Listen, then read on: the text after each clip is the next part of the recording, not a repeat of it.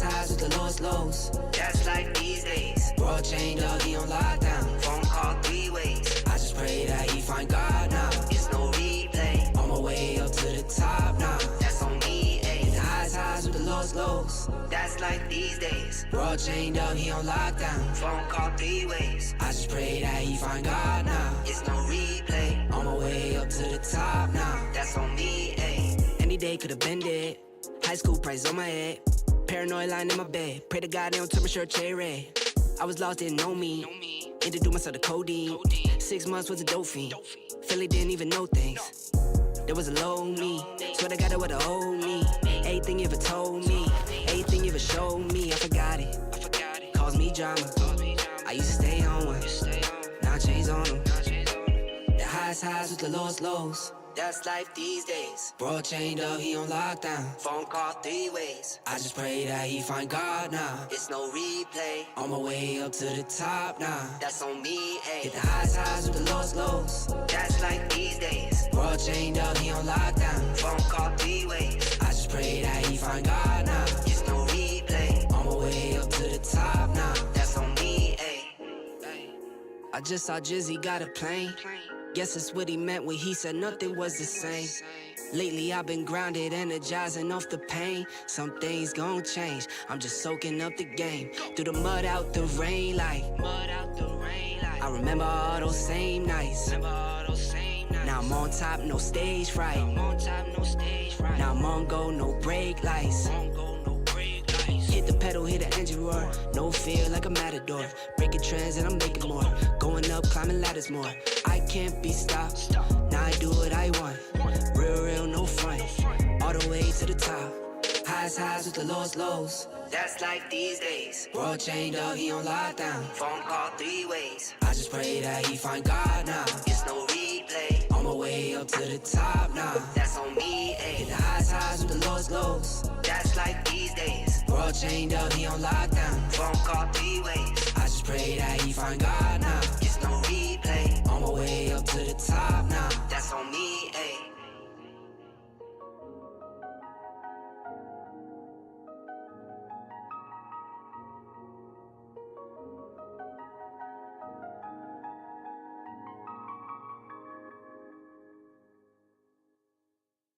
Call my phone, hit my line. Only ones who down for real, down for line. Keep it super thorough my way on this side. Keep it super thorough my way on this side.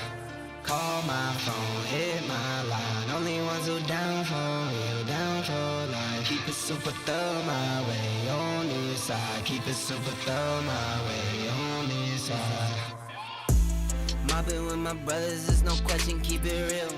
Whether we East coastin' or we in the hidden hills. In the poppin' straps of blue faces, not the pills. Heard you callin' bluffs, I show and prove, yeah, it's for real. Son of God, not a son of Sam. Keep it off the books and keep it coming in. Bitch, the old whip, see what I'm coming in.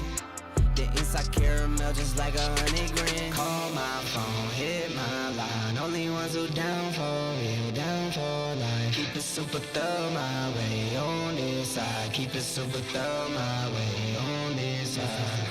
Call my phone, hit my line. Only ones who down for real, down for life. Keep it super thorough my way on this side. Keep it super thorough my way on this side. Heard you moving funny, had to cut you off. Had some more friends like my brothers, I can't trust it all. Same ones in your corner, wanna see you fall. Now I only need a hand to count the ones who ball with me. Down to fall with me. Down to put it on the line when lose or draw with me. Those my brothers, different mothers, part of par with me. Got the Bonnie to my class, she break the law with me.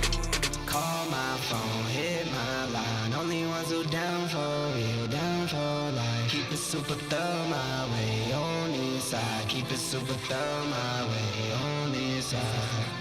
Call my phone, hit my line. Only ones who down for real, down for life. Keep it super thorough my way on this side. Keep it super thorough my way on this side.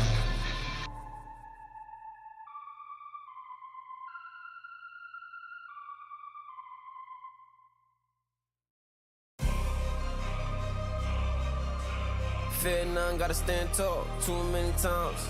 Bust down a new Jacob, it's too many diamonds. Like, what you gonna do, baby? You too damn fine. Let's run it up.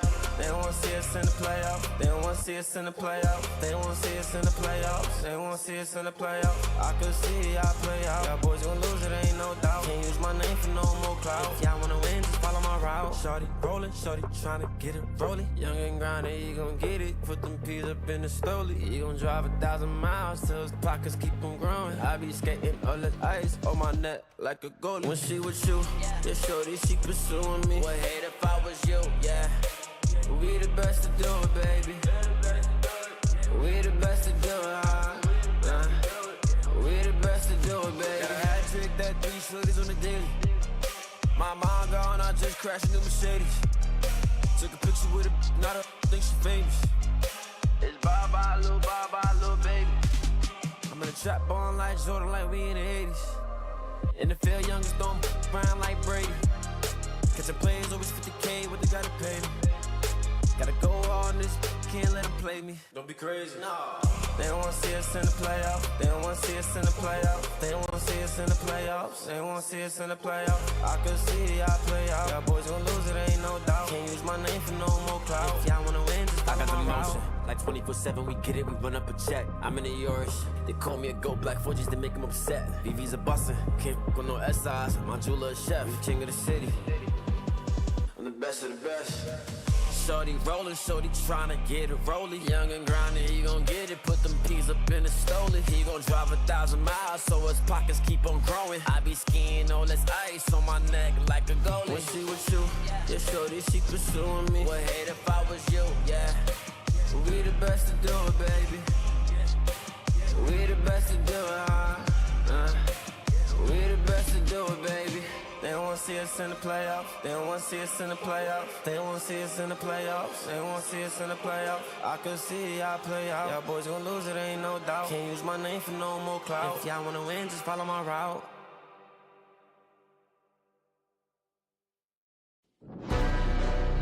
Yeah.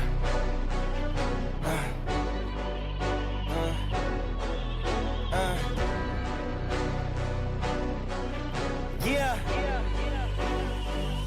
Hey, yeah. The jig is up. Yeah, I came too far, I ain't giving up. Hey, I had to cut what was weighing me down, and then when you grow, they say that you switching up here to perimeter. Defending the fort, we crushing the visitors. I got it locked, ain't taking a prisoner. Thought it was sweet until they chin hit with a finisher. Heartbreak, Nikki, I'm voiding the slips. I'm raising the stakes, enjoying the risk. Injecting my veins with ice, as cold as it gets. I live for this shit. Yeah. Die as a legend, I ride with aggression. I lost in the past, it's fine, it's a lesson. I'm loading the clips, I fire the weapons and taking what's mine. It's time for redemption. Yeah.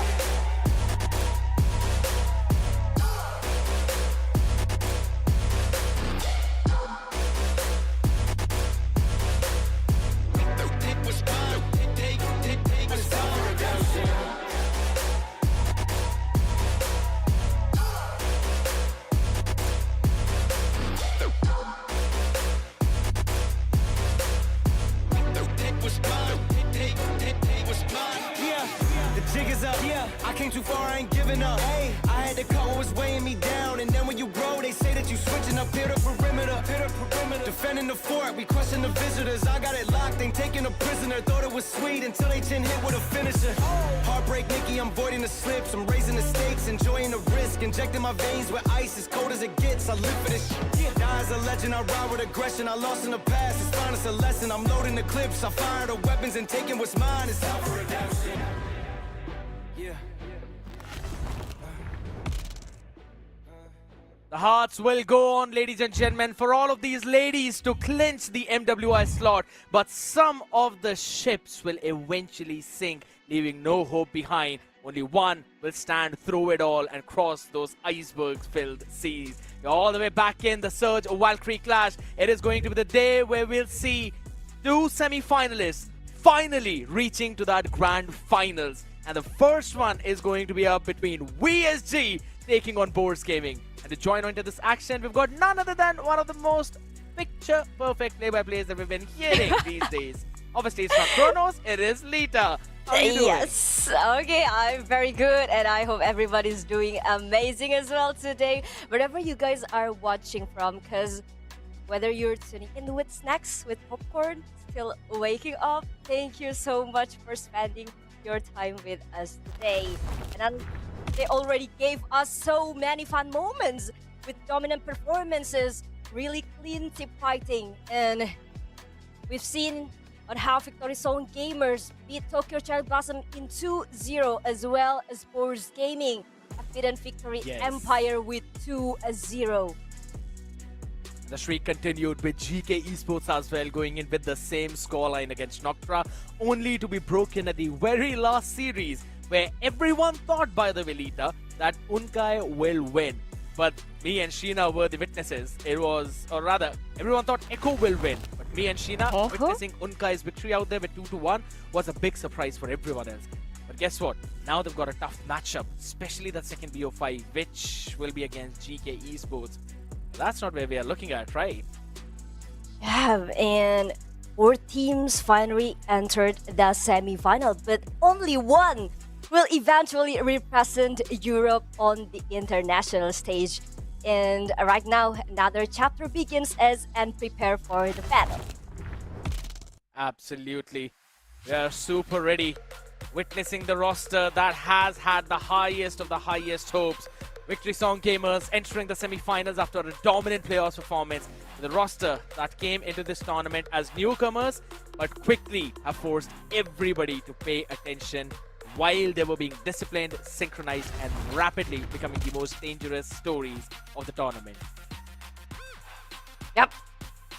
And we're presenting Haruka, Sakura, Red, Rei, and Miku. But standing on the other side of the battlefield, a team that has looked explosive, fearless, and incredibly confident once building in their favor. A roster ready to challenge every expectation and stop the debut miracle run right here in the semi-finals. So everybody make some noise for Azealia, Umetsu, Tori, Soda, and Olivia. One of the most solid rosters out there going under the banner of Boars Gaming. Indeed, one of the top 3 out here, if not being the best, just following up GK Esports as well as the nemesis, VSG. And we've also known this since a very long time, right? That there's been a very healthy rivalry going on between both of them. Whenever they face off against each other, it's a 100% do or die scenario. And now, since we'll kick things off on the broken walls, let's see whose hopes are going to be patched up while whose will be broken down. Oh my god, it's gonna be very, very interesting to see broken walls here. And not forget that on one side, we will have PSG, a debut roster that has somehow stormed all the way into the semi-finals. So what do you expect here for today's matches? Ooh, that's a tough question right now, right? Because I am expecting some big 5 gamers, especially for this one. VSG, Boars Gaming, they've been so neck to neck against each other. And I absolutely know this for a fact that they will give in their all. It is the MWS slot that is at the line. You really need to win this one series and then wait for your enemy to hop in the grand finals.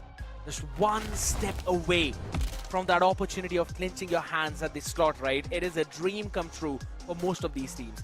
We have been witnessing the journey of VSG and Boars Gaming all the way from open qualifiers, where VSG ended up being the grand finalist, only falling down to GK Esports. Boars Gaming on the other side, they were facing Unkai, and they kind of fell down. So that is something which they'll have to play around with as they start on the red side. Oh my god, there will be so many redemption story. And actually, as for me, I kind of expect something different because both teams look extremely dominant right in their previous matches. Because not only did both teams win 2-0, they also closed their games really fast. And right now, Victory Zone Gamers will take the first banning with Eve and Jushin. Both are, we can say, Queen mid laners. Absolutely. You know that the playstyle is kind of similar from both of them. A little bit different with the kill box coming in from Eve, while the Jushin has that area control with the Lantern Flare. But big priorities out there being dropped down in mid lane. You follow it up with the Phoveus, with the carry, and I believe that leaves room open for a Harith as well as a Freya. Ooh, alright, let's see. As right now, there's still so many possibilities to ban out the comfort hero, the priority picks as well, because they still got an option for maybe Freya and Harley. Yes, that's it. That's Harley or plus one. It can be Valentina, Basya. Harith, or Basya. At They the will very give last that second. Freya. They will give that Freya to PSG. But there's Marcel. Marcel as well. We both skipped out of our minds, right? There was this Marcel left alone. And Ray instantly picks it up. But I like this answer coming in from Boars Gaming. We take the Marcel, it's fine. We take someone that can steal that ultimate. We lock in the Valentina, we lock in the Freya. That is a solid opening from Boars Gaming right now. But I want VSG to lock in the Harem. Otherwise, it will be banned out. Harith might be good, as well as in the laning, Harith is very, very strong. Like, I think not many hero could be in par with Harith in the lane, and so far, and I could say that the Marcel here is actually a very strong statement, because like they're not waiting to scale passively. They want immediate map pressure and fight control from minute one with the Selena as well. So again, and of course Leomord, they will have a very, very strong objective control with that Leomord. That's a nice steal away as well, right? Because I remember last time Boars, when they were playing against Unkai all the way back in the open qualifiers, that's Tori was playing onto that Valentina itself, and she was absolutely maddening. You look at her, you know that it's already daunting to see her pick something like that up. And with the Guinevere as well in the hands of Famitsu, super solid flex, could be played in the roam position, could also be flexed into the jungle. That makes Victory Song gamers predicting what's happening from the side of Boars Gaming even more difficult. Beatrix banned out. Yeah, and with the Guinevere there, actually Boars responding with Guinevere is actually really consistent with their identity yesterday. Like, they're doubling down on explosive engage patterns.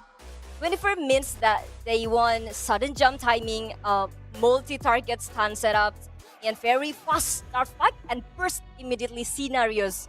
And with that combo with Freya, it will be very, very chaotic as well. And then you add in, you know what, the golden hour for Tori, which she will eventually steal away. That's quite a lot of problems to deal with right now. VSG wanting to take away the Gato, as you were talking about the combo of Gwen with Freya. Gwen can also combo very well up with a Gato as well, thanks to the AOG's knockup. So they take that one away. I think so it's about time that they ban out the Kalea as well. Because we saw what a Kalea, along with a Gwen, can potentially do.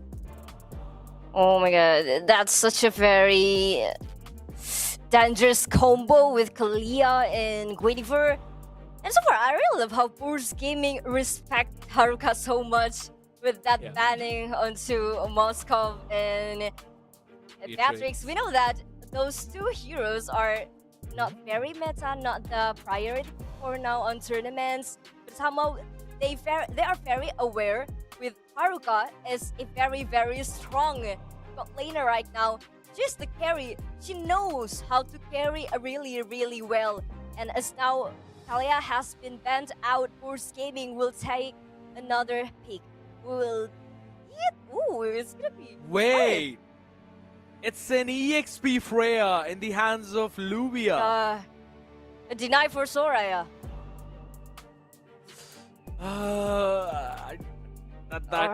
That is big. I think so. VSG were kind of relying on this Harith to slip through and Freya to go into the gold lane. So they were kind of preparing something around that. Now there's not a lot of options. You have to go Alice. Lapu was other thing which I was thinking, but it's not going to work that well. And Uranus is going to take a lot of beating in that EXP lane. The only thing in gold, Granger.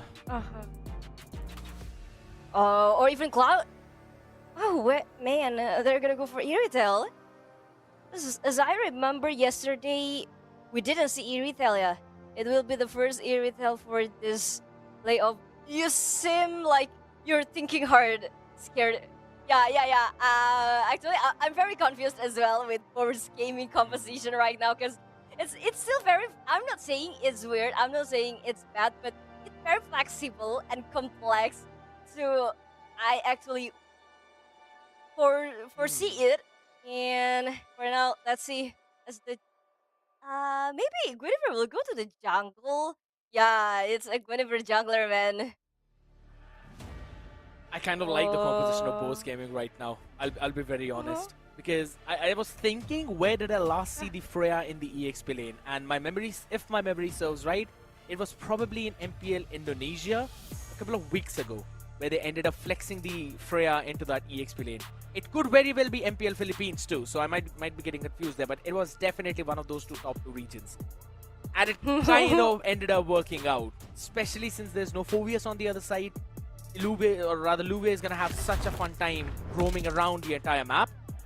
The only main problem is if Ray pairs up well with Red, the Golden Hour stopping the Abyssal Arrow mid-track and then letting it flow through could be one of the biggest problems for Boars Gaming to tackle.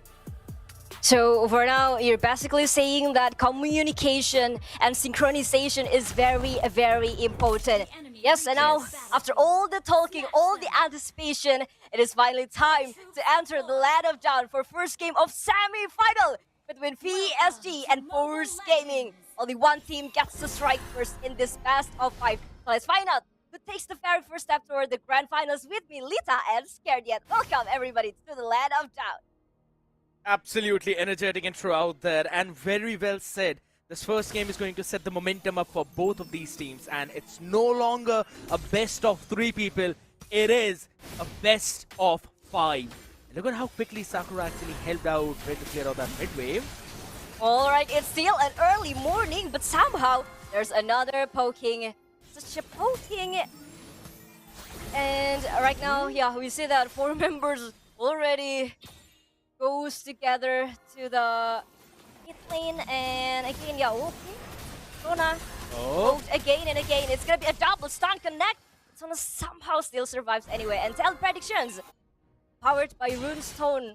Oh, okay. It's various, yeah. It's very. It's mixed up. Few people thinking that it's going to be Boars Gaming taking it home, a few thinking it's VSG. And this kind of shows you how solid the competition has been between both of these teams. And it's amazing to witness whenever two similar skill matched up teams finally face off, especially in the games which is pretty high stakes. That is exactly what this best of 5 is right now. Only Yeah, few of items, course. rather just those boots being picked up right now by Niku. She goes in for the warrior boots just to add that extra layer of tankiness, regardless of the amount of crowd control there is on the other side. That is a really solid itemization from the EXP laners, because most of the time they end up not going for it. Yep, and so far we see that Harith is quite struggling to deal with Iritel's Haruka's Iritel right there. Force Gaming, it's gonna be a team fight. Sakura first the down. It's gonna be a first blood. There's the jungler, the power of retribution, but Victory's own gamers still looking for those fight. Force Gaming somehow. Tori taken down at Haruka rotates to the XP lane, but Force Gaming is just too strong for this early game. Yeah, I mean, Sakura was just out in front right now, opened up, a little bit overextended if you'd call it. Boars Gaming instantly pounced upon that opportunity. And this is something they'll have to be careful about. Instant spatial migration covers a large distance, and then you add in the glorious pathway on top of that, or any other slow effect, that is going to cause a lot of problems for Victory Song gamers. Got to be really, really careful, because they do not have a proper front line unless Miku joins in the fight. Oh yeah, that's still difficult as well, but another chaotic whirlpool in the jungle.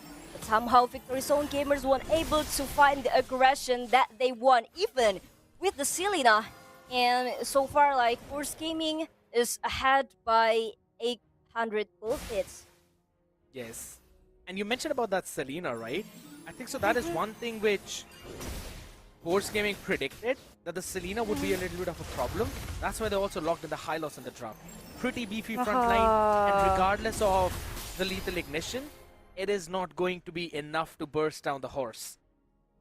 Yeah, and I think like Force Gaming is doing very good with giving the vision and blocking of Selena's rotation so that the gold laner, I mean the Harith, is not very pressured. At very least, you can still even out the score between against Iritel, Haruka's Iritel. But there comes the gang attempt. Will Sakura Yes. able to go for the juggle? But still nothing happened. Yep, Celia is playing far back out there in the lane. And this is one thing which Irutel brings on the table. She will win in terms of the range against Celia, but Celia should be able to take this crab. No, hold on! The Shadow bounce on her. She's Yeah, fine. no, I think they'll just wait until the turtle respawn. And somehow Fumetsu is looking for a level 8. But Victory Zone Gamers, they've got the territory. They've got the turtle objective. But look at now, Terrify connected onto Miku.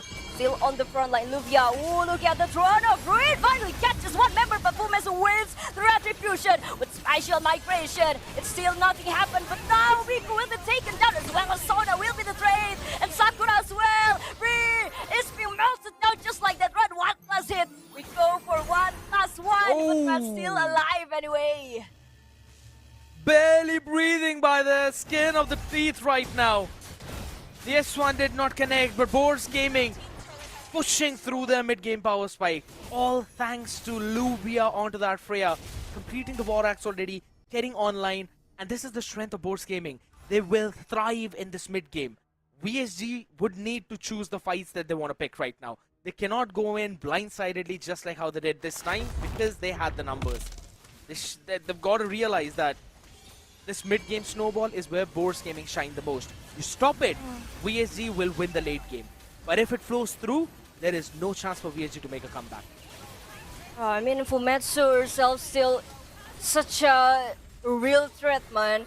With that CC, like, you know, Boars Gaming is very good for Chaotic Teamfight and Azealia as well. She won't get out Yes. of her bury so that she won't be taken down just like that, but it's gonna pass a gate. Yes. True. And this is one more thing which I kind of wanted to point out, right? You were also touching upon that fact how much mobility you have on the Harith just because of the Zaman Force. You've got to pair it up with the Glorious Pathway as well to add extra bit of slows on that one pathway. Zaman Force, Glorious Pathway, GG's. Double Even carpets. with the horse, yeah, Leo will not be able to capitalize on the mobility, which is exactly what happened in that team fight. You saw the Alice trying to zone everyone out, but they had so much movement speed that they went all the way around that pit and then hopped in on Sakura. She couldn't do anything. She was pounced upon by 3 people, couldn't red free on time. Yeah, that's the thing. Like, Sakura is always having a hard time in dealing the damage. It's like whenever she wants to go forward, it's always so many members to just lock Yes. her hands and her foot so that the horse won't be able to move freely. And yeah, even though, like, yes, no matter, you got the turtle, but I will get the body. We will get the bodies along the way. That's True. the real problem for now. And it's just that power spike, right? You get one item, you get a massive power spike. You get the second item, that's even bigger power spike. While when you're looking at the Irithel, as much as she would win the lane in the early game and then brick wall by clearing the minions, she will not have the same level of impact as a Harith will once the 3-minute mark crosses, but they still fight. Oh, but there comes another team fight. Sakura is melted down a bit by bit, but there's the golden hour, still capturing everyone there. Okay, looking for another target, Fumetsu, but Luvia joined the team fight with the Valkyrie in. Valkyrie Statrum! Luvia gets the kill right now onto Luvia. Flying higher out here, Luvia. Indeed being the keystone for the team to win out. Right now, they will take the tier 1 down bottom side while Miku tries to do the same thing up top. Again, she's an Alice, so she's going to take her one timeout. But on the other side of the spectrum, ladies and gentlemen, having a look at the audience prediction powered by Runestone, it is 73% in favor of VSG and only 27 believe in Boars. Okay, it's an audience prediction. Let's see if the prediction will be correct or eventually Force Gaming denying all the allegation because now Haruka is inside the fudge. But Azealia gets spotted anyway. That's the Oh. members. Okay, That's- and look at Rey. Okay. She wants to catch them. They Okay, go. okay, here comes another team fight. Already committed the golden hour. Vittori needs to read it first. Haruka gets targeted down, but still can't survive anyway. With a rapid flies popped by Rey. No one dies here. It was kind of a weird quarrel happening there. First of all, Celia popping the Zaman Force in the wrong direction. She probably wanted to throw in front of her, but ended up swiping it back, which led Haruka to survive and run into the safety of the tower. And then the golden hour from the bottom lane, where I kind of wanted Miku to time her Thorn of Ruin properly, so that as soon as the golden hour pops off, you have the Thorn of Ruins immobile coming in.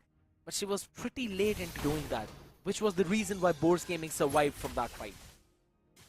Yeah, and of course, we've already mentioned as well that the draft of Victory Zone gamers really need a good synchronization. Once it doesn't fulfill, once the term and conditions not fulfilled, it will be difficult for them to eventually execute it the way they expect it to. Yes. Oh. I don't think so they Okay. want to catch Sona. Yeah, see. Yeah, no, it's not worth it. No, never mind. No, not the horse. Too much power. Okay. Okay, right now there will be a splitted team fight as Fumetsu. Look at the glorious pathway committed on to Rey with the Zaman first already raised the label to survive with the rapid flies popped out. And again, Force Gaming just to push away Victory Zone gamers from the Lord. They will get the Lord freely. There is no Thorn of Ruin for Engage. And that is the only major tool which Victory Song gamers need to win the fight.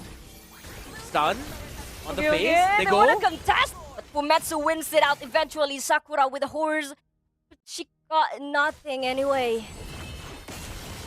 It's going to be a There's gonna be retreat back. 1v1 situation with Haruka. There was the call to retreat first. She popped in the sprint instantly. But the problem is now it will not be available for the next 85 seconds.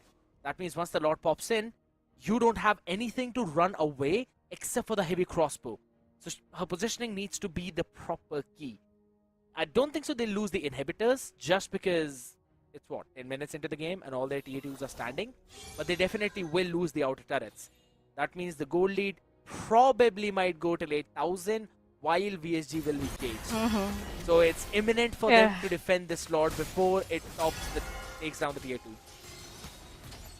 But actually notice how unique it is for Force Gaming to the way they execute the team fight is not always go with the full commit, not always go with the full combo commitment, because it's like they just wanna go with the first half and just okay like that. They wanna go straight to the turret and Rey get bursted down just like that very easily. Zaman Force seems like Azealia has a decent damage already. That is a big problem right now for VSG.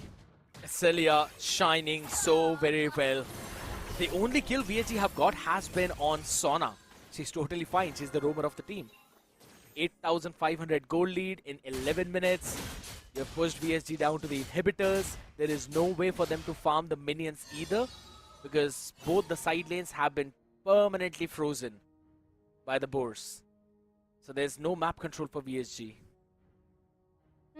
And not to mention that actually the pick of Selena here is quite risky, because once you don't get what you want, once you don't get the lead, Selena might not be the right hero for you to go with a comeback. And Red, oh my god, it's Red. What about Haruka? I mean the damage, look at the damage. Too much burst right now for Bose Gaming. And they forced out the flicker of Red. 35 seconds for this Lord. I don't know, man. She has dealt the most damage, yes. And that too only with the glowing wand right now. Has it even got either the Lightning Truncheon, maybe if you'd want to go maybe the Stallium Scythe or the Holy Crystal? She lacks so much damage and yet she is leading the charts. Haruka need to hop online. She has got the Trinity of Crit. All she needs right now is that Malefic gun to have that range. Yeah, and Haruka has been deathless, so I think Haruka is the only winning condition right now for Victory Zone gamers. They really need to keep that Haruka safe. They really need to keep Haruka close to the farm as much as possible, because they can only rely to the damage of Haruka. Whenever Miku or Rei try to go for the engage, try to go for the initiation. At this point, I just feel that Rei has to play it passive. I know it is not recommended when you're playing Marcel, but given the situation right now, they cannot take down Sona, and Sona will always be on the faces of Rei, so you'd rather allow Boars Gaming to engage and then hop in to re-engage with the Thorn of Ruin. Alright, let's see. As Boars Gaming, the Lord has marched onto the mid lane turret, and it's gonna be an Abyssal Arrow connect onto the body of Soda. But look at Boars Gaming, they want to start the team fight. But no, because their main objective right now is the base turret. Miku, spatial migration connected onto Miku! But now, Miku will be taken down. Boars Gaming has already catch one member down. So they want to go straight to the base turret again and again. That CC connect onto Sakura. It's gonna be a double kill for Azealia. There's 3 members left for Victory Zone gamers, and again they will destroy all the base turret down. I don't really like Miku hopping in to try and defend that tower, but they still are not stopping. Okay, they want to continue with the team fight. Momensu got captured anyway. The minion are already online, but Boars Gaming decided to retreat first. They will finally respect what VSG have got, but again, all 3 inhibitors taken down. Wow! Did she get the buff? No, she did not. I thought maybe she did. We can see how Boars Gaming is very good with the objective play, with the macro play. They know how to not go overextend with this. They really know how to protect, how to keep their gold advantages, so that, because you know, if it breaks 4, it's gonna be a real problem for Boars Gaming. But they're very good at protecting the gold leads. And one of the main things is right now that as much as it is that 12,000 gold lead that is hurting VSG, they've reached the 36,000 gold mark, right? So they should have a decent amount of items, especially with Sakura along with Haruka, to take down the members of Boars Gaming. The main problem is I wanted to see an early endless battle from Sakura just so she could take out Sona and Luvia. Because these 2 frontliners are pretty tanky when it comes down to those team fights. Sona, just because of the brute HP that she has, while Luvia, because of the lifesteal that she'd be using once she hops in the Valkyrie's descent state. And you've got nothing to penetrate through that front line, except for Haruka's Malefic gun. That's the only thing. Yeah, but she needs some time though to actually get that Malefic gun. And by the way, if you guys want to check MLBB esports statistics, you can go to the MLTV GG. But let's take a look again at the card lord. The Sakura has already committed the Phantom Stitch, but it won't be enough because Boars Gaming is way too strong. And the Lord Pit. Way too good zoning. You're constantly seeing Boars Gaming forcing Sakura to use the speed early. She doesn't really have it whenever there's any kind of main fight happening. And now Luvia, she wants to try and take down Haruka, but she knows better that there is going to be someone in the bush. So decides not to go ahead. But all the 3 waves, Lita, are managed perfectly. Yeah, again, it's a very objective control by Boars Gaming, and they're gonna do the team fight again. Haruka already with a heavy crossbow, but look at the spatial migration connect onto the marksman! Haruka will be taken down, and now Victory Zone gamers, they lost their core magic damagers because Red is also taken down as well, and Boars Gaming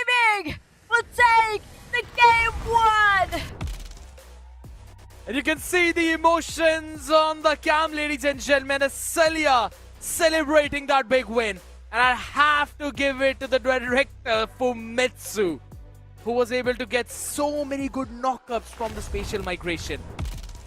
This was a picture-perfect game of Qualifier. Haruka fell once.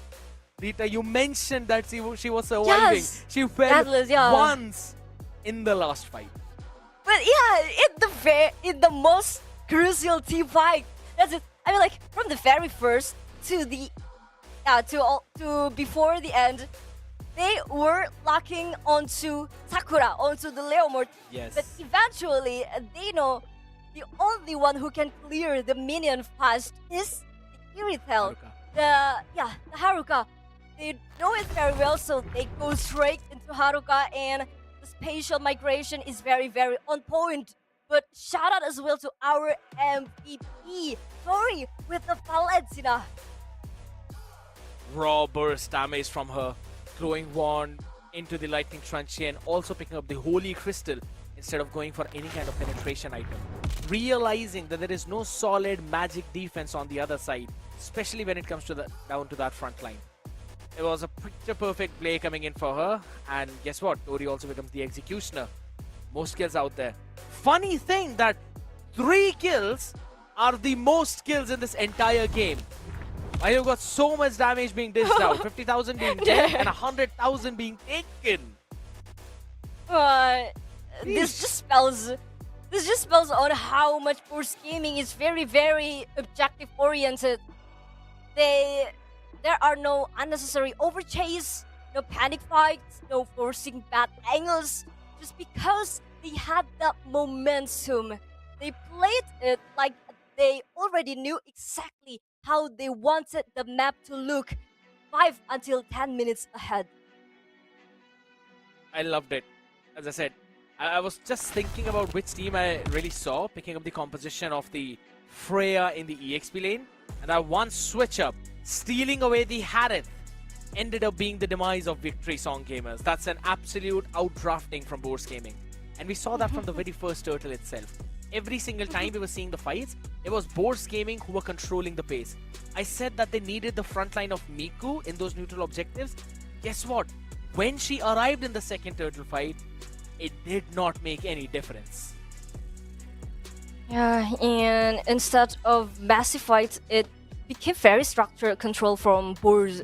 They have cleaner objectives set up, better map occupation, but not to mention, just by the draft itself, Victory Zone Gamers was having a very hard time to deal with that, and combined with how Boars Gaming executed very, very clean, it becomes really hard for Victory Zone Gamers. Like Boars Gaming know how to play passively. They know when to explode with that Qualifier and Harith combo. Like it was perfection. And on the back of it, you really think about what really made the difference. It was definitely that EXP lane battle. Every single time there was a fight, Luvia was showing up way before Miku. And there were so many moments when you saw Miku also using the Thorn of Ruin and she missed everyone. While on the other side, you've got Fumetsu just landing in the spatial migration on a Haruka that has also popped in the sprint. So she's running even faster around the field, and on top of that, they had so many things that went right for them. But Rita, I think so that's for you. Okay, there's an audience questions by Pow3RZ.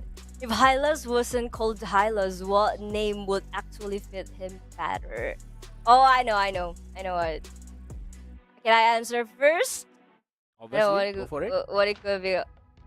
It's gonna be a Narnia. Like half horse. I don't know if you already came up with this. I don't know if you already came up with this, but yeah, it's gonna be Narnia with a half horse and half human. What about you? I was thinking of something along the lines of literally horse. It just makes it so easy for everyone to remember it. But being real, I think so. Maybe centaur. That's literally the only thing. If none of that works for you, Jonathan. Okay. I know you'll not understand the reference, but it's okay, Lita. I'm sorry. It's fine. It's fine. Please do tell happens. me. It's just random. Please do tell me Alright, of area. You know what? I'll tell you. I'll tell it to you after stream because guess what? My focus right now is going to be on this draft. Guess what? It's the dangerous grass hopping in, getting ready for maybe those Kalea picks, maybe even Hildas if you really like. But out there, Board Gaming now has switched up the side. Bird. Yep. The bird. You know, like these girls are very, very good Kaja players. I know, man. Like you guys are very good with the Kaja. So you can go with Carrie. Oh yeah. We didn't see Carrie being first picked by the girls here because they have another priority to be picked. And somehow, right now, Victory Zone gamers they really know, as you mentioned before, Scared, that the biggest difference here is the battle, the head-to-head between Expilators, between the two Expilators. So Victory Zone gamers responded with the Freya ban as well as Marcel. They don't want the Marcel anymore. They don't want it. Yep. It's like, yeah, that's not going on the other side. But I think this is a very good moment for Celia to pick the Harith again. We've got Phobias banned out. No Freya, no carry, but they've also got the Harley available, so lock it in.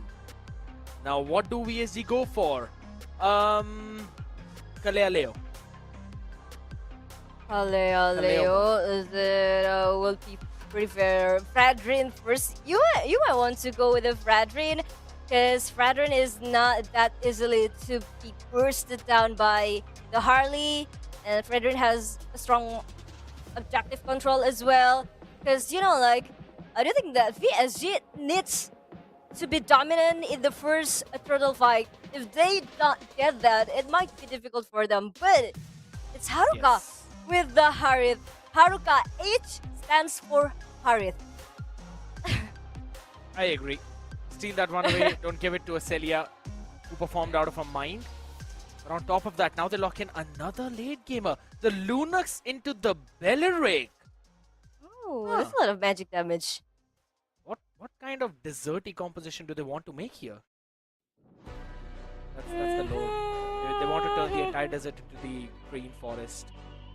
Lunux, Belleric, Florin, and Sora. Alright, let's see. Victory Zone gamers can go with the Sora combo as well. And so far with the Valentina there, I think it will be great for Valentina to copy Lunox or Belleric. Like, she has a lot of options, but that's it. That's gonna be Fredrin because VSG, they really need to win the objective fight very, very desperately. Yes. And now seeing the amount of burst there is on the other side with the Marcel, with the Lunox, Fredrin is a really nice shout. You'd be able to stand up in front of the enemies while also getting the Appraiser's Wrath retry combo on those neutral objectives. That is a good shout. On top of that now, you ban out some more gold laners. Maybe, again, ban out the Beatrix, ban out the Claude. Yeah, it can be like that, or even you can ban the Alice up. No, there won't be Alice as they already have a lot of magic damage. No, I'm sorry. Yuzhong or Arlott. Arlott will be great as well. True. But here's the thing with Arlott, right? It is going to be good for Board Gaming. Yes. There's a Valen on the other side. So, you know, that it's complicated though. My final it's complicated. That's something. Out here with the Hilda. It's quite difficult for It was another physical expelator other than Yuzhong. Oh yeah, but still, Valentina can still good level up. So I think the Valentina move here is very, very good because it's already a dead end. I would say dead end for Force Gaming right now. Or if Force Gaming still want to go to, challenge the Valentina, then I can still go for it. But they sure need a very, very good pick of execution. Could be a possibility. I like the Kaja ban coming in because you already have a pretty good front line for VSG and you'd rather not want to add some more pick-off potential on the other side. there still is the possibility of a Kalea which might show up from VSG. So even though the Kaja was banned out, the Kalea could still pose the same threat to the Harley. You cannot hop in that Or very even easily. Hylos, still a good option though. Yes, true. With that Harley on. Course. Yup, are here spot we on go. Here we go, yeah. I think like the combination is there. We can already sense the combination between Hylos and Harith. That's gonna be a double carpet, and of course, Radrin will be very, very strong. And so far, the crowd control from Victory Zone Gamers is quite strong. Yes, you add in Red into the mix as well with the Valentina, that is a lot more problem. So 3 of the picks from Bourse Gaming's previous game's draft stolen away by VSG, and now they face a CC along with a Bruno of Acelia. 100% win rate out here. I remember I did see the Bruno yesterday if I'm not wrong. Oh damn! Wow, it's gonna be a CC versus Valkyrie though.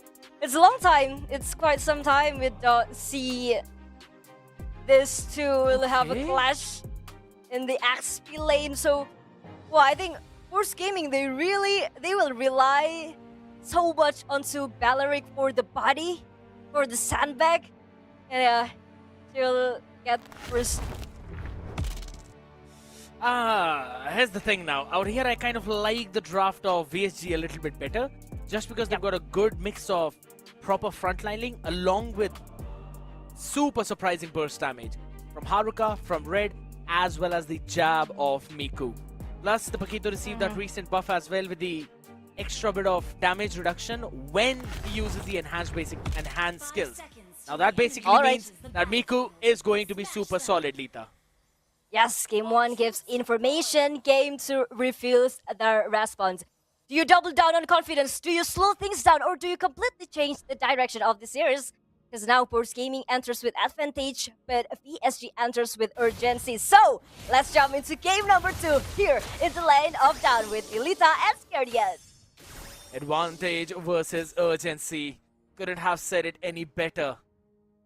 And you look at that, that's a really solid start from both the junglers starting up north of the map. Will move eventually down. So we'll see them maybe gank into that EXP lane. But as we have a look at the talents prediction powered by Runestone, me, Ellis, only both of us think that it's going to be VSG. Everyone else, or rather even Kronos for a 3-2 for VSG. It's Koda quite and Warren balanced. thinking, oh, Okay, it's quite balanced after previously we saw all same prediction. But as we can see that Sakura has quite different jungling rotation, jungling pattern, as she don't go straight to the blue buff. And look at Hylas and Valentina there. They were keeping his blue buffs for a long time, her blue buff for a long time there. Because guess what? They leased out the entire purple buff and made sure that Sakura's rotation is not really that delayed. Look at that. She's still around the same area. Gargoyle's going to be taken down in a second. Oh my god, Ray is really, really low. But Red is giving the response. Red will protect that Ray. Because now Sakura is set. Whoa! It's gonna be a first. I'm sorry. I was looking for Sakura and the Hylas there, so I missed it. But wow, that's such a painful punch coming in from Paquito. This is the surprise flicker jab. I've been seeing a lot of TikTok reels for that. If anything, I faced the same thing in my ranked games. It was pretty annoying. Haruka? Okay, Haruka is being pushed away like that. Okay, but Haruka still marches forward to Acelia. Acelia still never forward. The crowd by Acelia still gets to save her life. Did not really get the last hit on that minion, right? But look at mid, Sona. Should be fine, yeah. She's okay. Another poke is alright, but Haruka, it's gonna be a dirty magic onto her body. But Pico trying to look for the kill, but still able to survive anyway! Not play from Miluvia! Maybe just too greedy for Miku. Dive into the threat. A little bit of the off play out here from Miku. She thought she'd have enough damage to burst down Luvia, but that vengeance saving her life.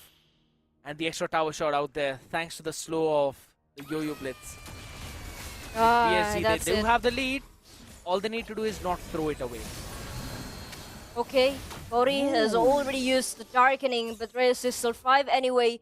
But that's an information that Ray won't have revitalized during the... Oh no, it's still 50 seconds away. Oh. Here comes the team fight again in the mid lane. It's gonna be 4 versus 2. It's a triple sign coming from Sona. Sona, will she get to survive? Yes, she does. A lot of skills used out of there, but they still end up being A-okay right now. PSG are trying to make those plays, but Boars Gaming are playing it so very smart. The Wrath of Dryads saving the life of both Tori and Sona in that moment. I mean, like, I do think that as long as the jungler of Victory Zone Gamers still has a comfortable pattern, I mean, comfortable space to jungle, the things will still get manageable for the side of Victory Zone Gamers. But Celia here will be ganked by the member of PSG, but they know that Sona and Fumetsu is ready with reinforcement as well, so they won't go any further. But here comes another fight. The glorious pathway coming in from Ree, trying to look for Troy, just trying to zone out the member. And it's gonna be a battle of Retribution. Miku as well, already rotates. Sakura wins the battle of Retribution! And Fumetsu with a Zaman Force gets 1 point kill. Luvia will be taken down as well. Very low and taken down by Tori! But Haruka is gonna be a double for her. Big play coming in. Miku as well with that enhanced jab right on the face. Sona could not sustain. And Haruka picks up the pieces. She picks up the kill. They want to go for more. Oh, they want to go for the sandwich. Tori flicker out. Another battle spells down. But they're still pushing up top. Oh my god, there's something happening here. But before we get to even look at that, Celia gets eliminated. That means that Victory Zone Gamers has already won the bot lane, won the top lane. And here comes like Red did a really great job in zoning the members of Force Gaming as well as Haruka. I mean, like, man, it's the bot laners who zoned out the members of Force Gaming. Exactly, and it was all thanks to the Wrath of Dryad being baited out early in that fight. And I like the timing of Ray's Glorious Pathway too. A little bit preemptive, but at the same time, it stopped any kind of play-making potential from Boars Gaming. Just so VSG could take that turtle freely. With 3,000 gold lead right now in their hand and Stallium side picked up, once the Feather of Heaven comes online for Haruka, she'd be free dashing in the backline way too quickly. And we don't really see any chastises being prioritized with either Sona or Luvia. That basically means Haruka is gonna be free. Oh my god, they want to go for Celia! Mission completed! And now Sona will be poked down as Tori is ready to give the reinforcement, but Fred and Sakura is there as well. We'll go for Sona. Sona is quite low, he's half HP. It won't go any further. Because now Miku will go on the blue buff. Oh, Miku steals! She stole the blue it! buff. Oh She my god! stole it at the last second, and oh, they are pushing on every single front right now. VSG are answering back, and look at that recall taunt. Oh. Man, it is personal between these girls. What's with that diction? What is that diction personal? Yeah, but it seems like Victory Zone Gamers is trying to keep Force Gaming the taste of their own medicine after Force Gaming gave a lot of pressure to PSG, especially on the turtle fight, on the objective fight. But now, they control the objective very well. And Celia, as Eve, they won't give that space on the Celia, but again, it's gonna be a second solo kill. Nah, she did not just do that. Miku did not just do that. Nasty. Man, it's such a hot rivalry here. Yeah. I'm telling you, it is getting fired up, people. It's getting fired up. Super El Nino in making, but I'm pretty sure it's arrived in Land of Dawn early right now between VSG and Boars. Okay, and they want to destroy the turret, bringing another wave of minions. It's 55-55 as Zaman Force already pop out Red of Dry Connect onto the body of it. Still able to flicker out, but it's Sakura! That will be taken down. Baloo and Miku goes through the backline. still able to survive, flicker out, and Victory Zone Gamers didn't get what they want. They still wanted that tier 1 in mid though, but Post Gaming defended it with their lives. Yep. And it was Story, or rather Red, eventually falling down in the mid lane. Apart from that, nothing else. So that gold lead, which was moving towards that 5,000, has been halted at 4,500 though. And look at this defense. All 5 of them just denying the tier 1 in mid. They're like, you know what? You took tier 2 up top, we're fine with it. Tier 1 bottom, we're cool with it. You ain't taking this mid away from us. Yeah, it's really, I quote you, that Burst Gaming right now is defending the mid threat with their lives, because it's the central of rotation route, because it is dangerous grass right now. If the rotation, if the vision and the map is one provided with enough vision, then Burst Gaming will have difficulty as well. And now they will go for another team fight.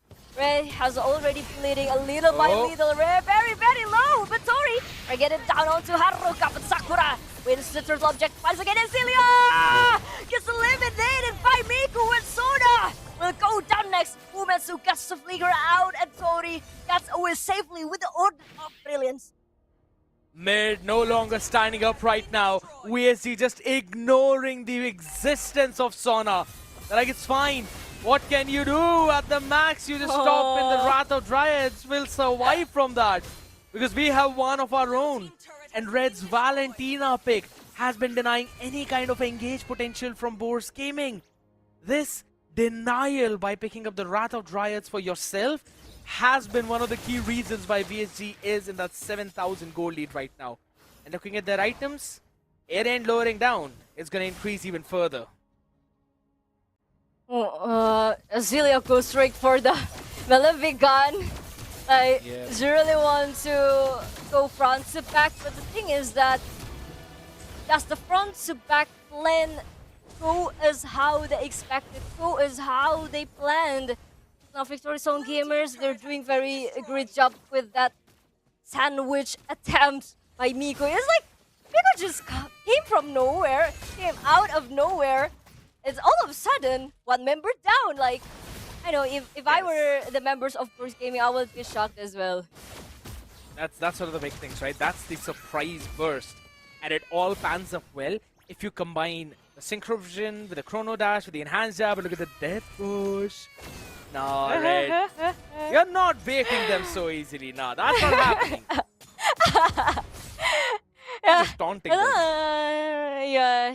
That's the true rivalry here, as you mentioned. It's burning a little by little between those two, because we've seen as well how Burst Gaming was very emotional with that celebration on Game 1, and Victory Zone Gamers might got burned as well with that. So we've got to see how will this game go now. Miku push, looking for the target, just sneaky Mickey, but no one knows. Where is Miku? Okay. Wow! Oh my god! What a hide and seek! The patience coming in from this girl, you know. It's like, yeah, alright, they did not check my burst. It's fine. I know where they are. Oh, Tori. Okay, Miku! Not too! Miku gets outplayed somehow. Miku flicker out, but just locked in a bad place. And all of her efforts just go in vain. She's kind of laughing at the same time as we have a look at her player cam too. So she knows she kind of messed up there. Thought maybe she has an opportunity, but it was a good bait set up by Tori. Hopped into the Chaos dash and then instantly switched to the Brilliance to use the Brilliance too. Knowing that Miku will full commit on her to burst her down. What is that damage by Red? Half HP of Celia gone. I'm shivering right now, because you know, like it's very quiet. In the land of Dawn, what is this quiet? The quieter it is, the more horror it is, the more terrifying it is. Because now Miku is still in the front line, but Haruka is very, very low. So just get a bit of shield. Here comes the 4v5 situation. Haruka gets a flicker out already. Order of Brilliance, and Tori will be looked at red. It's taken down by Yasilia, but Sun connect onto Tori's body. It's gonna be one to 1-for-1 situation. Now Sakura Miku. again, Sakura still able to dash out alive. And here comes another Diamond Force coming in from Haruka as well. Haruka still able to go in there in front of this, and a double from Haruka. But Sakura gets taken down. What happened? That is a big problem right now. I think so. She also had the Appraiser's Wrath. She wanted to cast it, but it was just that frontline burst damage that came in from Burst Gaming. Haruka did survive through all of that, and that shield is nasty. Blood Wings combined, yeah, this is something you've got to worry about a little bit. But the constant wave pressure by VSG is what's been sending Burst Gaming back to their base. They have to go back to re-clear the minions and then hop in. And you look at that constant pressure which Miku creates by just being there, ready with the enhanced state. Tori! Okay, again, sorry, in the midst of chaos. But with the Brilliance still able to get safely. But look at the minion, look at the wave! All are pushing the throne. Red? And speaking Red? some gamers, my forces the team fight here! Haruka gets another kill point. And Miku looking for the perfect angle to finally attack that Lufia. Yes, again, it's gonna be the third kill onto the Luvia. Solid play out here again. Red just walking in between three people, dropping down the Wrath of Dryads, which enabled Haruka to complete her flank fight. With the Zaman Force drop down, she instantly destroyed Celia. And on the back of it, they went up forward, killing Luvia as well by isolating her. VSG. They make one mistake sometimes, but it's totally fine. They don't let Boars capitalize a lot on the back of it. Yeah, and so far VSG already with the 7,000 gold lead, and somehow, thanks to the macro objective, thanks to the wave management by Miku, they got to destroy the base turret. So they are ready with the super minion as well that will give more pressure onto Burst Game. Yes. It's also all the way from the side lane too, right? You know it's going to be difficult. A lot of burst damage, all spells up. Boars have to bite strong. Oh my god, Miku is very terrifying right now. Receiving so much damage by Luvia. Gets melted down very, very easily. And it's gonna be a 4v5 situation. Sona still on the front line. But the rest of Riot just missed nothing before he gets another kill on Celia. And Haruka is shut down. And it's gonna be a 1-2-1 VSG. Ladies and gentlemen, we've got a series up in front of us. Ain't no way it's going in a 3-game fashion. VSG answering back in that game number 2, big time right now, is a statement for Boars. And all the audience that were predicting it's going to be a sweep, yeah, that's not happening right now. Lovely answer back coming in from their side, especially in those team fights, right? If you had it and you use high loss and you probably have Valentina, you're winning it. You Valentina, you win. Yeah, I mean, again, the Haruka, the H stands for Harith. Like, Yep. Haruka played really, really well, and I can guarantee, yeah, a 50% guarantee that Haruka will be the MVP if they based on the KDA. It's like, Haruka gets so much kill. She's not only dealing the damage, but also blocking of the members of Force Gaming. Yeah, here comes. Also blocking of the members of Force Gaming to come closer to the fight. It's like, even with the Zaman Force, she's already giving that pressure. And yes, she will be the MVP for game number 2 with the 7-1-6 as a standing. And that is just an impeccable play from Haruka coming in. Knew what she needed to do, how she needed to do it, and kept on going down with it. The combination which she was constantly making with Ray was immaculate. Every single time she dropped down the Glorious Pathway, the Zaman Force was right next to it. So they were layering up those ultimates well. The coordination was good. That's why you see Ray being the playmaker of the team with 11 assists, while Haruka as the executioner and war machine. Iron Wall obviously going to Sona on the other side. But this has been, I'd have to say, a storm from VSG, at least in that game number 2. Alright. I mean, like it's very burning right now. I'm sweating right now. But take a look at the statistic. Like as I mentioned before, that PSG really need to take that objective strong, especially in Yes. the first neutral objective, first turtle, because it's very important. Once they didn't get the early strong, it will be difficult for them to keep up. And Haruka with her comfort play, I mean, with her comfort hero, managed to get a proper entry timing, and as well as they bring Miku, they delivered a very, very good sandwich gaming. Yes. And you mentioned about Miku, right? I think so this Paquito definitely was the difference maker in this entire game. We saw the emblem of Luvia. She went in with penetration, extra penetration to basically have the advantage in those fights. Because both your gold lane and the mid lane are very late game heroes. So you need to make sure you buy them enough time, at least 10 to 11 minutes of decent farming capabilities. Everything was denied by Miku picking up the Paquito because there was so much kill pressure in those fights. Whenever we talk about team fights, Miku was always a threat to that backline. And just because of how strong the Paquito is right now, even Luvia was not able to do what she does freely. And also, let's not forget that Chichi was meant to disrupt the backline as well, right? But somehow, like, they didn't get the plan that they initially planned to. Like, Chichi Yes. was getting bursted down very, very easily, whether it by Miku or by Haruka. So, the Chichi was meant to lock onto Haruka, but instead, she was locked Haruka. That was complicated. Yes.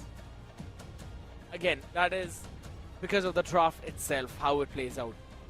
The only frontline for Boards Gaming, a proper frontline, was the Beleric, right? Sona. That's all she was supposed to do. Stand up in front. There were two on the other side. We'll come back onto Yeah. that conversation right now as Muto has got something again, Lita. Yep. Okay.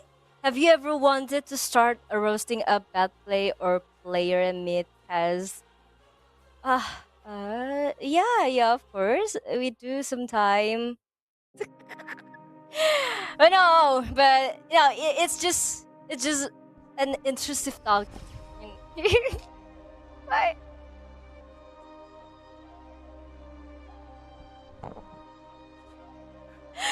I'm not answering that. I am not answering that. Okay, I'm sorry. We -1 briefing. I'm sorry, scared. -1 briefing. Anyone? You can have fun. It's fine. This is just me being me right now. Me being in my goofy face. Sod. Uh, Sod. good. It seems like something in the air, people. Something in the air. Nice question, by the way, Muto. I don't know. Why. Yeah, we know. The two team. The atmosphere is burning right now, and Murto is just adding fire into it. Yes, he is. And not the right kind. Is what I'm gonna say out here. I need some fresh air. I need some fresh air. You know what? I'm gonna give you a fresh draft, ladies and gentlemen, as we move back onto the third game here. We're moving Let's pretty go. fast. Maybe it's broken walls? No, it's flying clouds. No more extra time out left alone. Yeah, I think so. I'm pretty sure that she's Nana. Alright, it goes to the flying clouds now. There will be many fights. Because yeah, with the flying Ooh. clouds here, it will allow the members to get back easily. For the members who get pressed can join the team fight again quickly and rapidly, and Victory Zone gamers will get the first pick right now. Again, it's Boards Gaming's choice in the previous one to decide where they want to play, and they did decide for that red. For now, it's both the teams who played on the red side secure the win. I believe it is how the drafting goes itself for these teams. And since we're already on the topic, right, I want to pick up where we left before that question, which was the fact that one frontline for Boards Gaming in the form of the Beleric for Sona, while there were two for Victory Song gamers. One being the Fredrin in the hands of Sakura, and then you also had the high loss in the hands of Ray. That's just too beefy Right. for you to burst down. Considering Acelia went for a Malefic Gun second item. I know Yeah. that they are behind in farm, right? But you so badly need the Berserker's Fury for Bruno's power strike. Oh. And Malefic Gun doesn't do the justice. Yeah, I mean, like, it's one of the core items of Bruno. Usually, if they want to go with the usual route, they will go for the Maleficon at the end of the item when it already comes to the late game.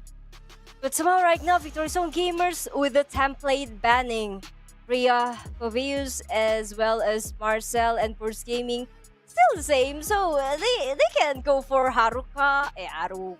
They can go for Harith or Harley. I mean, Harith will be a good choice. Or maybe they lock high loss. I don't know. I'm just throwing Yeah, random guesses the here. Triple H. Wait, hold on. The H Valen? trio. You know what? Harith. You know what, Lita? Next time I doubt your pick. Next time I doubt your prediction. Just disconnect me. Just disconnect. You've been on spot today right now with all of those predictions. So it is the Harith for the first one, but Boris Gaming with instant answer. Guinevere, Valentina. I should have gone to the. I should have chosen the talent prediction as well. You know what? I would have just copied your prediction. I don't know. It's just that revelation come up to my mind. But Yep. we're not Burst Gaming with that Valentina. They're very strong with the Valentina and Miku. Still with that Paquito and Fredrin. Well, they want to go for the same draft and composition. They probably found the song of their victory. So they want to keep on singing the same lyrics time and time again. But then Boris answering back with Esmeralda this game. And she kind of wins against both, right? Miku on the Paquito, Haruka on the Harith. Because that's so much more shield which Luvia can steal away. Yep. And Esmeralda here is still a flexible pick though. She can be put in the gold lane to deal with the Harith. Yeah, anything can happen. You can know doubt what? on me again. You can doubt me again, scared. No worry. Thank you for reminding me. Thank you for reminding me. I should shut up. Because for some reason that still would make sense that Esmeralda gold lane, you put the Guinevere on the roam, and then you add another jungler that can deal damage, which could very well be a Leo mod, or maybe if you want range, or rather let's just say Suyo, some 30 Suyo. bit advantage, Suyu Suyo. could work out really well. And then you add something that can also kind of burst down the front line while also sustaining Miku with maybe Yujong in that EXP. Yeah. I do agree. Or even Lapu Lapu will do good as well. Because for now, Wilbert will have a difficulty on targeting onto Haruka, onto Harith. He'll be very easily to be got tricked with that dash of Harith, with that infinite dash. With Valir on the banning list. Okay, I didn't expect this to come with the Valir.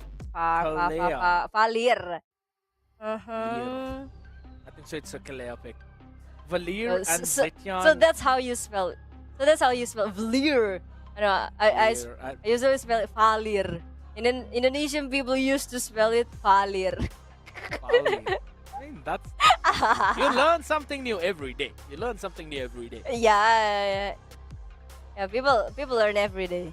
Life is about learning something new.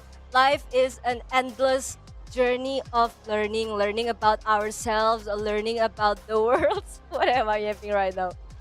You know what? I learned something as well today. With great power comes a great need of nap. What is nap actually? How do you spell it? Please spell it alphabet by alphabet. With great power comes a great need of a nap. N-A-P, nap. Oh, N-A-P. Oh, nap. A quick sleep in the afternoon. That nap. Yes. I mean, Uh-huh. my nap normally lasts for around 8 hours, but all right. That's probably just Yeah. me.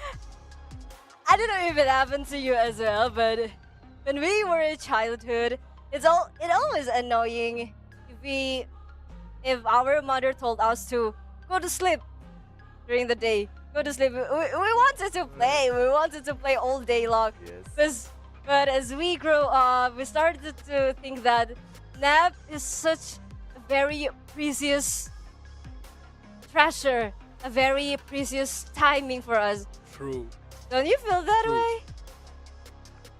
Totally. Every single second. Because you used to have so much energy back when we were kids, right? And I think so right now, Boards Gaming have got a similar kind of energy oozing out from them. Bruno still logged in, but with the high loss Esmeralda's frontline, I think so they should be able to buy enough time. While on the other side, they've got Tori as well with a good amount of burst damage. For Mitsu, let's just say she'll have pretty solid priority whenever it comes down to those neutral objectives too. Sakura needs to be careful this time. She cannot freely run towards those neutral objectives to claim those victory battles, right? But a solid lineup for Yep. VSG2. Good front line in the form of Hilda as well as Sakura in the jungle. And then you got a ton of burst damage. This could be anyone's game. Yeah, of course. They both are strong in this round. But I do think that PSG is a step stronger. So as both teams return once again to the land of down, the question now becomes who bends under pressure and who transform it into momentum. Ladies and gentlemen, welcome to game number 3. The shiniest of the gold only shows up when it's put under extreme pressure. And only one of them will be surviving here. As we have a look at the talent predictions powered by Runestone, ladies and gentlemen. Zakota 3-1 for Boards Gaming. Warren 3-2 for Boards Gaming. Me and Ellis 3-1 for VSG. Kronos goes 3-2 for VSG. So it's all spread out evenly. Sona. Okay, it's an early morning, but another jump to the spatial migration of Fumetsu just giving the pressure. The information that is Sona has not revitalized. Does not have revitalized. Exactly, she's going in right now with a 55-second cooldown on that. Emblems, nothing different here. All exactly the same which we'd normally expect from all of them. No surprises whatsoever. Out there in the gold lane, Haruka will win it just because of how the dynamic works. Miku though on the other side right now, since it's Luvia, until and unless she has got some kind of anti-heal, Luvia will be winning that trade. Miku doesn't have that kind of freedom of bursting down like she had with the CC in the previous game. So it is possible that the amount of impact we saw in the previous one might not stay up same here, but what a preemptive flicker from Ray. Okay, preemptive flicker just to get out from the Qualifier there, but it's another town coming in from Sakura. Sona and Fumetsu is there as well, but it's another call for them to decide to retreat. But Tori already pull out the flicker as well, and it's gonna be a violent requiem on to Sakura. It will be a first blood. Doesn't even get to cast a Pastor's Wrath. Big catch. Oh, Tori. She has the brilliance, so just trying to bait him out. It's gonna be okay. No problems there, and the turtle goes for Boards Gaming. Good early start. Oh my god, but Sona, hold on. one last hit. Yep, one last hit finally got bursted down. Like Victory Zone gamers, they know they won't be able to contest the objective at this. They get one body, even though the body is the roamer's body. Now they want to go to Azealia, but as now Azealia, Sona is here as well with a flying cloud. Yes. Gets there quickly, so it's still neutral anyway between the two teams. Not a lot of difference between the goal, but hold on, mate. Okay, Radley is giving so much damage already with Darkening and Order of Brilliance 11 to get away. Yeah, with a big bomb coming in from Sakura. Fumetsu gets taken down. It's already a sweet revenge. Good pick coming in from VSG, and that lead, which was for Boars Gaming of a couple of $100, has instantly turned around for around 500 on the side of VSG. This is the constant back and forth which will keep on happening in this game.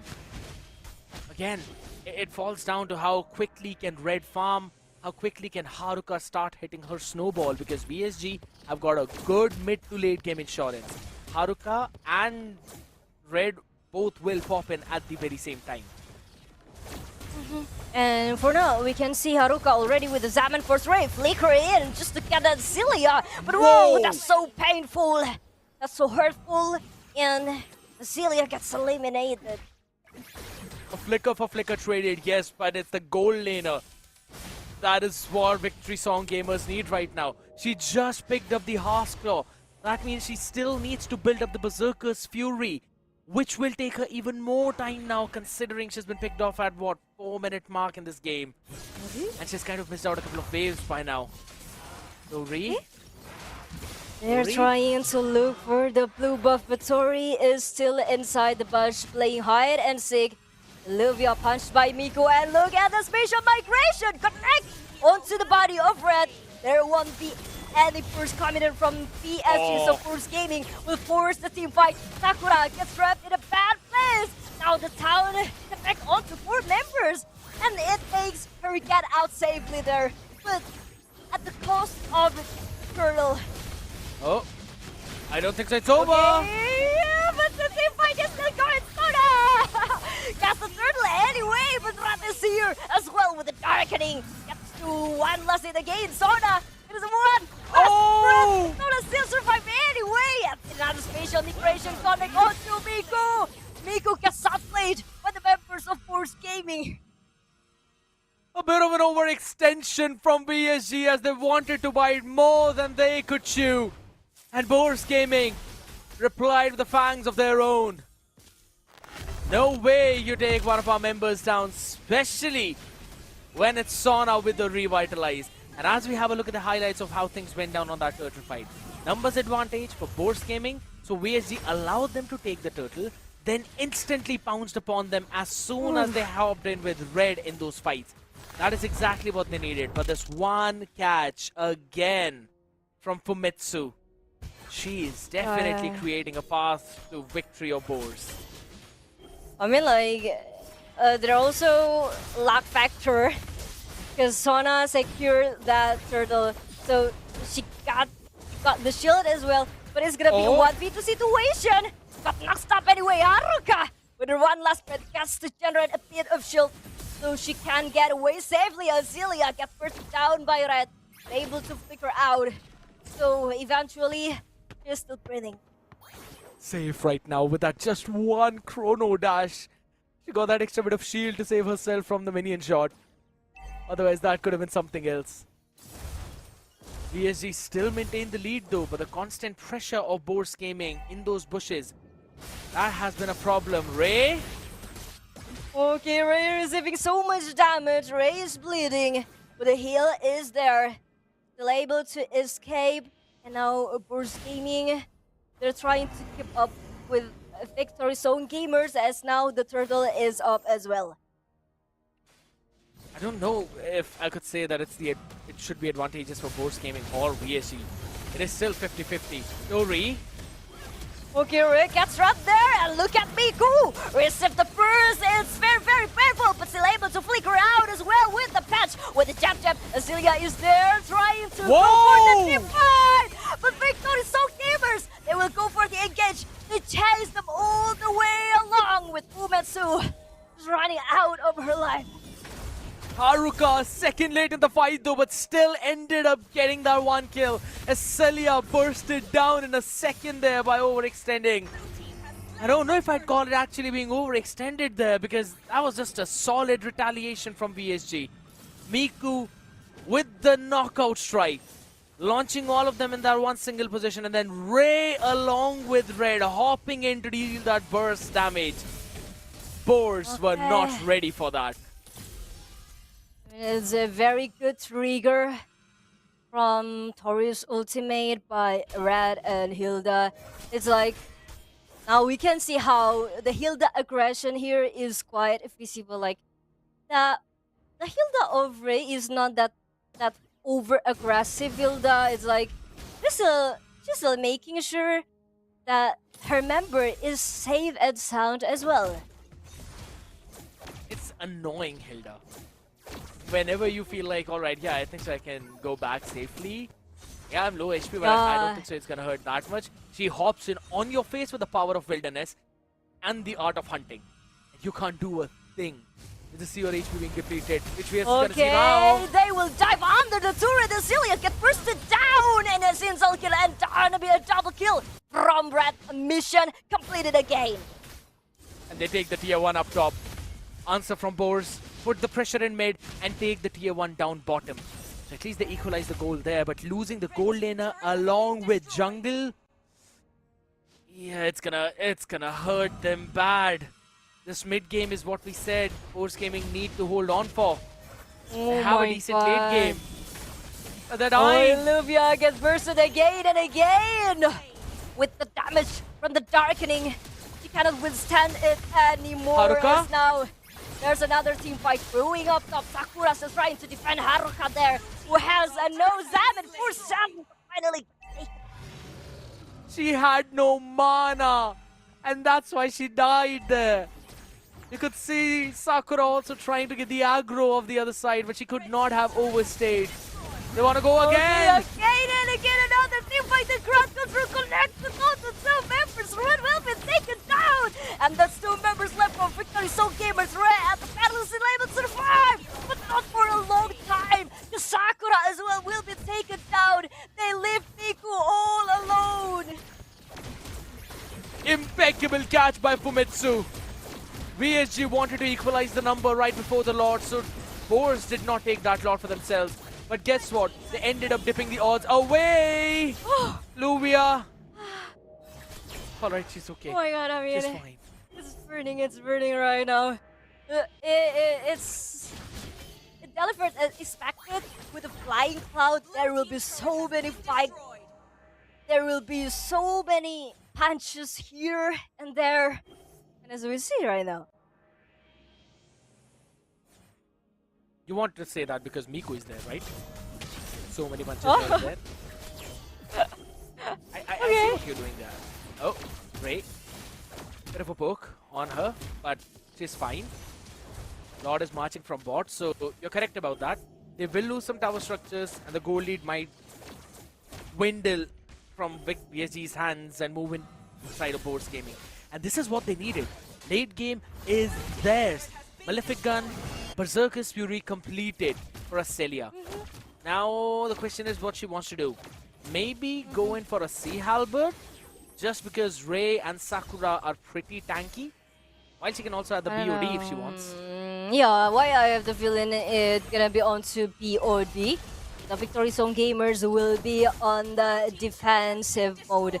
As now Miku still trying to push far lane, still trying to push the top lane, so that Boars Gaming won't be able to do a perfect three lane push. Yep. And I kind of like what's been happening there, the amount of pressure that Miku has been putting in. You rightfully mentioned about it. It's good that there's not a 3-lane push coming in for the side of Boars Gaming. That's the only reason why this lead is equal now and is no longer a lead for Boars Gaming. I like it's a really tough tipping rivalry, right? Because right now, they, as far as I know, I'm sorry, you guys can correct me if I'm wrong. But Victory Zone Gamers and Boars Gaming, they are. Victory Zone Gamers has some Ukraine and Russian player, as well as Boars Gaming is basically an Ukraine team who has many Ukraine players there, so it is one nation rivalry. But going on, both of these teams, again, this only happens once the players are equally matched up, and you can see that happen in this game. They're literally equally matched. Oh, poke. Okay, it's just a poke that goes on to both of the side, and it's 10 seconds away from the second Lord. And Asilia to the Sea Halberd. And I want to go. I want to know what's next, because for now Asilia do have a lot of damage, but Sona gets melted down very, very instantly. Sona will be taken down, but she's still breathing anyway, but not for long again, because Haruka will take the kill, and Asilia as well will go down next. Shut down Fiery. So now Horizon Gamers will have the priority for Lord number 2. Bit of an off positioning from Acelia there. She didn't need to go up so very close. She was in between 3 people, and that's why Haruka ended up getting those basics. Okay, again, Lufia will start to feel the burn. And Tori as well, unable to survive the damage, won't be able to withstand it anymore. Because no armor can receive the damage coming in from Red, as Red can deal a very, very painful penetration. And now, Wishing Lantern. How painful it could be scared. So painful that it cannot be stopped from any kind of painkillers. That is for sure. Out here right now, you've got too much shredding from VSG and not enough frontlining for Boars Gaming. Yes, there is Luvia. There also is Sona. But it's, for some reason, it feels like it is just not enough. Fumetsu is landing the spatial migrations perfectly. Even in that previous fight, you had Sona surviving just enough to drop down the glorious pathway. Acelia just positioning herself a little bit far forward, eventually got herself killed. And that's why that fight went instantly in the side of VSG, because that ended up being a 2-for-1 trade. That's something Acelia needs to be very careful about. PSG, they're really good at playing the turret, the macro, because right now, even though they didn't get to destroy the B turret, they can go for another avenue, get that objective, to get the turret building down as well. With that, they can also develop that goal lead too. The main thing is, Boars have already reached the 44,000 goal lead mark, so I don't think so there's going to be any problem with them being deficit for that goal. They do have their main core items. They've got a couple of big defensive items on the hands of Sona and Luvia too, especially in the form of Radiant. So it's fine. What is it? Okay, still nothing happened, but eventually Ray needs to retreat first, because no one knows where is Miku right now. Fumetsu is there. Miku, the happy birthday, but Fumetsu still central anyway, but Haruka is ready with the Zaman Force on the runway, dancing with it, but the Fire Requiem still able to flicker out by Haruka, and that's it, the kill is free by our Haruka with the Herod. Just so strong, but look at the damage that Acelia can deal with. It's the same. It's such a painful damage. And you can look at that numbers as well. She's literally just 50 damage behind Tori. 59-7-63, 59-7-13. Then you eventually have... You can't on it. You can't sit on it. My big question is, what is Ray doing so high up in that damage leaderboard? Yeah, I crashed out there, but I mean, like, do you know there's a proverb, little by little become a mountain? You know that? I don't know what is this term in English, but there is this saying on my language, little by little becomes a hill. Makes sense. That does make sense. Piece by piece, you put the puzzle together. Yeah, that kind of thing. Okay. But now the team fight is brewing. Acelia gets targeted by Haruka. Still able to get out safely, but Red finally gets to melt down Teddy. And Red still able to dash out there. And look at Red looking for the chase. Because Zone Gamers right now, they want to go straight for the Lord. And they will get it. Not a single person taken down on their side. This 4,500 lead is going to increase even further with the Holy Crystal picked up by Red. That is the core shredding item. She picks it up at the very last, but it doesn't matter now. Acelia will have to play very safe. 75 more seconds for a flicker to be on off of cooldown, and there can very well be the Ruby DD combination by Red. If she goes for that and Haruka deals out a little bit of chip damage, it would be over for Acelia. Yeah, and don't forget, Haruka is very, very good at keeping her position. Time and time we saw how she avoided the spatial migration and the stun as well. And here comes another team fight with the spatial migration. And Mika finally pops out with immortality, but Red gets stunned as well and gets taken down by Fumetsu. And it's gonna be a big bomb, but connect onto nobody. Force Gaming is still able to defend their crystal case. 1-for-1 with the mid laner for the roam. The only inhibitor standing is one in down bottom lane, and it is tough for Boars. 6,000 goal lead for VSG. Full map, all the creeps taken up. Yeah, This one's looking tough right now. The thing is that the fact that Boars Gaming base threat has already gone, that means the pressure from the super minion will be challenging as well. They will have more things to deal with. They will have more work on, and it's about how Boars Gaming able to control the wave. It's going to be difficult. The only good thing that's working for them is the fact that Lord is in the far lane, and they do have the inhibitor standing for that. So it should be fine right now, but look at that. Slightly smart play by Haruka, clearing just one minion for that wave to stack up. When the Lord shows up, it will be pushing onto the side of Boars Gaming, so they will have to invest someone to clear that wave out. This is good wave management coming in from VSG. On the other side of the spectrum, I want to have a look at the items one more time before we go into the next fight. This might very well be the last fight of this entire game. I did see the Chastise for Sakura picked up. Ray picked up the blood, or rather, blade armor too, just to lower down Acelia's crit chances. They are blitzing the Lord. We will see the engage. Okay. It's gonna be a battle retribution or not, because it's gonna be a free Lord for Haruka, but they won't go for the fight. Acelia away the front line! Still able to flicker out anyway. But, that's such a dangerous position for Acelia. Yeah, a bit awkward there between the players. And also at the same time now, Sona has popped up the Revitalize. It is going to be up after 60 seconds. The wave is spawning now. It's going to go from mid to mid. 15 seconds from base to base.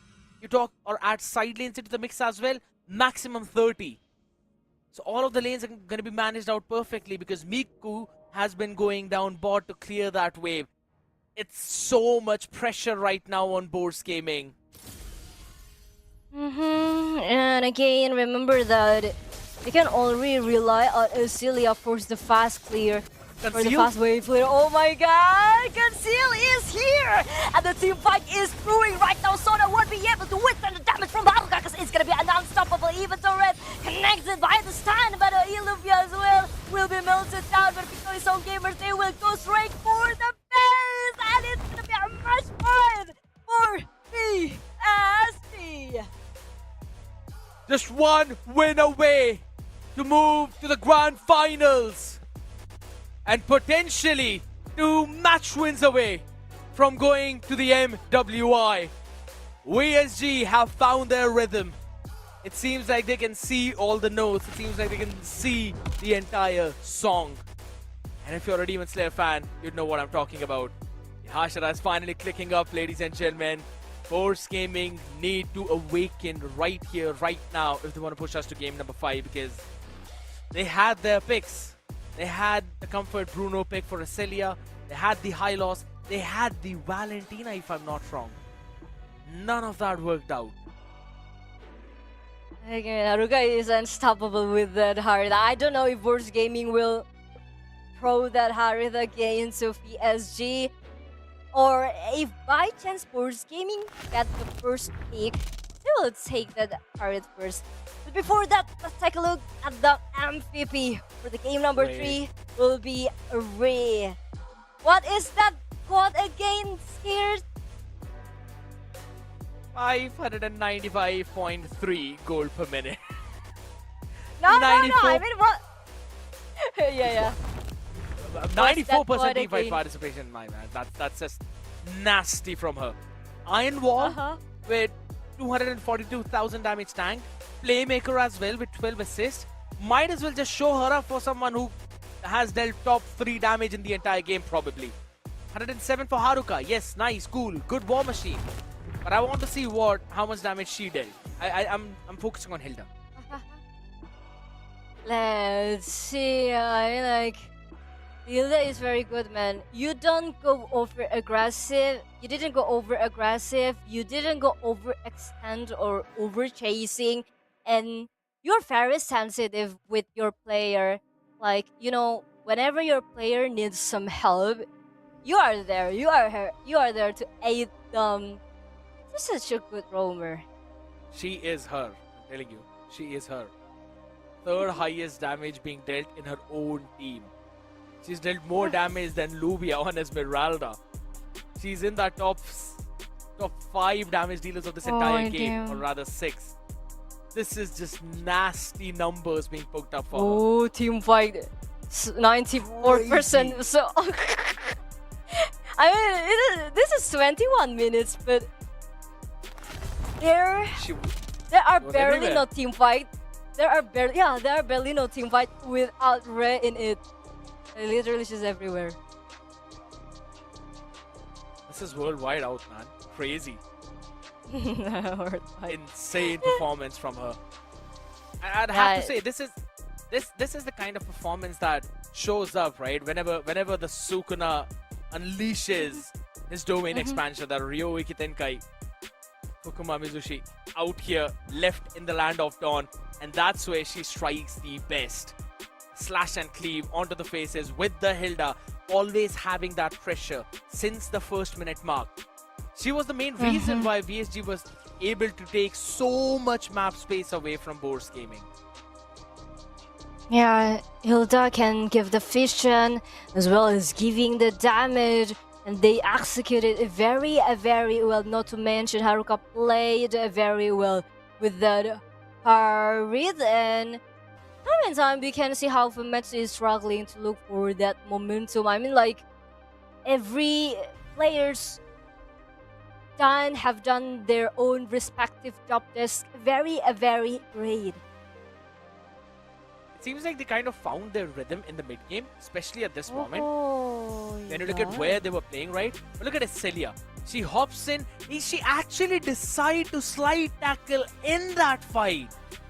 Yeah, I really That is- why? That is very weird. Because that was a good fight.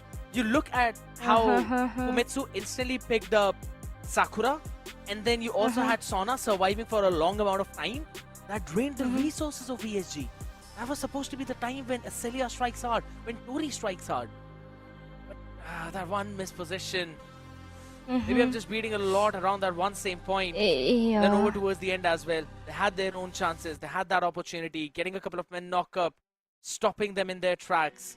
They were able to defend that Lord, but once it came down to the last Lord of this game, that concealed play, it surprised Boars. Yeah, I mean, like, Boars Gaming wasn't ready to start the team fight yet, and they really executed very well because they know the 3-line push is there. They know the minions are pushing from every possible angle, and here we go again. Another questions by Kuldi. Hi Kuldi. If casters had ultimate abilities, what will yours do? Maybe you can go first, scared. So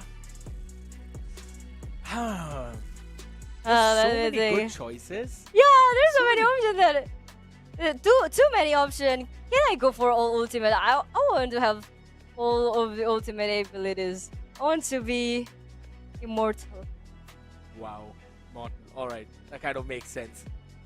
I don't know, man. I'd probably pick up either Wan's crossbow of Tang, or maybe I'd go for Yin's ultimate. Right? My turn. Oh, you love A domain in front of me. that's scared. Or if I'm actually picking up my favorite, then I'll definitely go with the Higan Bana.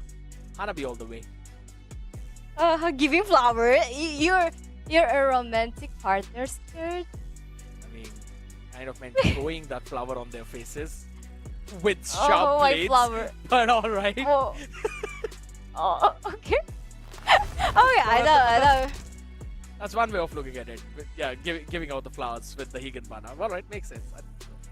Yeah, we're Jeez, talking that's about a big flowers. difference. That's a big difference in the ideology. I'll pick the Higanbana. No, he probably means he'll be giving out the flowers. Meanwhile, me, yeah, alright, I'm gonna throw that onto their face. It just destroys half of their bodies. No, Don't be like me. I'm Don't be like me. I'm an iron steel, so that's fine. You can throw it onto me. Alright. I'm a So steel. what, you have Badang's hand or something? Yeah, What is that? yeah, sort of. Alright, Not alright. Badang, Gatot Kaca. Gatot Kaca, because I'm from Indonesia. Gatot Kaca is a local Indonesian pride. Makes sense. Makes sense. I absolutely love it. But out here, ladies and gentlemen, you know, we've been constantly going with a back and forth action right now, which will continue on this map number 4. Wow. Expanding rivers back again onto the land of Dawn, man. It's gonna be fun. Yeah, so we've got Dangerous Grass, we've got Broken walls. Flying Very first. Ball and Broken Walls. So now it's gonna It's be the expanding and rivers. yes, it's gonna be equal expanding river, and we need to see another fighter lane coming in as now an expanding river. Who's too good for that?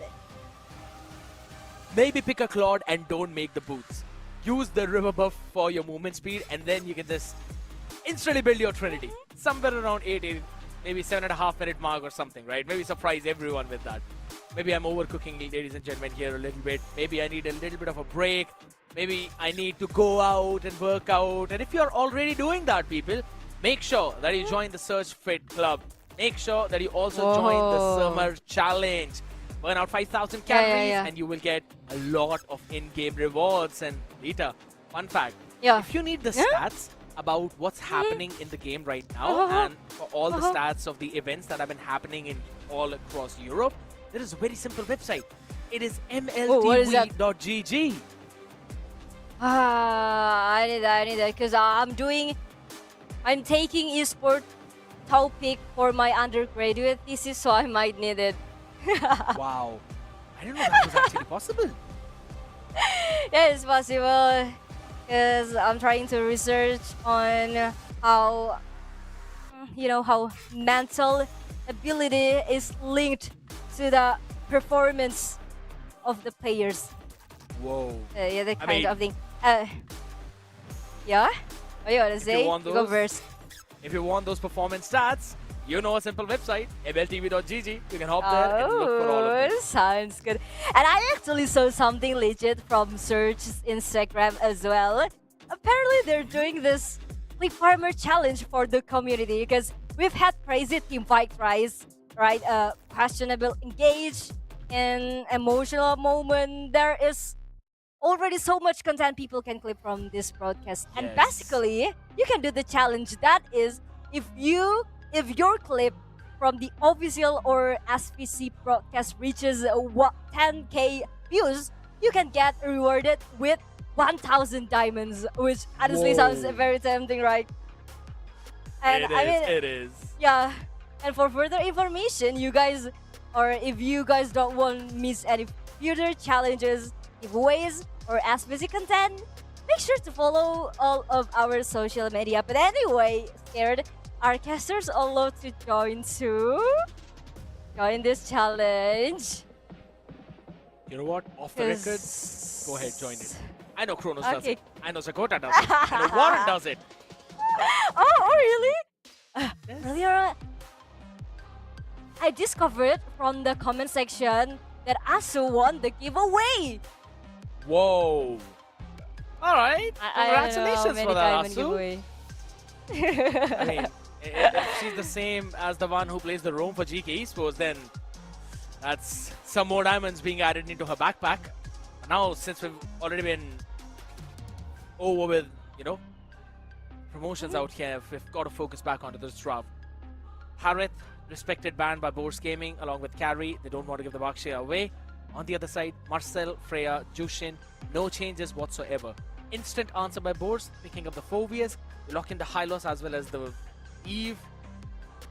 It's a very different draft now, apart from just the Hylos. Yeah, finally we get to see Phobias right now, as it was banned for multiple times, and Suyo here as well for today. And Valentina, Victory Zone Gamers, we know how Red is very strong with that Eve as well as the Hylos.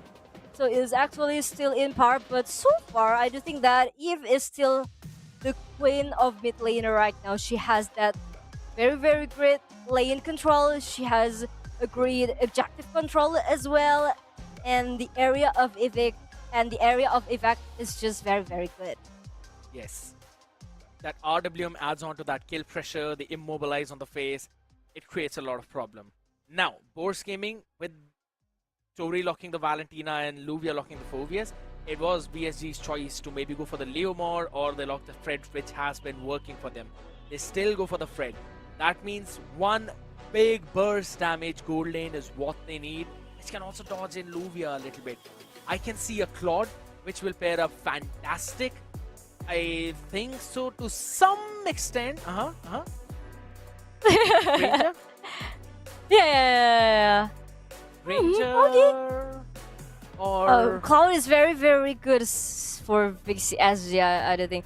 But don't you think that VSG's draft right now is very Team Liquid PH oriented, Yeah, very TLPH coded? Yes.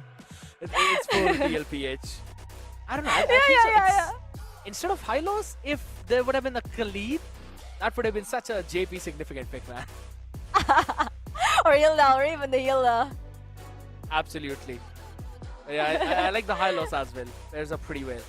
They ban out the Belleric. That's a good choice. Along with the Gatto. I like it. Galgaja is went out as it can dive. And it will be such a threat to the Eve. Because I don't know if Gatot Kacha Ultimate still able to cancel the Eve ultimate or not. It knocks her up. Yeah, it does knock her up. It doesn't entirely cancel it. But then you've got a lot of threat, right? With Gato being on top of you, he taunts you, and then everyone can basically jump on you. So that's one thing. Considering Tori can also steal away the RWM, you simply just make a kill box for your own. But Haruka bringing out the Clint in Game 4 of the first semi-finals. Now that's interesting. Have you seen Clint before in the qualifier stage? Not from the qualifiers here, but I have seen Clint before from different regions. I don't know, it was probably PH itself who showed us the Clint in the gold lane. And even the South Asian region showed the Clint. It works good. I mean, for Victory Zone Gamers, this is our first time, right, to see Haruka's Clint. Because before, we only saw Haril and then Iritel, Moskov, but now we get to see another marksman from Haruka, and this is just flexing on how wide Haruka's hero pool is. True. Here's the thing. I think some of the Claude and Hilda, Bors Gaming have kind of won in the draft. Unless this is some crazy EXP lane pick, I don't think so. PSG might have that advantage there. You pick an Allard though, in this case. The threat of Final Slash in the RWM. Maybe a good combo with it, but still with that Paquito, with that win condition. I don't think like for now, Paquito is their luck factor, is their X factor. Yeah. Miku's been playing her pretty solid, but the big problem is now Luvia has got a straight up counter for the Paquito. Go for the Infernal Pursuit, bonk on the face, Dark Wave, get the stack up, enhanced basic attack, bonk on the face again, and Miku will have problems. So she might not have so much free time, but she'll constantly be a threat to Acelia, who's playing on that Claude and is also running on that Flicker for that extra bit of range, which is a straight counter to the Eve on the other side. Red will have to be very careful in this game if they want to win this one out. I think so. Boars Gaming have got this in the bag, and we might go to game 5. Alright, currently they are not trying to flip coins in late game because they are trying to control space and choke at the map slowly. But, ladies and gentlemen, one game away for VSG to the grand final of Surge Valkyrie Clash. But the hope is still there for the Boars Gaming. So now let's take a look at game number 4. Welcome to the land of Down. Out here right now, scared yet, along with Lita, accompanying Boars and VSG. To see if Boars strike or VSG stop them in their tracks and maybe sing a rhapsody of their death out here. And have a look at the talent prediction as well, powered by Roomstone. Hold on! Okay, but we're still able to survive with a heal back up. And again, let's go back to the talent. Wow, we didn't get to see that again. That's fine, that's fine. We will see it again if game 5 exists, but Ray! He's an out by Sona. Brad forces Flicker out again. That's so many battle spells down. Now this is the problem, right? That's why I said that Hilda, along with Tori, will be winning out in the mid lane. They've got a really solid priority. Having a look at the emblems out, we've got the agility along with Master Assassin and Quantum Charge. So Clint should win in that lane matchup. But the Festival of Blood coming in for Acelia should help her sustain a lot more when it comes to those team fights. Miko and Luvia should win that trade. So sides are looking solid for Boars. Oh my god, there's another Terrify effect. And the Terrify effect is actually very terrifying. Fumetsu gets that last hit, able to put up the kill. Now Boars Gaming with a 1k golden advantage. It will go straight to the turtle, I think, because now Sakura is trying to look for the experience as well. And now they will start the turtle. Severing the soul of Ray in that second. They want to contest though. Okay, it's gonna be another contest. Fumetsu wins it out. Sakura trap. And the real manipulation. But look at the jump. GG. Not even a pursuit. Luvia onto Sakura. And gets eliminated. Well, there we go. Seems like the only prediction that could be right would be of Kronos if in case VSG win in the last one. But out here, Boars have got so much pressure on the Land of Dawn right now. 1,000 gold lead in under 3 minutes of this game. And they're taking so much space away. Okay, let's go take a look with the audience prediction. It's gonna be 80-20. Ooh, VSG. Yep. They still have the voice. They have a very strong and loud voice. As now Sona will go for another pressure, just pressure. We can take a look. Actually, Red is kind of having a difficulty to rotate to help the side later, and it's a real pressure that coming in from Boars Gaming to the side of Victory Zone Gamers. Yep, it's a lot. And all of that, all thanks to Sona on the Hilda, dealing a ton of burst damage, add on to Tori, and then Fumetsu. They win. That's how they were able to take that first blood as well, which was powered by Runestone. Ray will run back. Okay. Fighting. Niku? Okay. We're going to be holding it down for a few seconds right now. Again, you look at the amount of early game aggressive play. They have got so much mid control. They've got so much lane control as well. It's like every single place, it is Boars Gaming who are winning.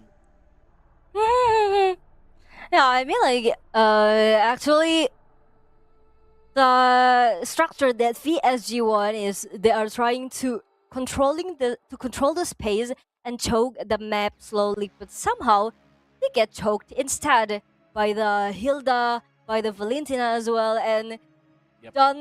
don't get shocked, don't be surprised if suddenly Valentina is on the top of the board of the damage dealers. Yeah, that is something which we might potentially see, right? But here's the thing. At this point, I just feel that Victory Song gamers might actually lose that priority in the mid-game power spike. That is where the clinch shines. That is where the quick draw shows up. Right, you need that endless battle, you add on to the malefic gun for the range. Now you need BOD to take down that tanky front line, or also to dish out that insane burst which we normally see from Clint. And for that to happen, VSG need to control the map. The more they give it away, the more opportunities Sona will pick up, just like how she's been doing right now. So it's all working out according to the plan of boards. That's why I said that they have won so hard in this draft that VSG might not even stand a chance to push it till 15 minutes. Yeah, and as well, but the thing is that how many attempts do they have until it's too late? Because Azealia, because the time is ticking as well. They are playing with time. Azealia as well. The more late game, the later the game going, Azealia will eventually get her power spike as well. And now Rey is trying to give the reinforcement on the gold lane. Miku forces Flicker out, and it's gonna be an important information for the Force Gaming that Miku doesn't have a Flicker right now, and they're gonna go Rakwev already committed by Illuvia, able to go for the Infinite Pursuit and the Landfill Fair as well. Glorious Pathway just giving the barricade for Victor's Gamers, and here comes the real world manipulation thanks to Metsu. Force Gaming, there is no Ratri of available yet. And Sakura, whoa! They avoided the Pressure's run very, very well. That was a big dodge out here, but the catch onto Famitsu means the turtle will go in the hands of VSG. The entire game was helping out Boars Gaming. They were able to find out where the last players were, but then VSG's frontlining came into play. And I'd have to give kudos to Red's positioning. Went back from the new bush while she was being chased by Sona, repositioned in the tri-bush, had enough distance to dodge Famitsu's stun, and then use the real-world manipulation. The patience from this lady is immaculate. Yeah, and also another thing is that Tori has already popped out the real-world manipulation, and Red was not rushed to force the real world, and it's gonna be another fight brewing up top. The Glorious Pathway coming down, and they will disengage first. All they wanted to do was just dish out the damage on the tower. That's all. Their power spikes are going to be shooting up pretty quickly. Mitsu locks in the Sky Piercer as well. And now all the stacks that goes in her hands would be compounding over time. So VSG, they need to be careful. Okay, they will try to pull the trigger with Tori on the backline with the real world manipulation, placing the Azealia. One deal enough damage. She is very, very low right now. Versus Force Gaming to get back first, and now Victory Zone Gamers get the window to push the thread. And there's no trade. Just a chip damage in the mid lane, that's all. Yeah, that is looking tough for Force Gaming right now, ladies and gentlemen. If you want to make sure that you are pretty tough in real life, make sure you join the Summer Calorie Challenge. You have to burn 5,000 calories, drink enough water every single day, and you can simply win the diamonds and skins. Join the Surge Fit Club to be a part of this challenge and work on your physique while looking good in game. Oh my god. And you know, looking good in English just makes you feel better for the good play as well. And PSG right now, they will go straight for the second turtle. This is exactly what they want when they come around Bradrin and Eve in the same lineup. And right now we can see that Victory Zone Gamers has already taken lead. Tori with the manipulation. Luvia trying to go for the jam, and jam again within a pursuit. Red is able to flicker out, but Miku there burning, and Azealia has destroyed that turret. And here comes another manipulation. Big Punk get avoided by the Force Gaming, but Sona taken down by Aruka. Luvia trapped there in the bad place. As another probe, a bit of pursuit, but gets taken down by Miku anyway. You take one turret, we take two of your people, and return the favor back from the mid. VSG are walking down that path. Even before they drop down that glorious pathway, they are seeing the road to victory. And if there's anyone who can stop that from happening, it is Famitsu. I said that she's the director back in game number 1, right? And I still stand with that moniker. She needs to direct this entire fight, but run away right now. Is even being denied of the beetle. Bottom tier 1 taken down.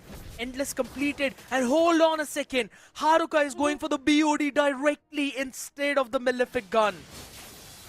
Oh my god, she will take another route of build. Like, she wants to tear down as fast as possible for the frontliner.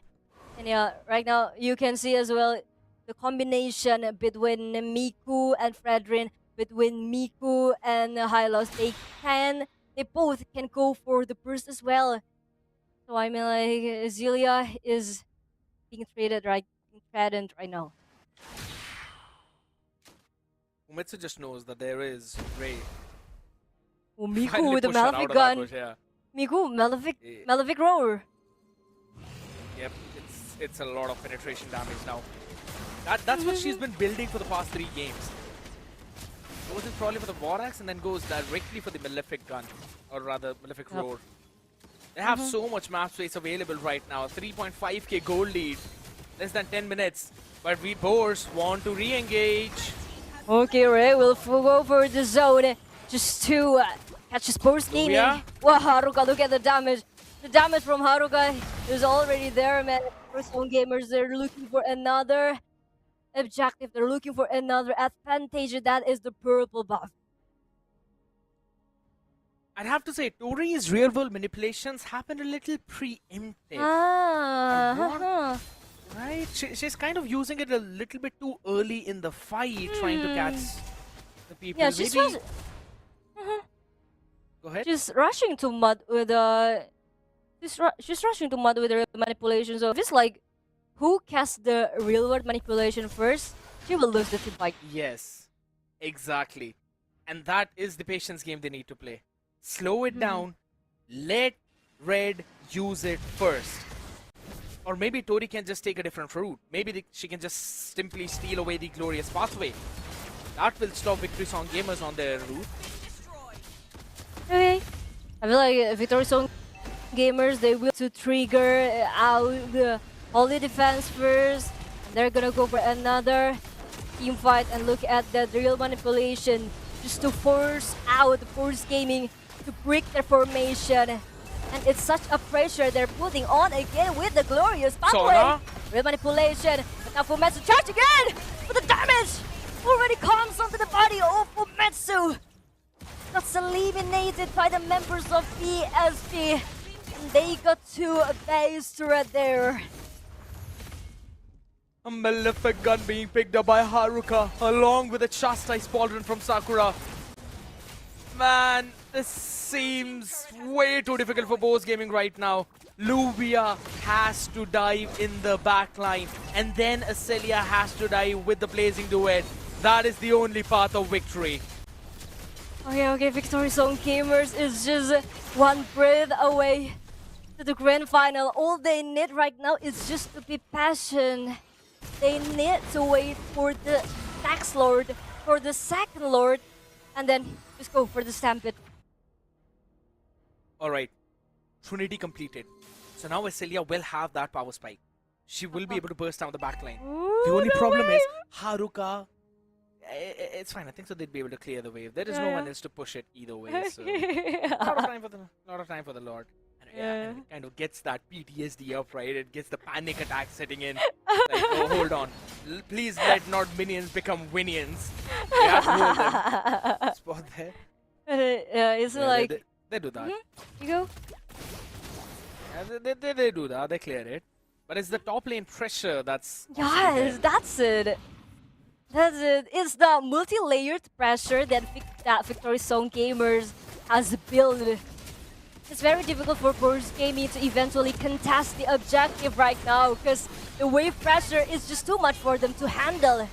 Oh, they will go for the fight! They chase them all the way down and Tori will be targeted. But the manipulation and Blazing Duet from Acelia! Dealing some damage, Luvia gets taken down first. Red still able to escape from Metsu. Gets eliminated as well as Acelia! And Naruka! The damage coming in from her is just too much! So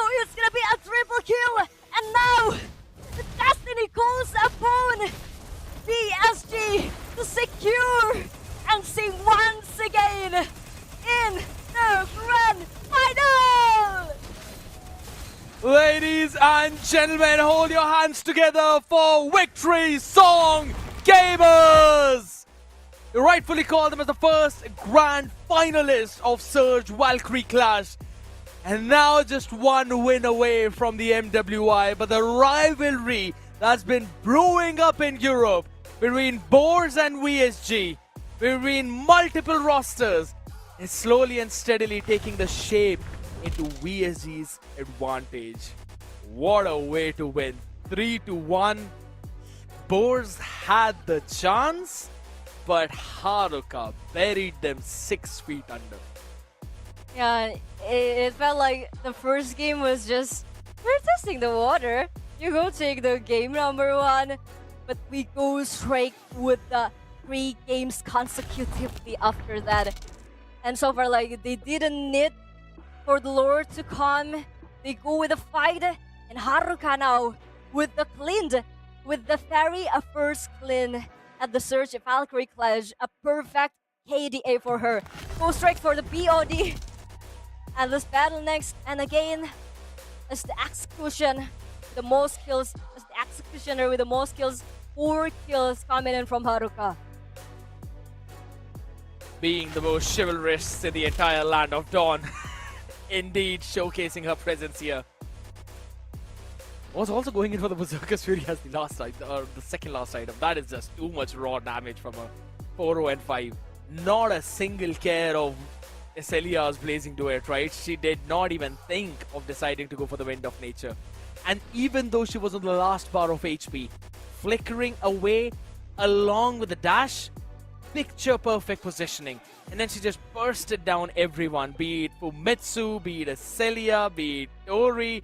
No one survived. VSG definitely showcased some world-class skills. Oh, I get scared right now. Looking at the comment section from the YouTube link, and VSG's fan World War are roaring right now, man. Like, they are celebrating this right now. And I think so we're gonna have all the audience have their own time. What a solid performance coming in from them. 100% teamfight participation of Haruka. And look at the scoreline. It's 3-9. It's not a very high kill game. It is literally only the impactful kill game. 13 minutes. That's all you needed. It's just a solid performance from VSG, and it could have gone anyway. Let alone, if I may say that VSG, yes, won 3-1. No, both the second game, the third game were so very close. And even after that, it's Victory Song Gamers, ladies and gentlemen, marching through, parading through the middle of it all as they move first over towards that finish line. But we'll see who's going to be joining them on the other side. Is it GK? Is it Unkai? All of that after this break.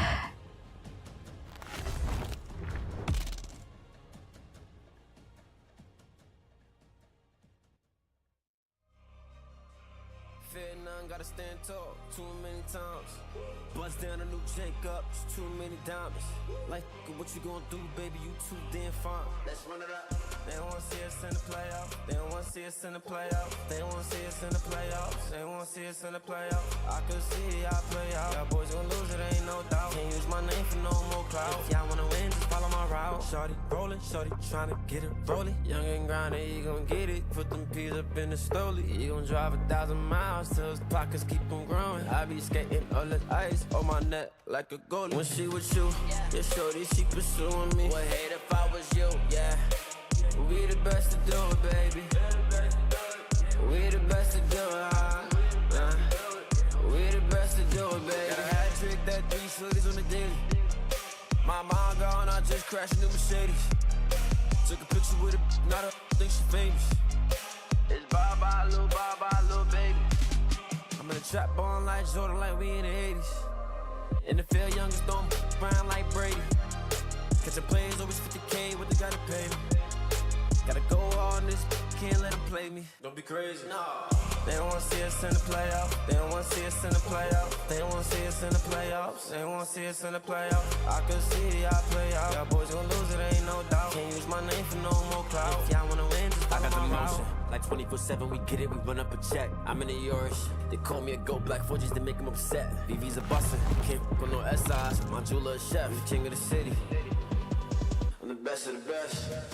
Shorty rollin', shorty tryna get it rolling. Young and grindin', he gon' get it. Put them peas up in the stoley. He gon' drive 1,000 miles, so his pockets keep on growing. I be skiing all this ice on my neck like a goalie. When she with you, yeah, shorty, she pursuing me. Would hate if I was you, yeah. We the best to do it, baby. We the best to do it, We the best to do it, baby. They don't wanna see us in the playoffs. They don't wanna see us in the playoffs. They don't wanna see us in the playoffs. They don't wanna see us in the playoffs. I could see y'all play out. Y'all boys gon' lose it, ain't no doubt. Can't use my name for no more clout. If y'all wanna win, just follow my route.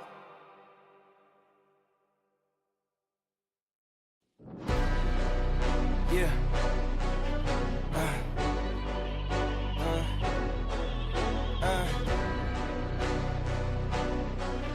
Yeah. Hey, yeah. The jig is up. Yeah. I came too far, I ain't giving up. Hey, I had to cut what was weighing me down. And then when you grow, they say that you switching up here to perimeter. Defending the fort, we crushing the visitors. I got it locked, ain't taking a prisoner. Thought it was sweet until they chin hit with a finisher. Heartbreak, Nikki, I'm voiding the slips. I'm raising the stakes, enjoying the risk. Injecting my veins with ice, as cold as it gets. I live for this shit. Die as a legend, I ride with aggression. I lost in the past, it's fine, it's a lesson. I'm loading the clips, I fire the weapons and taking what's mine. It's time for redemption. Yeah.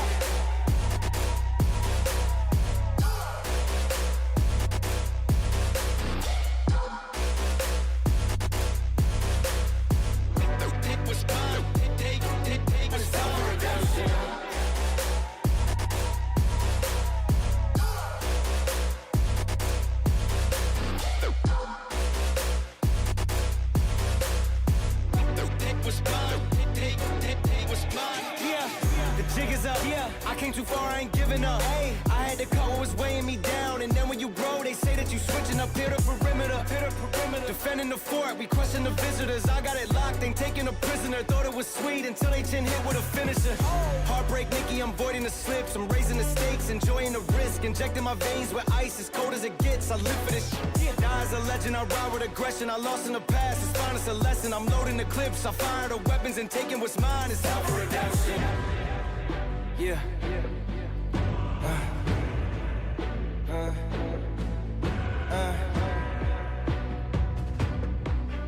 Yeah. Hey.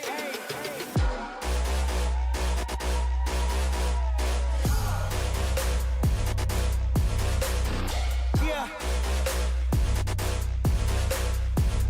Take what's mine. Take what's time for redemption.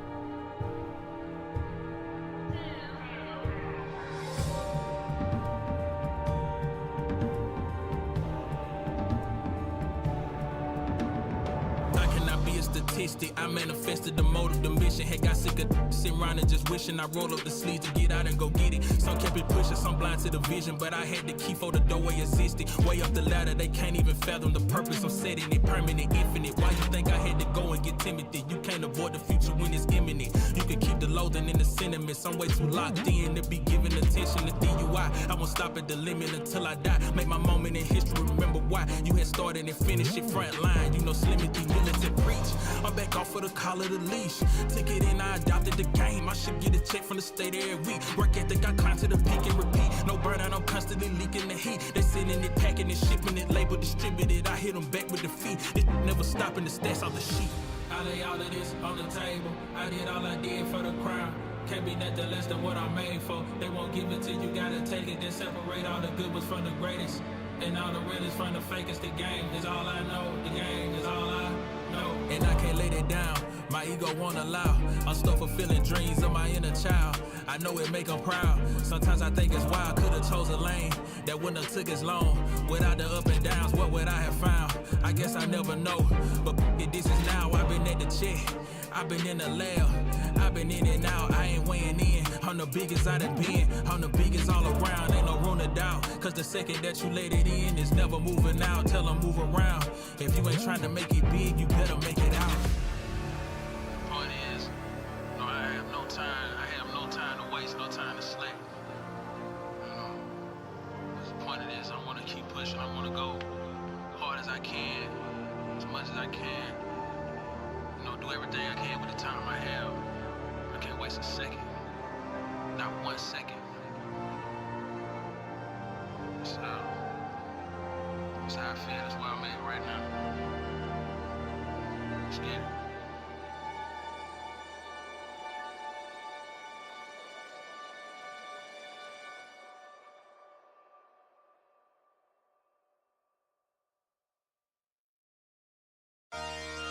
Hey, yeah.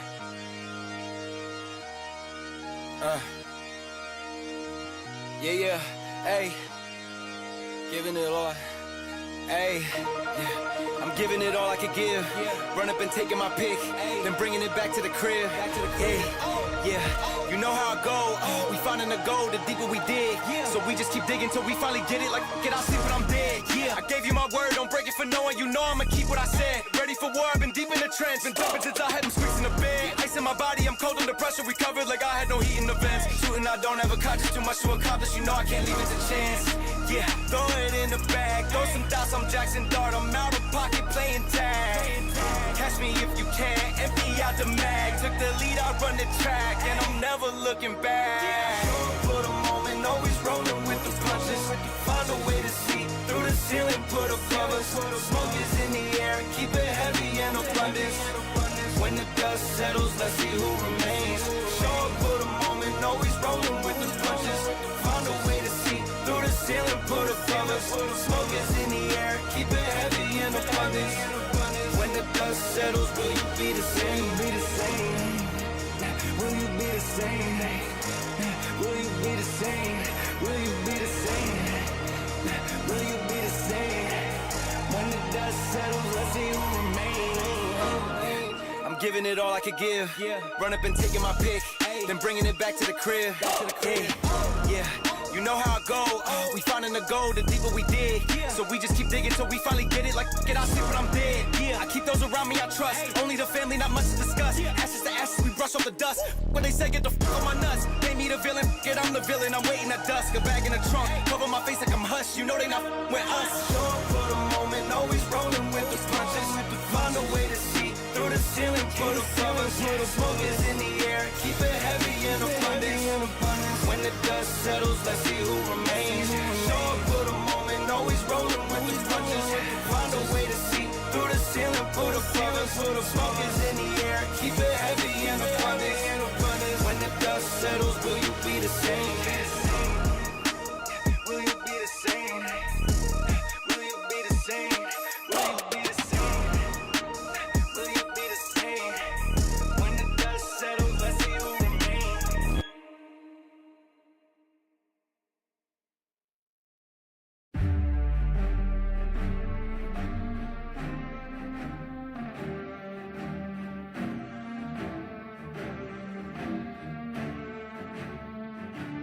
I'm at the my spot. It take blood, it take sweat, it take time. I won't stop. I'm in mode. I'm on go. I'm gon' die for my spot. I won't move. I won't shake. I won't drop for my spot. Been too long, been too strong. I won't bend, I won't break for my spot. Your hands in the air for this. Hands in the air for this, hands in the air for this, hands in the, you should have your hands in the air for this, hands in the air for this, hands in hands in the hands in the air. I had none at all. Wanted 10 cribs, wanted 4 cars, wanted more ice, wanted more grills. Set it in stone, told myself life better damn gear. Before I get ghosts and it get real. When the best set, bet it on slim, manifest twice. I had nothing left, ain't do nothing right, but when all in, loaded up dice, know I'm gon' win, work it out later. When the odds lean, back in my favor, ain't no taking back wages, pay it up full with a paper. Running, running, running, running after that, running after that, running, running, running after that. What a comers at, running, running, running after that. What a comers at, running, running, running after that. I'm at the right spot. It take blood, it take sweat, it take time. I won't stop. I'm in mode, I'm on go. I'm gon' die for my spot. I won't move, I won't shake, I won't drop for my spot. Been too long, been too strong. I won't bend, I won't break for my spot. Your hands in the air for this, hands in the air for this, hands in the air for this, hands in the. You should have your hands in the air for this, hands in the air for this, hands in the hands in the hands in the air for this.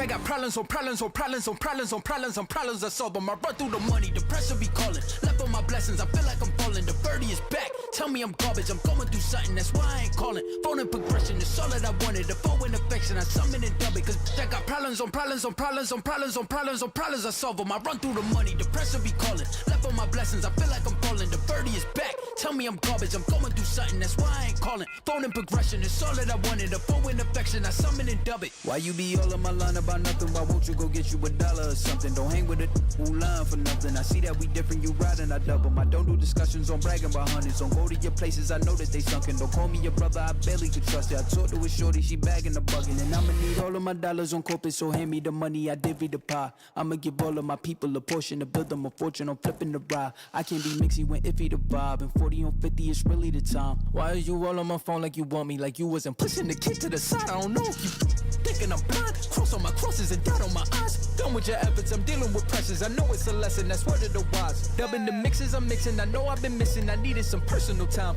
All the pictures, dimensions, I don't with your digits. I mean it, I'm staying inside. Cause they got problems on problems on problems on problems on problems on problems I solve them. I run through the money, the pressure be calling. Left on my blessings, I feel like I'm falling. The birdie is back, tell me I'm garbage. I'm going through something, that's why I ain't calling. Phone and progression, it's all that I wanted. The phone and affection, I summon and dub it. Cause I got problems on problems on problems on problems on problems on problems I solve them. I run through the money, the pressure be calling. Left on my blessings, I feel like I'm falling. The birdie is back, tell me I'm garbage. I'm going through something, that's why I ain't calling. Phone and progression, it's all that I wanted. The phone and affection, I summon and dub it.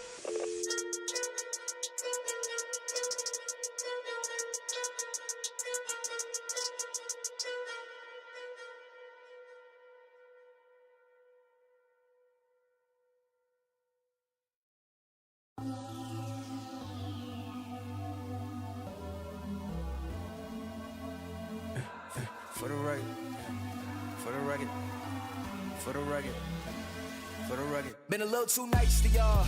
Now I gotta up price for y'all. Snake eyes on dice for y'all. Shoulders on ice for y'all. 8-6 all the hate. I won't get involved today. Got lost in the ball and A's. I'm flipping the bars. I'm flipping the. On record, off record. I still count wins when they got it. On record, off record. I let them take advantage. I was wildin'. On record, off record deals. Tell them talk to Colin for the quote. On record, off record. I still want to act, not the ghost. For the record, I'm done trying to make y'all comfortable. For the record, you ain't trying to grow, then it's done for you. For the record, lab on me going all the way. For the record, ain't trying to make no time to waste. Running through it with the young influence, adolescent presence, I'm succumbing to it. I've been giving yeses when I shouldn't do it. I complete ejected, but the moves elusive, and I'm barely moving, but I'm still gon' boost them. I can't work on winners when I know you're losing, so I rip the winnings and they throw the deuces. Guess I have to pivot, shooting no bazookas for the facts. I need racks, paper cash, fuck a tax, that's a joke. Tell them laugh, Uncle Sam, fuck out the bag. Brody plot, but get a whack. Contract, give me the max. I got lab on my back. You ain't that, then it's straps. Whoa, whoa, whoa. For the record, I'm done trying to make y'all comfortable. For the record, you ain't trying to grow, then it's done for you. For the record, lab on me going all the way. For the record, ain't trying to make no time to waste.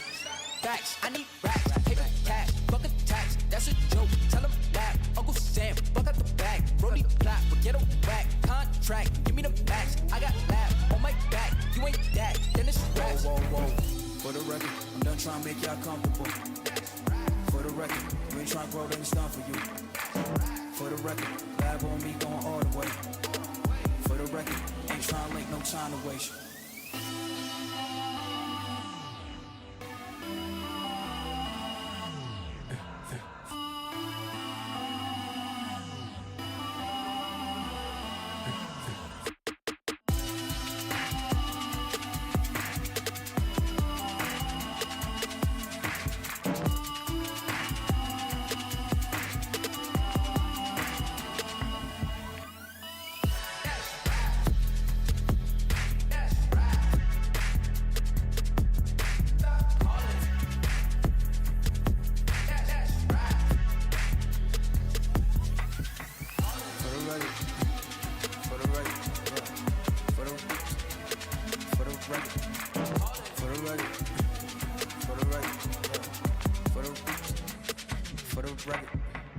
For the record.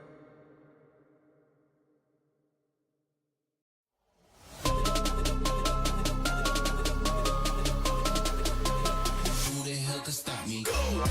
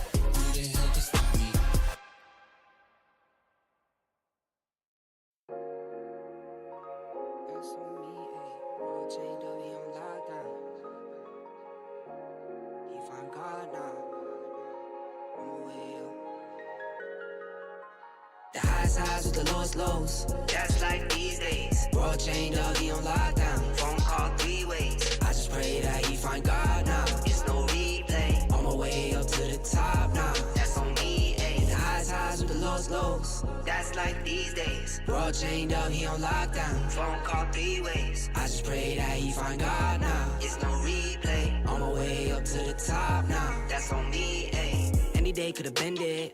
High school price on my head. Paranoid lying in my bed. Pray to God they don't turn my shirt cherry red.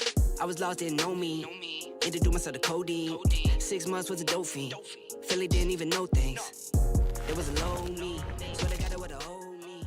We're back to day 2, match 2 of Surge Valkyrie Clash. I am Sina Lily, and it's time for our second match of the day. Teams are settling in, momentum is building, and every squad is looking to make their mark in today's battle. These ladies have a lot on the line, and they are fighting tooth and nail to get to that spot in the MWI, right, Kronos?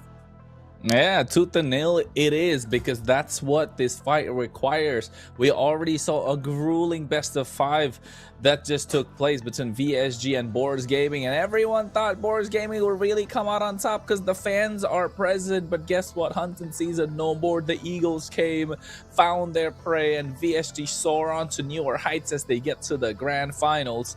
Meanwhile, Boris Gaming are looking for their opponent to get that 3rd place finish.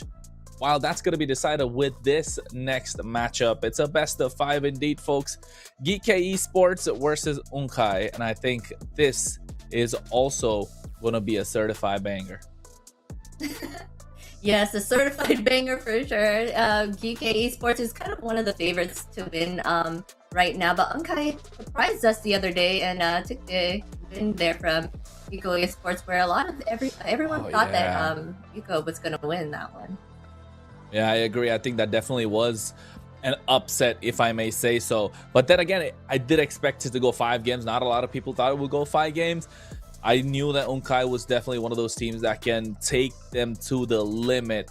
And we can see why they took them to the limit and who they beat by taking a look at these playoff brackets that we got coming up right now and showing the team's journey until now, and then from here on out how they go to the grand finals to take part in the MWI, which is for a grand prize pool for $500,000.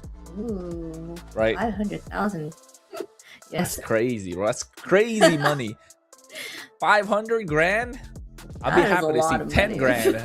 A grand in my account right now. $100 would be great. Just say it's just going out of context, folks. Just going out of context. But yes, this is the story of these teams. A playoff bracket, as you can take a look. Unkai taking them the distance to Echo Esports, winning that series 2-1 in the best of 3. And GK Esports, a dominating display so far. They haven't dropped a single game, not a single game, including the open qualifiers. Wow, they haven't lost at all.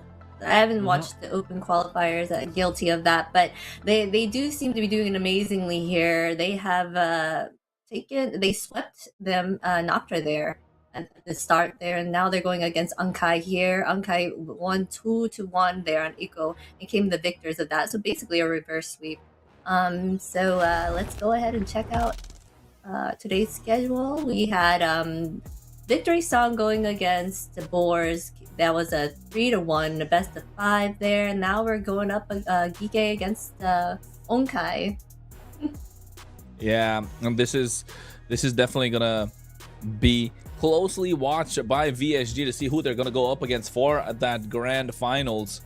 In that grand finals is gonna be taking place tomorrow, and I think this is going to be slightly in Geek Esports since they're the favorites. But taking a look at the lineup of Unkai, the one who've been causing upsets, Renshu, Sula, Kangchana, Wenchana, and Sarah, as well as Matt, right? Yes, Kangchana did amazingly there on the board the other day. Kangchana, we were worried about her placement and stuff when she was picking the gourd there, but she had great positioning and came on top of her team. And now we definitely have DK here. Yeah, we do. Go on ahead, Zena. Go on ahead. It's all you. Oh no, man. Here we got Nefiria, Electa, Megumi, Yennefer, and Alyssa. Yeah, star-studded lineup. They're not prone to swapping rosters here and out. We did see last night, as well as Yui coming out of the fray. I don't know if they're gonna be a point where they're gonna try and switch that out a little bit. Maybe play Megumi with Asu and Yui with Yennefer, just to find the best possible solution for the entire lineup. But yes, regardless of what they have, they are a monster team to deal with. Without the monster being taken, even Asu just kept that bay for now. But Yennefer coming back into the roster and just showing a little bit more of team play, having played with a team a little bit more currently. So what would you prefer, Azina? Someone who has been playing with the team for a while, or the monster just sitting in the cage waiting to be unleashed, knowing that that monster is such a powerful tool to use in your lineup? What would you do? Well, I mean, as a coach? Well, as a coach, everyone's used to playing with, you know, the one that's been there for a constant, with them most of the time. So they have that synergy already built and stuff like that. But yes, the monster sitting in the cage can be very helpful to them. They're probably waiting to kind of bring her out later on. Maybe like a hidden talent. You know, they probably don't want to show everything that she's got just yet. So maybe it's a strategic play there by them. Mm-hmm. Maybe it could be a strategic play. Maybe they think they're already going to go all the way and not utilizing all the tools that they have. But I mean, hopefully we get to see the best out of Geekei Esports in this game, in this series. But of course, Unkai will be trying to put a stop to that. And take a look at the map that we're going to go with. Take a guess. Never mind. It is Broken Walls for this one. Yes, they are going with that Broken Walls this time around. So for sure, no, you don't want to see a Ling out there, which we have not seen anyways. But that guy's washed, bro. That guy's washed. Like, forget about Ling. Like, if you're playing Ling in this economy, I don't know. You're must be a sadist. He wouldn't be good on these Broken Walls either. So for sure, yeah. I mean, they probably like the pain if they want to pick a Ling out there. That struggle. Mm-hmm. Maybe they were trying to give themselves that challenge for sure. But let us get into the draft here. They're gonna start out with banning out Yves and Phoebe as very strong heroes right now in the meta. Of course, I think Phobius is a solid pick that can be picked up in the first phase. Also, really is a massive body just to hold down the front, just to hold the front line for Unkai, and then making sure they can get somewhere after having the front line blocking a lot. They take out the Kaja as well, so not many pick off capabilities coming out from the Geekei Esports. But if you're Geekei here, what would you take off? There's the Freya still left open. There's still the Jushin. The Baxia is another choice. I think Freya and Jushin must got to be the smart ideas, but they go for the Harley. Yeah, they're gonna go ahead and ban out that Harley. A lot of isolation picks, such as Kaja or a Kalea or something. It's good against the Harley because they could pick him off and kind of take him away from the team, stun him, keep hold of him. So I'm kind of surprised at this fact because I was gonna say, oh, maybe they're banking on picking up the Harley. Well, that's probably why Geekei banned out the Harley, thinking that Onkai was going to pick that up. Right, so that's probably that ban there. But Freya most likely will be the next ban here. Maybe a Jushin. I think it's got to be Jushin Freya, right? You can't let it go. It's got to be one of the other two. There you go. Freya being taken out. I think Geekei Esports just play it easy, take out the Jushin, but then that leaves the Marcel open, the Baxia still open. So a lot of options still left on the plate for them to pick up from. And take a look at the ladies. They're ready and they're prepped, all down to get rolling to make sure their team gets out on top. And that's Unkai for you folks on your screen. Yes, Unkai here, ready, focused. You can see they're very zoned in right now. They're deciding what they should ban on Geekei's side. They know that this is a hard match for them to go up against, I'm sure. So they're keeping that focus for sure. We're just gonna see now who they will ban or pick up next here. Yeah, I think Jushin's gone. Marcel is a solid choice, but apart from the Marcel, if there's anything, you know, the carry has been prioritized quite a lot by a lot of teams. Never mind Marcel, it is in the hands of Sura. It is a solid choice in the roam position. Allows them to play as aggressive as they like, but then again, it can be answered with the Hilda, it can be answered with the Khalid. The Valier is a great option. They Valier, go yeah. for it in the hands of Megumi. I think Hilda, right? Hilda or actually Harith is another great choice if they want to pick up here. Yeah, Harris would be a great choice there for their gold laner. That is still a big option out there for them as well. Like you said, Carry would be another choice there for that marksman lane. Harith is what they choose, 65% win rate there. With all his dashes, he can get around pretty quickly. So Valentino would be a good pick too, so they can get a golden hour here on Geeke's side, but Yeah, Kalea I think would be on the good as well, right? I mean, yeah, for Geeke, Kalea is something that they can look at, but I think here right now, if you are Unkai, Marcel plus not a carry, I think Valentina is a great choice here if you want to go for it in the mid lane, but you're not really taking away a lot of these ultimates. So what would you go for? I think get yourself the jungle. The Suyo's got to be locked in, right? There you go. Suyo plus Gord again, relying on the Gord. It's a great pick. It's a great pick if you ask me, because I think this is one of the better picks that's there in the that's one of the better picks that's there in the current meta. It's been rising, not just for the fact that it does so much damage, but also kind of a disruptor in these fights. Yes, I'm sure. It's Kanchanga's comfort pick, right? Kanchanga's been doing amazingly with this Gord. Her positioning I spoke on earlier is really great with it, and they know how to keep her well off there with. And Gord's stun can kind of help stop Valier from escaping, because it can kind of bounce back there and kind of get him as well. So great choice there for the side of Unkai.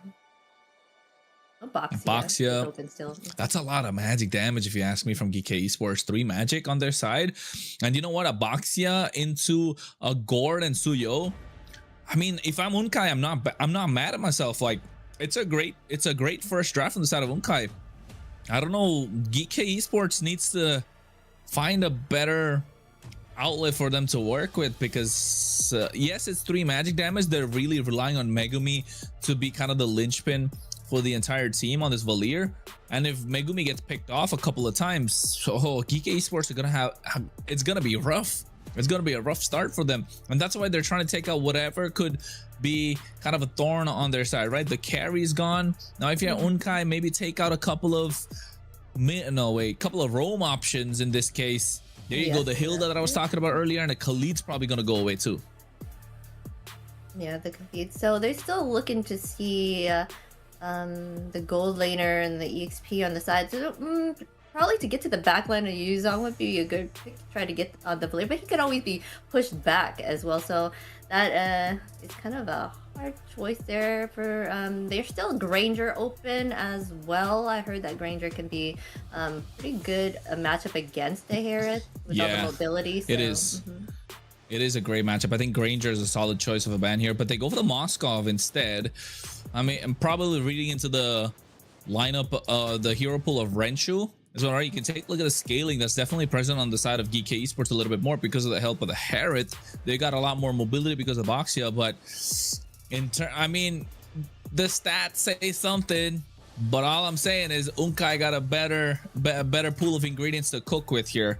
So that's the only reason I think Unkai have done better in the first half of the draft. Just take out the Khalid, and you're going to be having a great time in the roam. Sora is gone, so that's still not bad. I think Khalid is one of the only options that's kind of left for Geek Esports. Yes, for sure. They are target banning those roams because a roam can be a very big support and change the tides of a team fight, right? So how it's utilized out there would be great. Oh, 75%, there's a 75% win rate for him? Arlott, yeah. Okay. I mean, he's been played 4 times, so 3 wins and 1 loss. Oh, I wouldn't be mad about the Arlott, but definitely does change their style of play and what roamer they want to go for. They can go for a utility roamer in this case after the Arlott's being picked up, a little bit more aggressive in terms of what they want to do with these neutral objectives with a flicker final slash. If you're Unkai, on the other hand, though, you need a marksman, right? Granger is a solid choice. Don't think twice about it. And then if you're in the EXP, maybe a Lapu, maybe a Yuzhong, both do really well against this lineup, except for the fact that there is a Valier and a Boxy on the other side. So Beatrix. Okay, they're gonna go ahead and pick up a Beatrix. I've seen Beatrix doing well with the Marcel here, so I mean, not mad at the pick as well. If they work well hand in hand together, they can dish out a lot of damage to the opposing team here. And Alice here, giving them that tanky EXP and the mobile, and she can get back there to the Valier with her teleport. So I think that's a great choice. Yeah, I agree. I think the Alice definitely looking to dive into the back line. A good balance of magic and physical on the side of Unkai. I'm liking Unkai's draft at the moment. It's so good because individually every single hero is capable of carrying the game by themselves, and the combos with the Golden Hour, the Mystic Gush, as well as the Nibiru's Passion, the Bennett's Rage, all that, it does work out for Unkai. They got a Hylos. I mean, did they really have other options in this case for Geek Esports apart from the Hylos? Maybe a Khalid, but now the fact that they've picked up the Hylos means that there's a lack of physical damage, and if you're able to shut down Alyssa in the early game, then you just, all you got to do is build some magic defense, and you're not going to really have that much trouble. Yeah, this draft is looking in favor of Unkai for sure, but this is Geek we were talking about. It's how they utilize their heroes here and how they can make it work for them. So this will be a match to watch. Super fun right now. The draft really looks good here for a guy like that. They have the Marcel here, the Gord, as well as the Alice to kind of help with getting the Valier there. Right here. Yeah, I agree. I think if you are Geek Esports, you want to make sure the Valier has a great game. Otherwise, it's going to be rough for them to start this series off. It's a best of 5, ladies and gentlemen. Presented by Sergio, powered by Runestone. We're talking about a slot for the grand finals. Geek Esports on the red versus Unkai on the blue. And let's get things started. Yes, it's looking like what is the Harris doing over there? Oh, just protecting the in case of an invade happen there. Just want to make sure that no one's going there to steal that orange buff over there.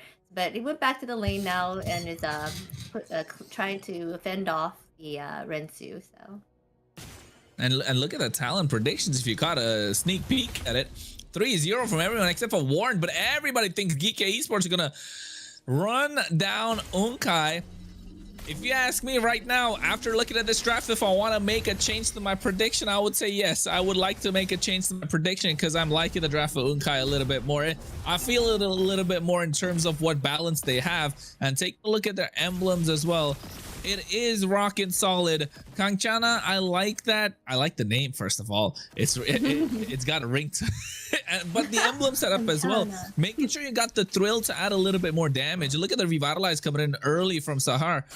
Just to make sure Unkai and their marksman, Renshu, doesn't have to go back in the lane, go back to the fountain and be delayed in terms of their scaling potential. Yes, oh no. Exactly what they're doing. Exactly what they're supposed to be doing. Shut down Alyssa as much as you can in the early game.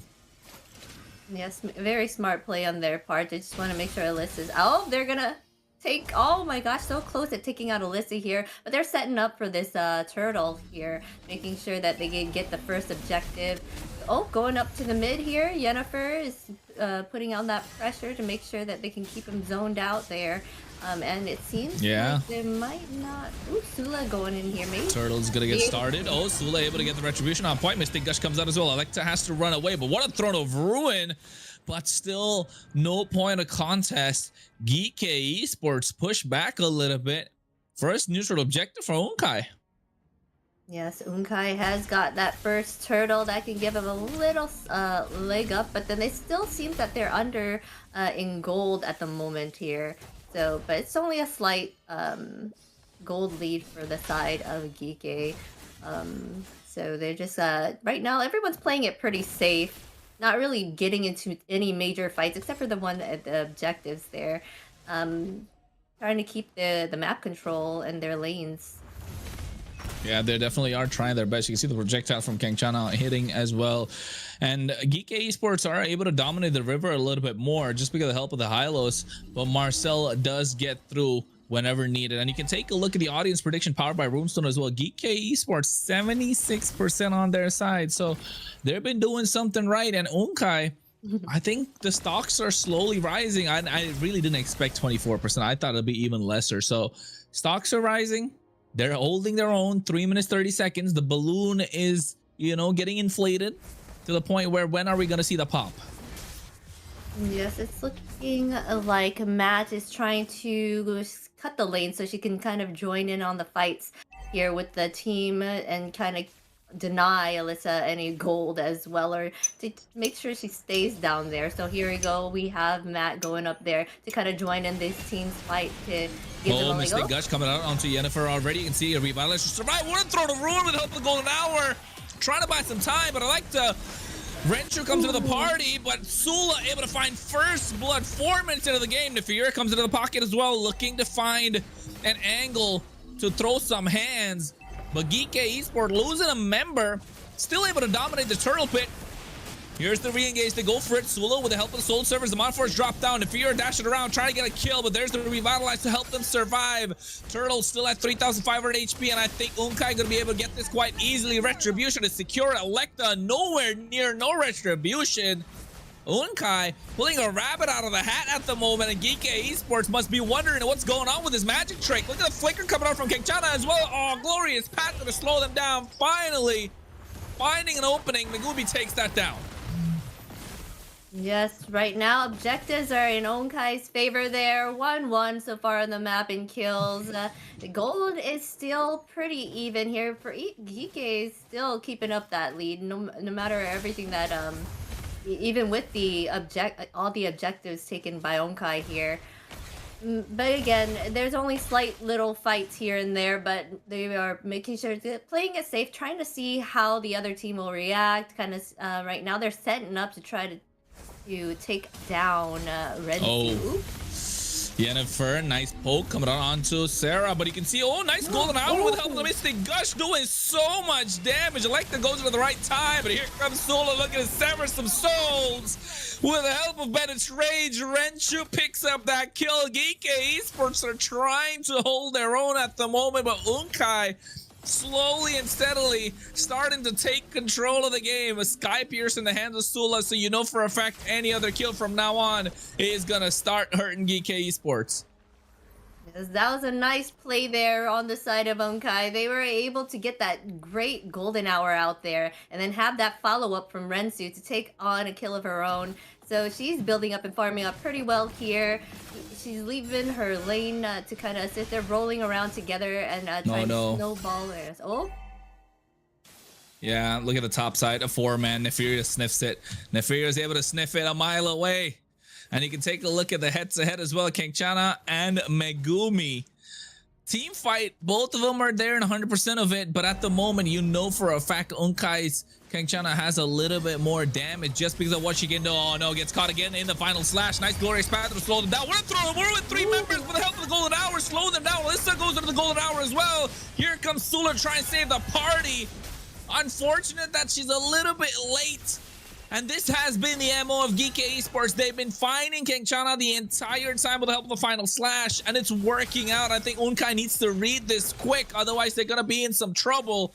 And at the moment, they've already dominated the river. Geek Esports want to take down Mama Slava, but you can see, oh no, Matt trying to survive. Able to get out, final slash being used up. Unkai pushed back, and now we'll have to wait to make sure they are able to contest this neutral objective. But meanwhile, look at the bot side. Sula picking off some towers. Yeah, Sula is trying to make sure they keep that macro, so they're going ahead and pushing that out right now. Smart play by the side of Geek, taking out Kengchana because she has been a huge damage dealer for Onkai there. They were able to claim up that turtle with no fight back. Yeah, they're just keeping them at bay here. So they kind of have to regain that momentum that they had at the start, because it's looking like Geek is starting to be able to kind of get a comeback here. Yeah, definitely looking for a comeback, but look at that 5-man rotation on that long bush in the river. Alyssa waiting for the right opportunity, and this has been the problem, right? Alyssa with the final slash going, and look at that, misses King Chana at the moment. Kasha goes in and gets that, able to get a good golden hour. Mystic Gush coming out as well. Yennefer getting melted down. Glorious Patrick not going to do anything. Nice use of the Throne of Ruin to zone them out as well. Benestrage coming through, but Alyssa goes in with vengeance after vengeance. Demon Force doing a lot of damage coming in from Neferia. Unkai push back again, but they're able to get that 1 kill in trade, right? So it's still working out to their favor. It's a 50-50 so far, Xena, and every time it's a 50-50, it's not in the favor of GK Esports. Yes, it is a 50-50 for sure. They are doing a wonderful job to kind of like... oh, Alyssa! Oh, no. This is what they needed to do. Unkai are starting to dot their I's and cross their T's because GK Esports, they've realized they've got an overload of magic damage, and if Math is able to pick up a Radiant Armor along with Sarah, it's going to be a problem for them to deal with. And Renshu, the damage is starting to add up. Kangchana, the damage is starting to add up. The projectiles are starting to show where they are in the map. Golden Hour, Electa's not able to move away. Look at that. Benestrage coming through along with the Throne of Ruin as well. That's a lot of damage. Taking 2 members out, and Sula adds a stack to the Sky Piercer. Unkai pulling the stops and showing off. Yes, this perfect golden hours out there by Sahar is making an impact here for Unkai. Kanchana and Rensu are able to dish out that damage. They're going to go ahead and get a free Lord here. No competition from Gike. But on the bot side, Harith is able to take down that bottom Lord, try to regain that map control. Even though they know this Lord is coming, they wanted to kind of push back to kind of give them a little bit of breathing room. It is required, right? The breathing room is much required by GK Esports right now. You can take a look. They're trying everything that they can, and I think... Xena, are we seeing... Oh my god, King Chana's dead. No. They're taking so much damage, but look at the flicker and the play coming out at the right time. Golden Hour to stop them in place as well. What a Throne of Ruin, and Renshu dishing out the damage. Electa's nowhere to be seen. Getting melted away. Sula finds another stack. Oh, and they're looking to march down the mid lane. The tier 3 is going to fall soon enough. Nefir is trying her best to defend this, but it is going to fall indeed, as Sarah is trying to zone them away at the same time. GK Esports pushed back 3k almost goal lead on the side of Unkai. The Lord is still marching on the top side of Searing Torrent to push them back. Zaman Force dropped down. Nefir dropped it a little too early. No, man, Zahar is doing wonders with that golden hour for Kanchanga. That the way that they work so in sync right there, and Kanchanga just knows when to dish out her Mystic Gush. Is just on point. Their synergy right now is doing a great job here. Going against Geek Esports, they knew they had to bring it. They're already up ahead here by 4k gold. Yeah, I think the fact that they've got so much gold in their pocket, but are also able to push them back to a certain extent, makes it a little bit difficult for GK Esports to make a comeback, right? And I think Unkai are playing this to utmost perfection. The only mistake that they've had so far is Kangchana able to kind of like going a little forward, but also good play from Alyssa coming and catching her with the final slash in the mid lane. But I feel like I said, they had to read into it, and they read into it pretty quick. And after reading into it, it has been smooth sailing for them. Look at Unkai. They're like, what's going on?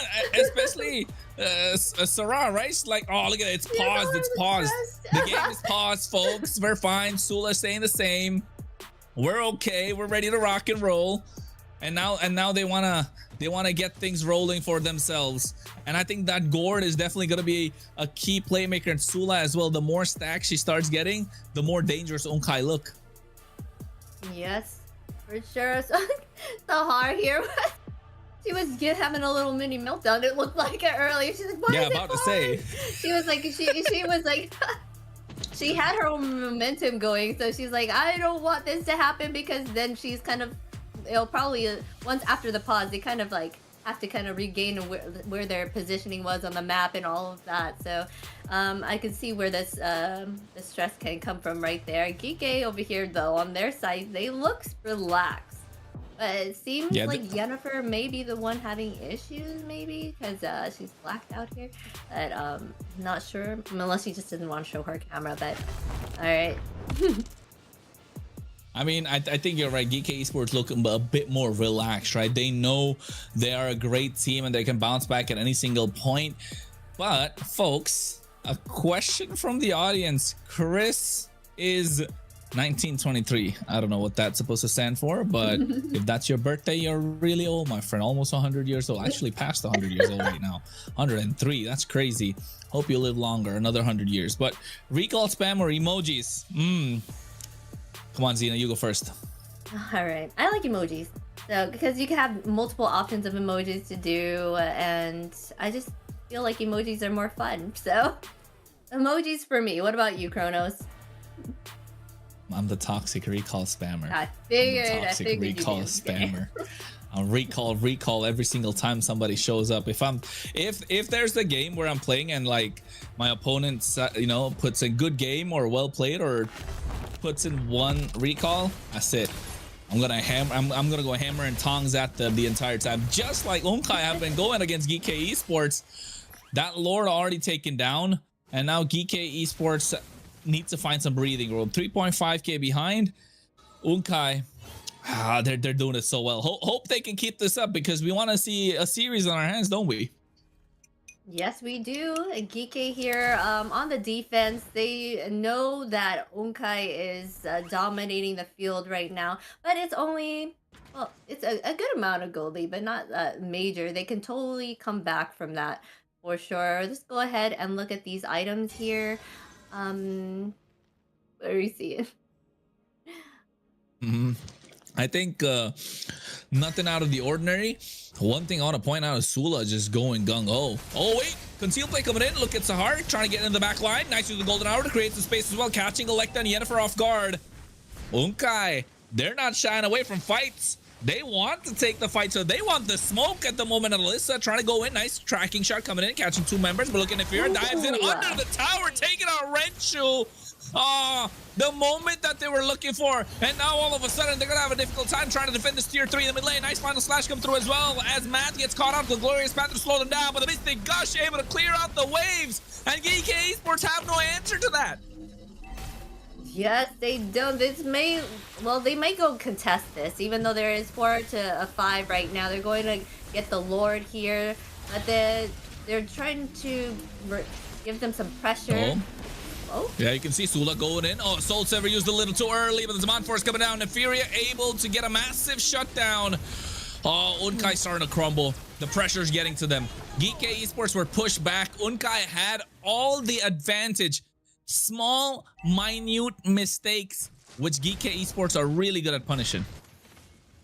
Yes. GK now has the Lord in their hands, and that Lord is pushing up the top side. They may go into this mid lane to kind of give more of this more map control, because the tier 3 tower is still up here, so they're gonna try to see if they can take that down. But the Onkai here is going to protect it and make sure that it doesn't get taken down. But they have to find somebody to kind of go after that Lord over there. It's gonna take down their tier 2 tower all by himself. Yeah, it's gonna be able to take down the tier 2. But GK Esports, they're so good at this part, right? Once they get the lead, they're so good at slowing things down and understanding what their win con is, and just able to press down on that part that hurts for Unkai. You can see Yennefer's probably going to put in the Glorious Pathway soon enough right now, but here comes Matt. Nice with the golden hour. Oh, what a combo with a Mystic Gush. And look at Sula going at the right time as well. Soul Sever coming out with a Throne of Ruin from Matt to create the space that they need. As the Mind Force drop down, but Matt falls. The Lord is already down, but you can see another member looking to get taken out, but still able to survive. GK Esports, the overload of magic damage is not helping Unkai. I hope they've got some extra magic defense, because you can see another Athena shield popping in the hands of Sarah and Sarah, and GK Esports slowly starting to push their buttons and take it past the limit. The projectile comes out, another Gush in play. Able to clear out the wave, but Sarah falling down once again. Yes, and GK here making a smart play to kind of back up. They know that the minions are not there, so they're gonna just back up, farm up a little bit. They close the gap here, and even gain the lead now in gold. So they're gonna go ahead and try to take all the jungle away from Unkai here and clear it up and keep control of this map and the momentum that they gained from the little minute mess up that you were saying earlier that Unkai had done. Definitely. And at the moment, GK Esports slowly able to dominate the river. They've got the Oracle as well as the Radiant Armor in the hands of Matt, but I think a good use of the Chastis Pauldron. I do want to see that Athena Shield come out as well, just to make sure they're able to tank quite a lot. If not that, maybe even a Cursed Helmet just to dish out some damage since you're in the midst of the fight, right? So, but GK Esports, they were down 3.5k gold. Now all of a sudden up by 2k. And Sarah needs to find openings. They need to get back to the Wombo combo that they were playing with. Unfortunate that the waves are not going to be on their side. But the one good point for them is the fact that the Lord is on the bot side where they have lost the inhibitor, right? So it's going to be easier for them to clear out the waves. But look at Alyssa getting a little too deep now, poking them down. Lord is going to be in the contention for GK Esports, and they're looking to go for it. Yes. Oh, no. Oh, no. Golden Now, Hour. nice Golden Hour with help of the men's range. You know, here's Sashi coming out as well. The overload of damage is too much. Jennifer falls. So does Alyssa. Electa's the next one to take the damage. And Solar fights the snipe. It's a double, but Megumi able to trade it back. Unkai, one looks so grim in the... Oh, my God. Sarah just able to find the opening, man. Oh, this is how you do it if you're Unkai. This is how you create upsets. This is what esports is all about. This is what MLBB and the SVC brings in. A moment of hesitation, and they collapsed and they took advantage. Here we go. We're gonna go see this replay here. Golden Hour down by all that damage did that by Kanchanga and their marksman there. Wow, what a wonderful play here. 3 down for the side of Gike, and that gave them the upper hand to get that Lord. Not just that, the fact that they've got a massive Throne of Ruin at the right time. The Wombo combo is starting to show. Unkai, where they play this early on and they're able to do it again. And oh no, Sarah, what are you doing? This time not a good option. Gets in a little too deep. Did not have the Golden Hour. Pays the price. Used it a little too late. And now this Lord has been slowed down even further. The push that could have been possible for Unkai now being pushed back again. GK Esports given a little bit more breathing room. This is what I'm talking about. These minute small mistakes are going to be costly for Unkai. Oh wait, they didn't get... They even got the purple buff. Yes, they did, and now they're just trying to push out all the lanes just to make sure that the Lord and the waves are synced right here. They're trying to see if they can take down and inhib at one point, but they did lose a big major CC there with Sahar being taken out. So that kind of made that Lord kind of not really a factor in that push there. So giving that chance for Gike to kind of come back from this. Yeah, I need to find a way to come back from this indeed. And Electa's not having a great game. This Boxia, that's why I like you picking up a Boxia when a Gord was picked up early on and the Suyo. I get the idea, you get to dominate the early game, but the Marcel was so good at keeping them at bay. And you can take a look at the amount of damage taken. Math leading the charts, and rightly so, because it's her bringing these massive Throne of Ruins at the right time. And GK Esports, again, even out in terms of gold. It has been back and forth. It's only game number 1 in this best of 5. Looks like we got a long night. Tracking shot coming through as well from Sahar. Right now catching Electa. That's a lot of damage. Sula gets caught in it as well. It's not looking good at the moment, but they go in with a mistake. Gush, Glorious Path to slow them down. Able to make it on harm's way. Able to get Throne of Ruin to come in, but Nefira able to find one. And now what? Throne of Ruin able to catch all members, but it's not enough of the damage dealers. We're hightailing it at that moment. And GK Esports making the most out of the position in that fight, looking to take down this inhibitor. Electa zoning them out. This is the opportunity. This is the moment that they need. A Renchu is alive, but the Zaman Force coming in. King Chana being pushed back with the help of the slash. And now GK Esports, I don't know if they want to bite the bullet. They want some breathing room at the moment with the Lord being up in the next 3 seconds. Yes, and GK allows them that breathing room because they are going to go ahead and try to take out this Lord.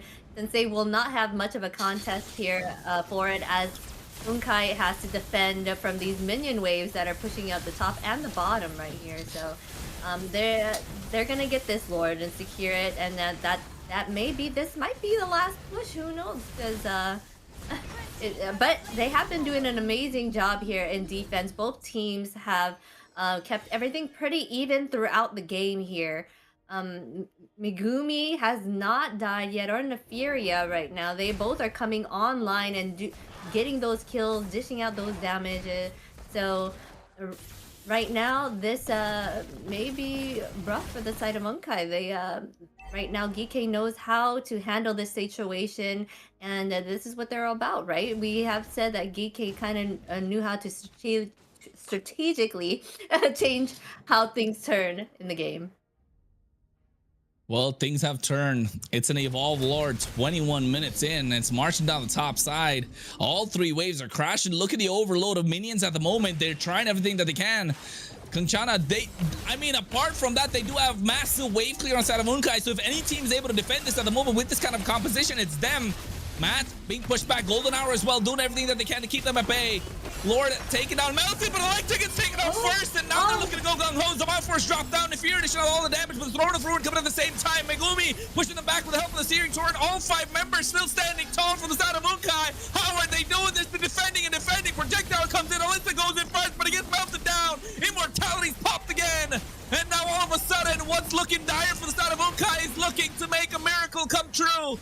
Everything is possible as long as these 5 girls remain standing, and Geekei Esports can't find a chink in their armor to patch through. Amazing play there on the side of Unkai. They were able to defend what was looking like Geekei was trying so hard to put that pressure on them, push in, but that tankiness coming out from the Alice and Sulu going in and making sure that they fend them off.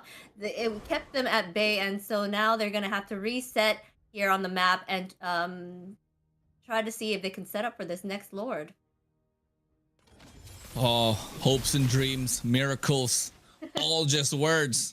But when you put it into action, Unkai Esports are making it work.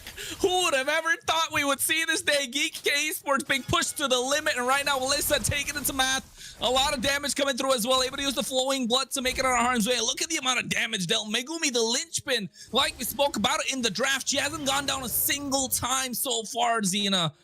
405, Neferia with the same 404. They're playing their hearts out, but at the moment, if Unkai can get to Megumi, if they're able to pick her off one time, oh, that will spell the end of Geekei Esports, or it will take everything Unkai have in their arsenal just to take her down, that they'll forget the rest, and Geekei Esports run through them like a freight train.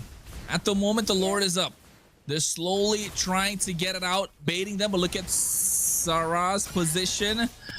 Matt taking too much damage, looking to get a golden hour, but at the right time as well. There comes Banished Rage. Sarah go to the back line, catching 3 members, but there it is. A lot of damage being dished down. Sula looking to go through as well. Misty Gush coming out. Alyssa is there with the help of the final slash. Matt gets taken out. This fight's a little discombobulated for the side of Unkai, but Geekei Esports stick together, stick tall, and they realize they have the waves in their favor, and they're just playing the map. Yes, Unkai has to back up and defend. They lost 2 members there, so they are not able to contest this Lord. This may be that final push that Geekei needs to gain the victory here, because Unkai needs to be answer to all these minion waves that are coming down on them. Here, Alyssa was making sure Alyssa was making sure Kanchanga was not able to do anything, and possibly trying to take her out before this Lord gets there, because she is that major damage for them on that team. So they're going ahead and trying to clear. Here's Lord. Look at this view. Lord tunneling down. This is a really nice... Oh, there we go. They're going to go No way. No way. A pause requested right now. A pause requested right now. Look at Kanchana. She's trying to like, stop it. Stop putting the pauses. We need to get this game underway, folks. That's what she's trying to say. But the way that Unkai have really held their own is commendable. Never really thought they'd be able to take this against Geekei Esports. I changed my mind with my predictions. I still think they can pull off a game at least from Geekei Esports, if not the entire series. But I mean, Xena, it's only game number 1. I am hyped, yo. My ears are hot at the moment with the way these games have been going. Adrenaline's pumping. I can only imagine what the girls feel like. I know, right? Onkai has been pulling up for this first game. Who would have thought that they'd make Geeke kind of struggle here on the first game that has so many of these heroes open, right? The use of Sahara's golden hour, and then the follow-up of Kanchanga and even their marksman on that side, just dishing it all out together. They know what they need to do to fend off Geeke here, but this may be that final push that Geeke needs to gain that first win here. They're tunneling down with the Lord. They have not really synced up the waves perfectly here, but then this may still be just enough. Oh, here we go. Yeah, Matt able to zone them out, absorb a lot of damage. What a flicker, throw of ruin coming at the right time. Nefira at half HP, look at the golden hour as well. Nice final slash, Mystic Gush coming out just to be able to clear the Lord, taking so much damage at the same time with the help of Ben Rage. But I think the job is done. Geeke Esports locking the base crystal after a well-fought game from Onkai. Unfortunate that there has to be a victor and a loser, and Geeke Esports come out on top. Yes, Geeke Esports comes out on top there. Perfect play by them to defend and having their Harith and the Valier stay out of harm's way and coming online, right? So I think that was a major factor in helping them gain that victory. 100% a major factor, but you know what? One thing is important to say, that Geeke Esports did not play so well. I don't think... I mean, Electa and Yennefer didn't really have a great game. Megumi playing her heart out. Nefiria, an absolute monster. Alyssa knowing what her job is, just trying to be aggressive as much as possible. But I think if you're Electa and Yennefer, you want to pull your socks up for this next game, because otherwise it's going to be a difficult time to try and get to Onkai, because their draft still looked good. They had a big 2 bodies in the front, but the MVP, like I said, Megumi, 7-0-6 on this Valier. Never really thought we'd see Valier as an MVP, but the way she played it, she got some fans right now. Hey, yes, for sure. It was a perfect choice there against the Marcel pickup to kind of push and fend off the other team and even push Sulu away here. Most kills here, Megumi taking that, most damage, Nefiria. Those two have done wonders for the team, and we knew that they would be here on this, right? Because they barely died, did the massive damage, and kind of turned things around for the team. Yeah, I agree. I think it definitely turned things around. Even towards the end, Ren should go for a War Axe. I don't know if that was a, best idea. I would have just gone for a double BOD at that point, right? Just why not? Even a DHS actually would have worked. So I think that being a little bit of a hindrance for their side, a DHS would have been a little bit better. But apart from that, I mean, Onkai, commendable job. Now we can see why they really gave Echo Esports a run for their money, right? And you know what? I know my prediction is 3-0 on Geeke Esports. And I know a lot of the players from Geeke Esports, right? But I gotta say, if Onkai wins, I'm not even mad, guys. If this is the way Geeke Esports are playing, I don't know. We've been hyping them up to be one of their best teams, but in terms of execution, the draft, the gameplay, this game wasn't showing it. And if you're trying to go against BSG in the grand finals, or even be able thinking about beating them to go to the MWI, this is not what we want to. This is not what we want to see. Yes, this is not what Valkyrie they take out Kanchanga there. I did see that Golden Hour going out there. Kanchanga was a little late at putting out the damage, as well as the Beatrix putting out the damage at the events. It's just little mistakes that cost them here. I think they had to kind of get more communication for the next match there, but Geeke did a wonderful job following up on each other here and getting in that damage that needed and protecting their backline, right, to kind of get them that win.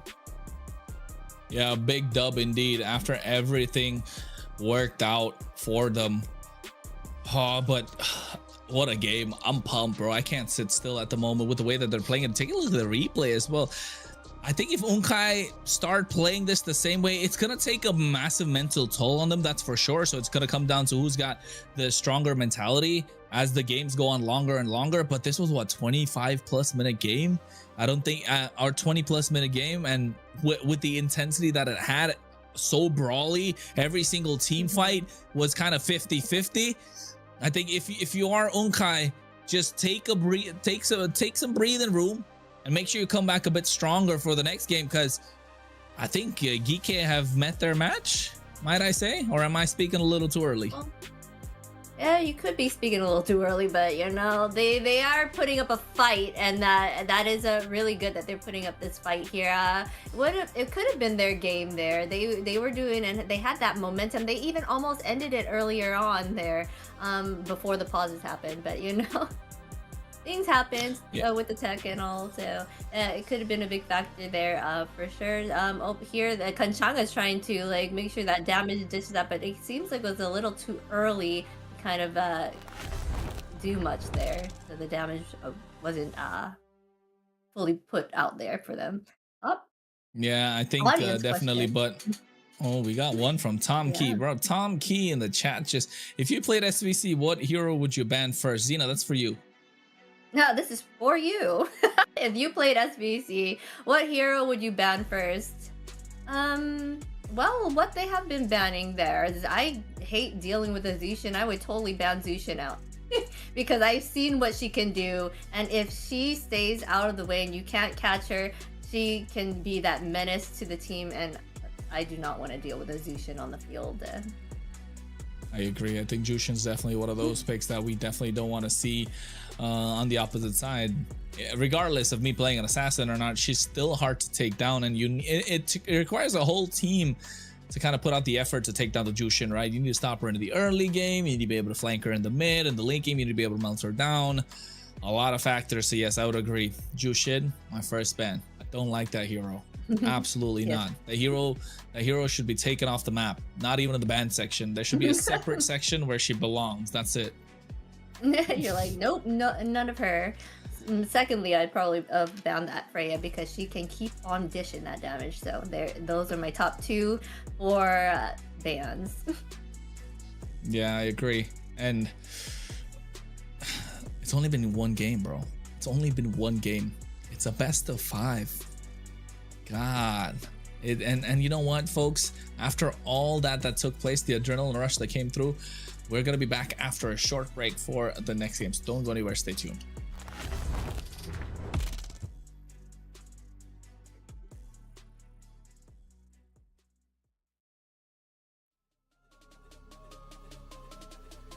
Who the hell can stop me?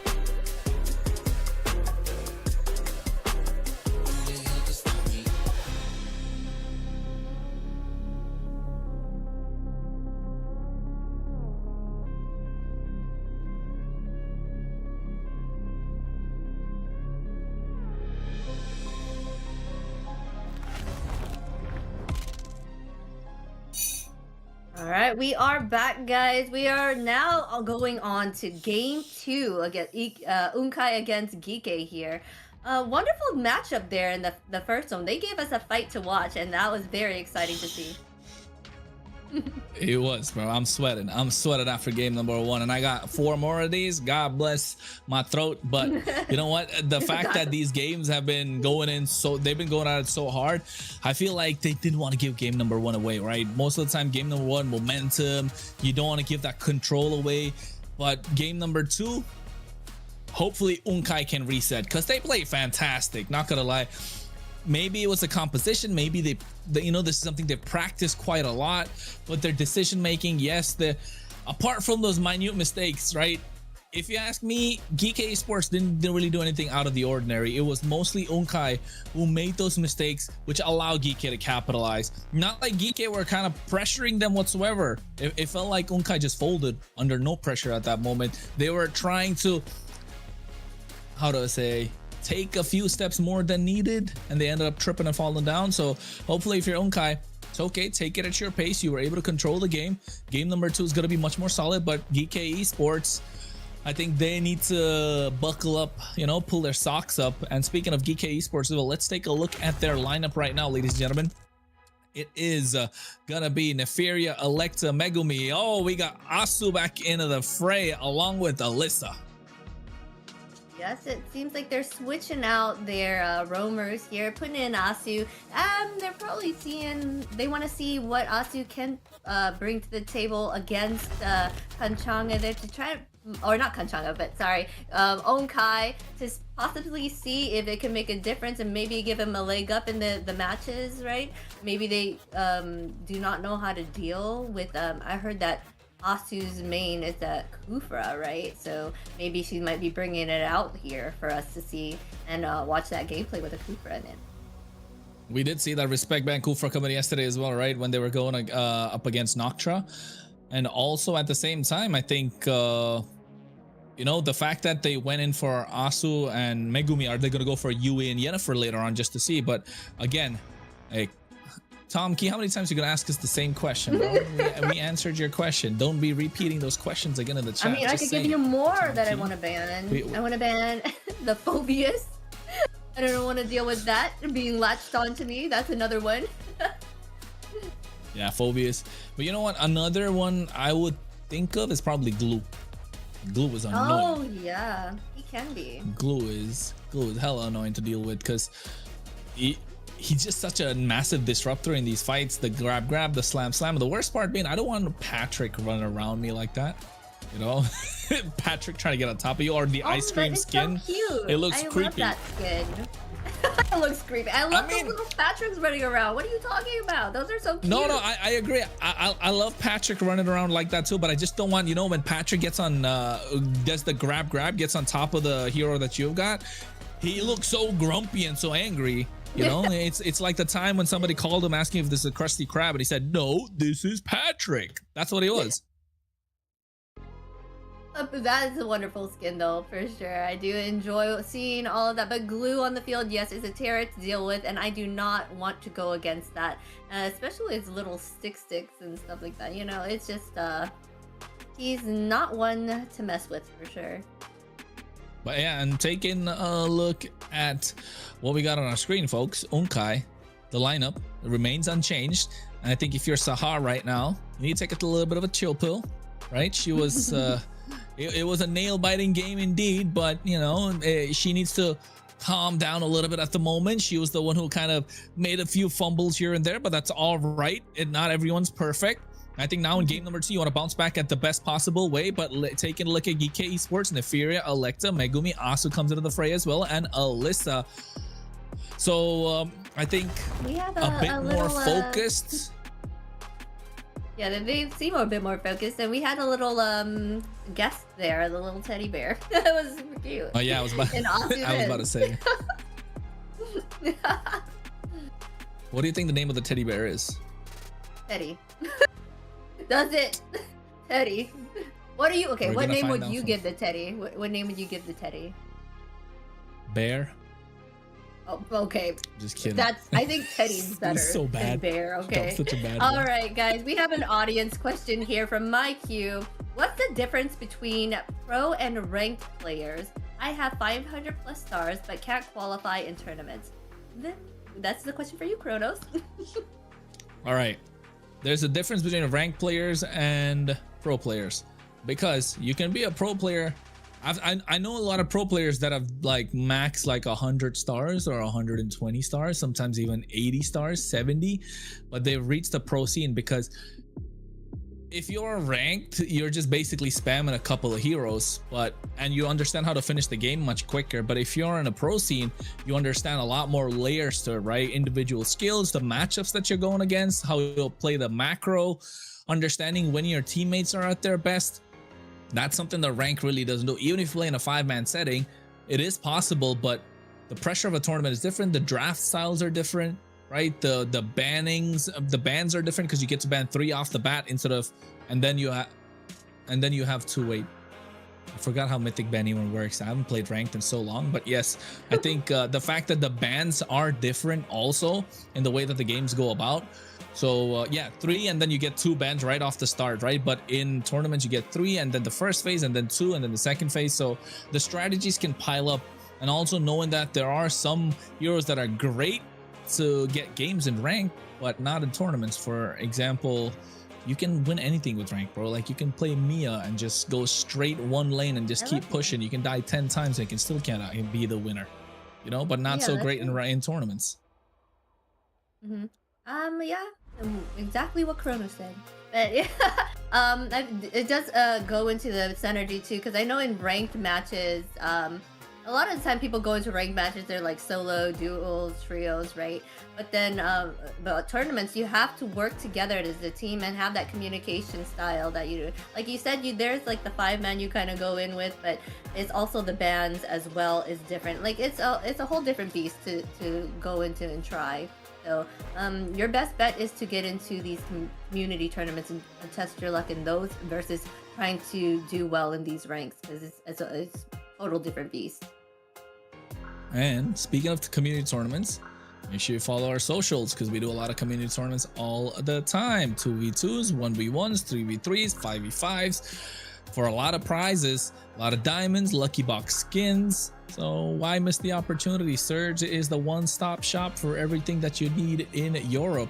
And also at the same time, we got a new video out of Surge Europe. Go check it out. I interviewed the CEO of Surge, Yaroslav, Professor Nish, as we know him. You know, he had some wonderful thoughts about where Surge is going forward for the next season, and also what difficulties it takes to try and set up Surge to be such a massive powerhouse in the European scene of mobile esports and as well as MLBB. Did you check it out, Zena? You got to go check it out.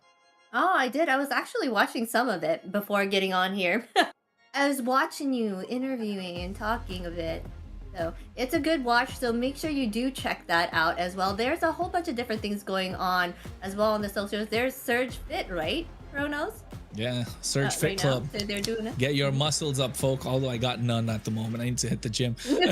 But yes, we've got the summer calorie challenge, right? Just make sure you burn those calories. You're able to get a lot of diamonds in return. I mean, I live in England. It is hot right now. I don't have to do much to burn these many calories. I just gotta walk around for like 10 minutes, and I know for a fact I'm gonna be burning so much. I'm sweating right now. And not just that, with the gameplay that these ladies have been dishing out, oh yeah, I bet everybody's sweating. Whew, we're all sweating here. All right, guys. Speaking of, we do have. Yeah, exactly. About to say, we've got the caster prediction right now. As you're taking a look, folks, I got one wrong, just because, you know, the previous one wasn't a 3-2, was a 3-1.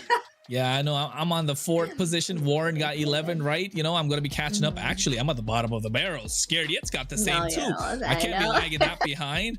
About to say, you know, I'm gonna start getting these ones right at the moment. Otherwise, I'll probably be sitting at the bottom. But you know why I'm always, you know, towards the end? Because I take those risks to see if the other teams can get on top, or even for the fact that just give the benefit of the doubt to the teams that have good form, but also have the mentality to try and take the next game. And folks, speaking about all our prediction stuff. No, I didn't. All right, speaking of, so what were you saying? I was speaking of prediction matters, right? So make sure you're there giving your audience prediction as well when it comes out, because that's super important. But guess what? It is time to decide the map. Which one is it going to be, Zena? Expanding River is what we're having here, giving them that movement that they need. They can probably go without getting any shoes or something like that to change up for better items or something like that, because they can take advantage of the Expanding River here. I like expanding rivers. It allows them to play these tankier jungle options that they want. And you know for a fact, Electa likes to play these tankier jungle options, right? Compared to what Unkai brings in. But if you're Unkai, that gourd is so good. And I think Geeky are gonna be like, we gotta ban that gourd out. That gourd is starting to become a problem. Even that Marcel. Are we gonna see this Marcel being taken off? That's my question. First ban Marcel will speak volumes to Sahar's hero pool and maybe put a stop to the plans of Unkai. Yeah, we shall see what they end up. They go with the Zushin, like I was saying. She is a terror. I'd rather not deal with her and deal with a Marcel. Because what Zushin can bring to the table. They're going to go ahead and ban out the Harith because they knew that Geeke did a wonderful job there with positioning for the Harith and was able to make that comeback for them at the end. And I think he didn't even die, right? Harith didn't even die in that last match there. So I would say the next one they could probably possibly ban. There's still Boxy out there. Marcel is a big one that Phobius is one they decided to do. Freya would possibly be the next. Parrot, Phobius, Jushin, Freya, you're right, but I don't know. Harley's still left open, and so is the Marcel. So I think these options are still a bit too much for them to deal with. But if you're Sahar, you must be feeling pretty confident. You want that Marcel in your pocket, right? The Marcel is definitely a solid option to choose from. Yeah, she probably has more options out there. Yeah, Marcel was a big factor for her. She did really great with the golden hour positions that are, and when she threw them out there to kind of help the team. But I do want to see other ones that she chooses out here. But they are making sure that they're gonna not do the same thing with the Valir here and the Harith because of what happened during that last match. So they're gonna go ahead and make their first pick here. Oh, see, there you go. The Sahar was not Sahar. Marcel was taken out. The Valir was taken out as well, right? Even the Valir was taken out. But at the moment, I think you're leaving open the Freya. I don't know if Freya and the Harley too. Freya, Baxia, Harley.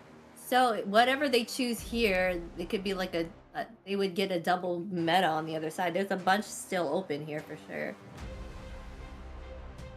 This is what I'm saying.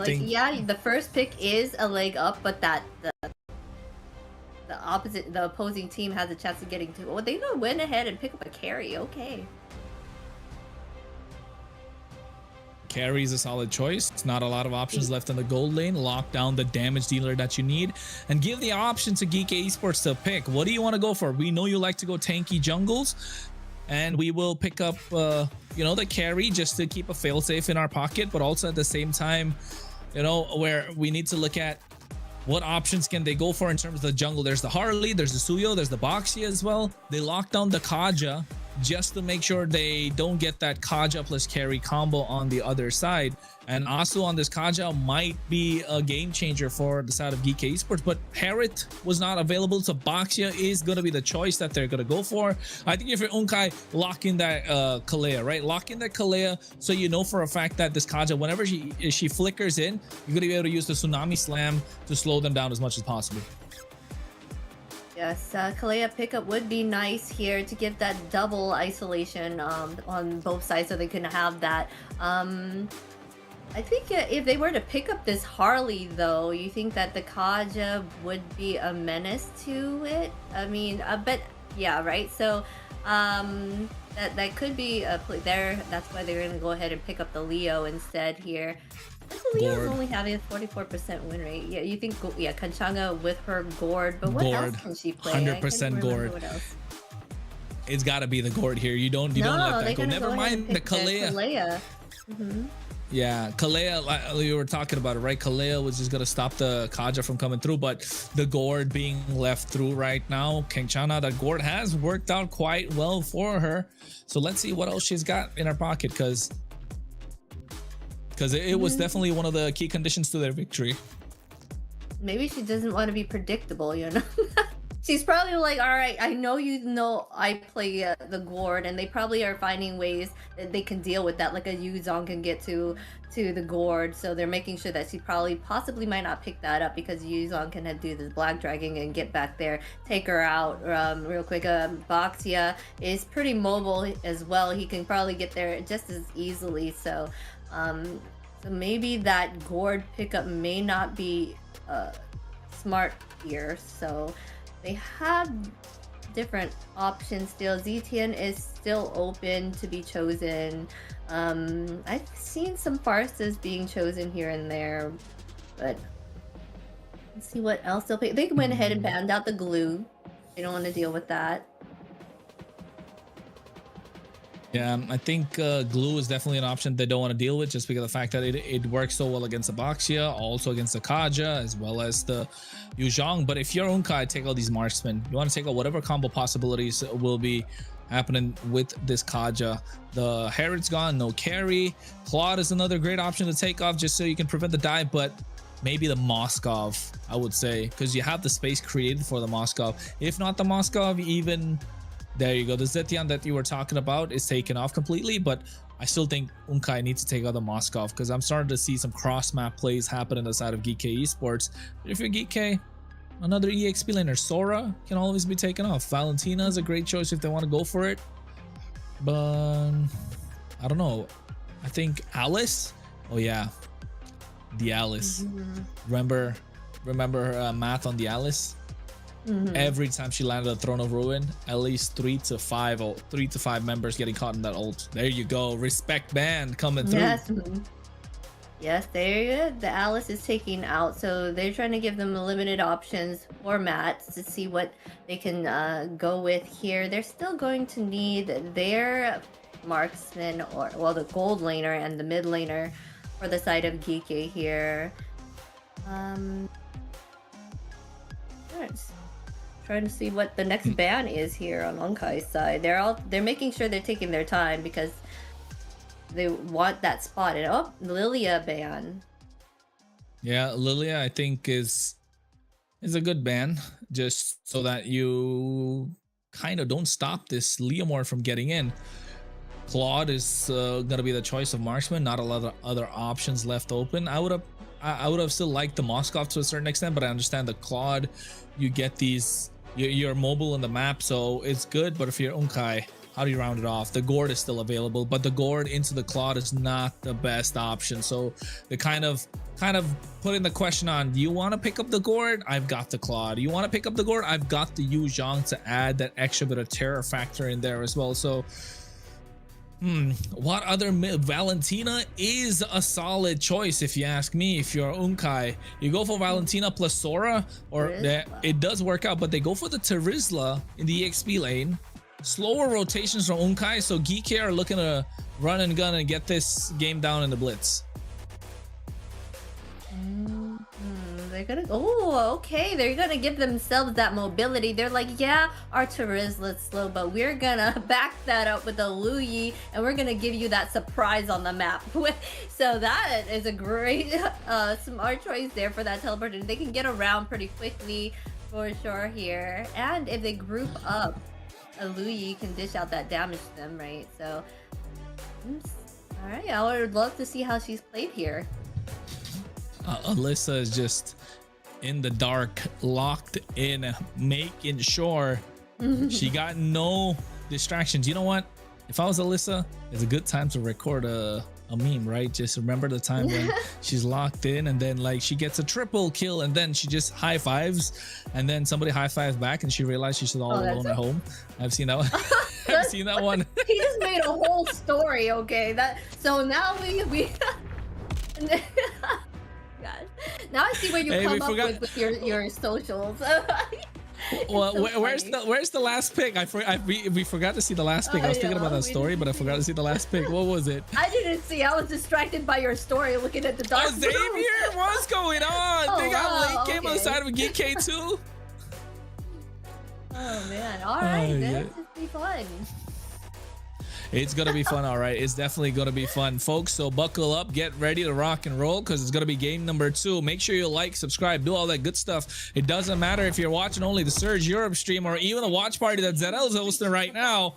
Make sure you support the team that you got on, because it's gonna be game number 2 after a grueling first game in this best of 5 series. Geek K Esports on the red once again. Meanwhile, we got Unkai on the blue, ready to pull off some upsets. Yes, they are ready to pull up some upsets, but remember guys, we are powered by Runestone here, so make sure you do go check out their stuff as we get into this, because you will get those data and analytics. But all right, we're gonna head on straight into the Land of Dawn and see where everything is going on right now. They are making sure that they keep all of their buffs secure here, making sure there's no invades happening, as the side laners are kind of fending off the opposing team, keeping their lane pressure on as well here.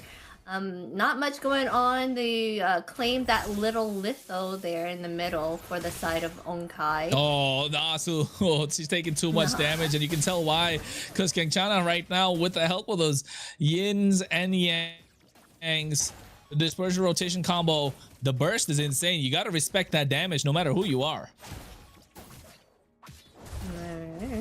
Looking like they were heading out. Oh, here we go. We got our talent predictions here. A lot of people are saying a 3-0 here for the side of GK, but Warren is saying at least Unkai will get 1 here, 1 win, which it could prove true, because they have been doing an amazing job here. They almost got that first match, right? So I wouldn't doubt it at all. I agree. I mean, after looking at game number 1, I don't know, Warren's prediction. You know what? Not just Warren's prediction. I think everyone's prediction might be wrong to a certain extent. But the Turtle's going to be up into the next second right now. They're looking to jump down on Alyssa. They're not level 4 yet. Look at Matt hitting level 4. There's the Furious Dive coming in as well. But the Steep coming out. Black Dragon just to run away. But now he's re-engaged coming in from the help of GK Esports. Electa, Shield Unity, able to push them back. If it wasn't for the Black Dragon, it would have been dire for the side of GK Esports. And Unkai understand the assignment. Take out Alyssa in the early game to give yourself the space that you need. But right now, Asa doing a fantastic job keeping them at bay, and GK Esports able to get this first turtle in their hands. That's a free one at that. They did not have any contest after their little spiff at the bottom there. But they're making their way up top here. It's looking like GK is trying to put that. Oh man! Oh, Mystic Field coming at the right time. Asu able to catch them off guard, and then handing that kill on as well. Because you see at the moment, Sarah just trying the best that she can. Nice Mystic Field coming out as well. Asu goes in, tries to get a Divine Judgment, not available, but flickering at that moment. No, I don't know if Sarah's doing a wise idea. You go with the time strike, a little bit of a panic moment. Oh no, and GK Esports suddenly started to dominate the game. They're able to get another one. Things are starting to fall apart. They're overheating. They used all the fuel in game number 1.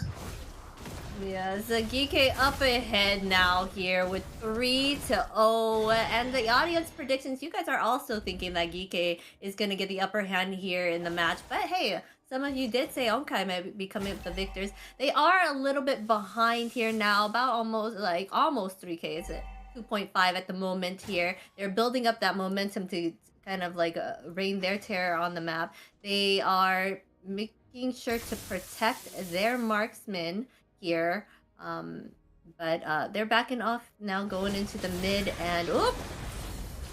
Slam. Asu gets gone. Oh, still able to walk it out. She's still able to escape. That is criminal at that point. Oh no, Onkai really tried. They tried everything that they could to take down Asu. Oh, she's a smooth criminal like that, able to make it out alive quite easily. GK Esports, they're throwing a wrench into the plans of Unkai, who at the moment are scratching their heads trying to understand what they got to do.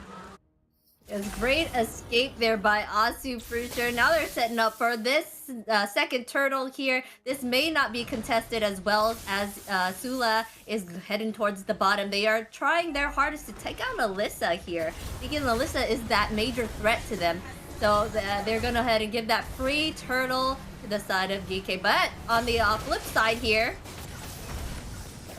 the flip side's looking flip all right. Matt is too slow to swing that hammer. Gets taken down along with that hammer. GK Esports able to find an opening, but look at that. Tsunami Slam coming out as well onto Alyssa, trying to buy some time, but not going to be able to do so. They throw everything but the kitchen sink at that moment, and they take him down. And nice use of that ultimate as well to try and clear the wave, the dawning light. But folks, you know what? If you want to get someplace to check out all your MLBB esports statistics, go to mltv.gg. If you don't know what mltv.gg is, type !MLTV in the chat and you'll be able to get some information. yes, be sure to get that information from MLTV. Getting back to the match though, we just saw that they traded kill for kill there, and then in GK decided they were going to take 2 lanes versus the one lane that Unkai was taking. So they took down the tower there in the top and mid, while Unkai was taking that bottom side. So they have better macro. Oh no, Renshu. Renshu trying. Renshu, I thought that was possible, but don't want to take the risks. And the Alyssa did have that petrify. Oh, look at Hasu. She's dominated the top half of the map just by herself, allowing the rest of the team to walk quite freely. Tsunami Slam comes down as well from Sahar, trying to get them down. Nice use of Divine Judgment, able to use the Mystic Field. No, it doesn't connect. The Dawning Light did a shot of damage, but now Sahar has to get out of harm's way. Sula able to get the purple buff, using the steed to walk out alive, but Alyssa, Furious Dive, not getting the knock up, using up the Petrify earlier. Meanwhile, the 1v1 on the bot side, Sula dishing out a lot of damage, but Nefir doing the same. Dawning Light comes out as well. BMI to go in front, but Sula trying to survive will get taken down. Nefiria finding openings. The title strike coming through. What a use of the penalty zone at the same time. Math is trying, but GK are just too immobile at this point, and they have dominated the first half of this entire game. Yes, and just looking here, they're one step closer to building that Trinity here on this for the Claude, getting that golden staff pickup just right there.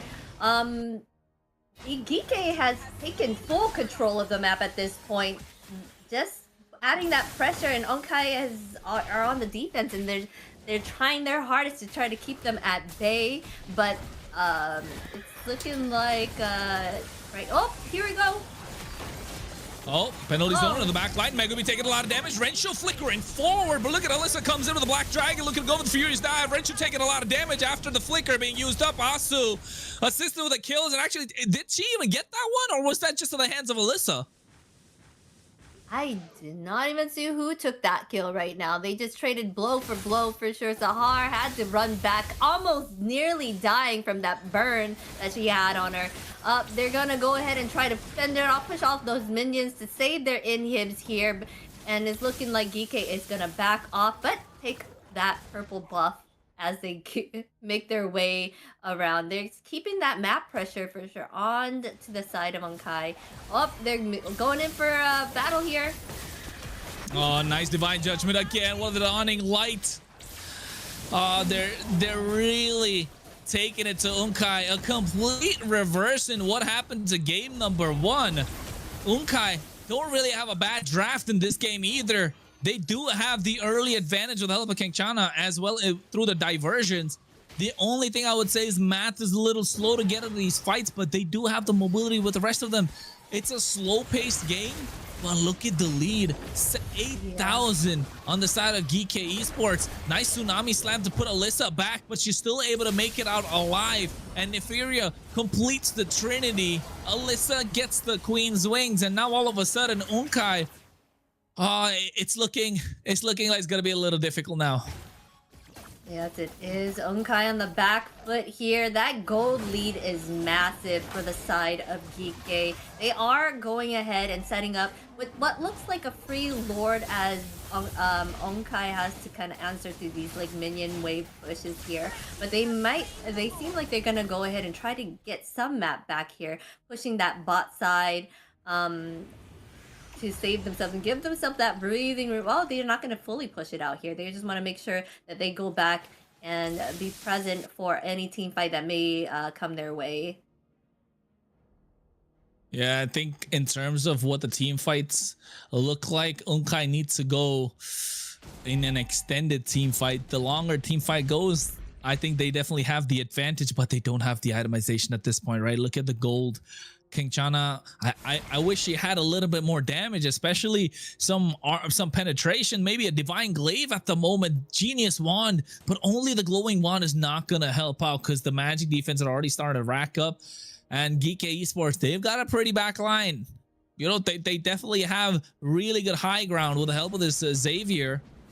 And she can just melt down whoever comes in front of them, and the Mystic Field to add extra bit of mobility for your team. Not just that, you can also slow the opposition down. And look at Alyssa taking so much damage. Tsunami Slam, everything used up, but Asu, with the help of Divine Judgment, catching Kinshana, has to flicker out of harm's way. Penalty zone just for the disengage, but Sarat taking so much damage. Nefir able to get the inhibitor on the bot side. The fight's breaking out, but they're not taking care of the Lord, and now all of a sudden, things are starting to fall apart for Unkai. It is pandemonium in the land of Dawn at the moment, folks, and GK are maximizing everything in this chaos. Alyssa taking so much damage, might be going down, finally does, but locking the crystal are GK Esports, but a great penalty zone coming out as well with the help of the title strike. And GK Esports, they go for a disengage. As GK Esports are going to disengage. The minions, that push was great. They took out a lot of the inhibs and were doing their best to kind of put that pressure added to them. But they were going to back off. There's no minions there for them to kind of handle that situation. But GK, they are dominating this round for sure. Oh, look, we have an audience question from Deadpool. What hero combinations like Johnson and Odette are dominating the meta right now? I know one. I think, well, what do you know? Which one? Yves and Hylo's combination is really good for that double slow that we're in right now. It's a really great to kind of give that team that CC they need to get control of the map, the win.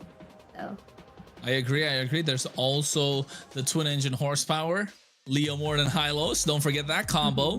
Right, that's another great option. But there's also Valentina plus Hilda, Valentina plus Khalid. Those are great options too. So I mean, just comes down to what you're looking to get. The Claude and the Suyo is another great option. The Claude goes in with a burst of Blazing Duet, and Suyo comes in for the cleanup.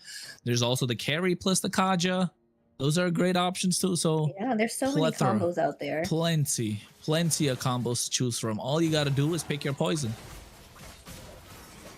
Yes, and right now the Geek Esports is just kind of like just farming up. Not really. They seem very lax here. While on the side of Unkai, they're just trying to make sure they stick together and try to gain some momentum back and getting the map here. They want to see if they can get that bottom side, but it looks like Alyssa is not having it and just trying to protect that lane, but.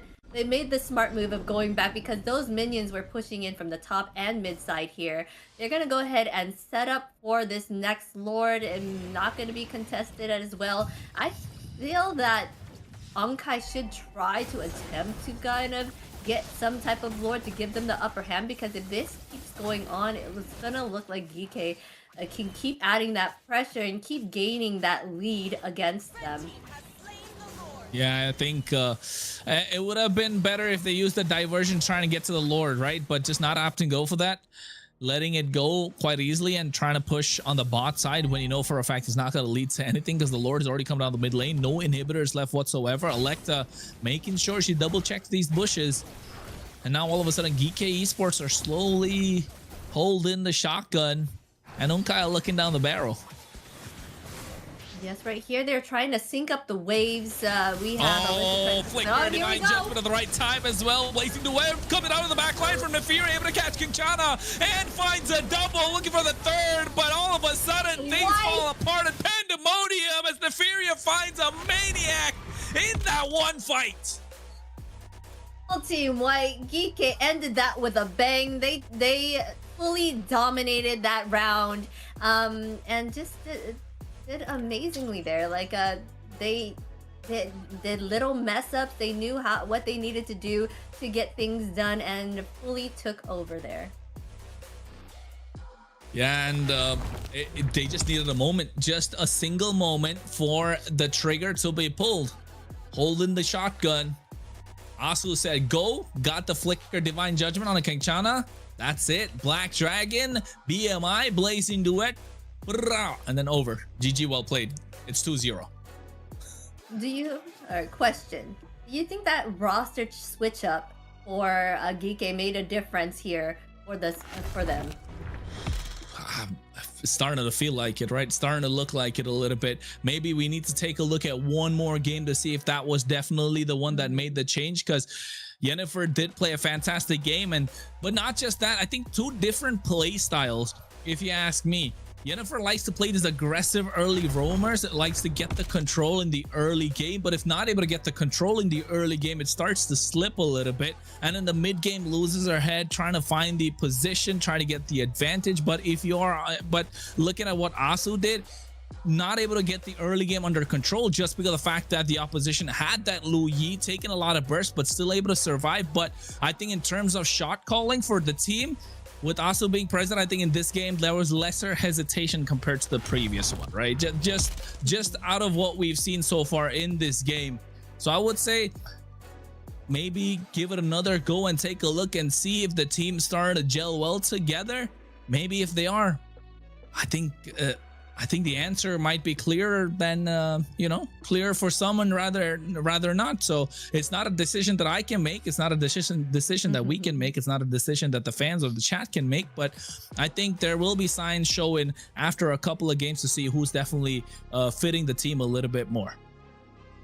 Yes, I feel like it also could just go down to whatever enemy that they're going against, right? So they were having a harder time, kind of like Unkai was taking control and doing well throughout the whole game at the last time. So maybe just putting in Asu might have made it so a certain point of it, they knew like maybe Asu was able to assist the team more in a certain way against this team that made them have a leg up more here. So it all is such a play. They both are amazing players and they both bring something to the table for sure. I just wanted to see if that could have been a major factor here, but it looked like the MVP went to the Claude. I mean, of course, 100% with the way that Nefiria played, guaranteed MVP. The timing of the Blazing Duet, the timing of the shot, the damage, this is what I was talking about, right? Smooth criminal just to make it out alive. And look at this 1v1. It's a marksman versus a jungler right now. We're talking about a fighter in the form of this Leomord. Not the best option for you to pick one, but look at Nefiria. The position from Nefiria has been critical, and also looking at Asu always circling around Nefiria, making sure she's protected and finding the right opportunity to pounce. But here, a nice Black Dragon. Nefiria able to play the map. And I think overall, Geeke Esports started to show some signs of life. The idea was right from Sahar to take down Alyssa as much as they could, but the timing, the divine judgment coming through, along with Electa just being that frontline menace to absorb a lot of damage. And look at this. Look at the Blazing Duet with the BMI, catching everybody off guard. It could have been a Savage if it wasn't for Alyssa. So if you're Geeke Esports, you're looking to report Alyssa at that point, right? You could have given a Savage to Nefiria. What was all that about? I know, you just took the Savage away. No, but amazing job there, though. They got what needed to be done. That's still going to get them into MWI if they were to, as they move closer to it. So even though she didn't get the Savage, hey, that's still a win in their book. So audience question here, we have Charklama. What casters do after the broadcast ends? Eat, sleep, play games, sleep, play Mobile Legends. I'm about to say, play games, talk like normal people. We're not just always in front of the camera talking to you guys like this the entire time in a broadcast, but also not every time at the venue. I mean, we like to hang out, bro. We like to go out. We like to eat, like to party a little bit, depends on what you want to do. Party in the land of dawn if you want to. But yes, we're normal people just like you guys. All right. So don't get it twisted. But yes, I'm a big Mobile Legends player, so I can spend hours and hours on Mobile Legends, and that's why. But all right, guys, we are gonna take a quick break before we hop on into the next matches. We are at game point right now, but we'll see you in a little bit.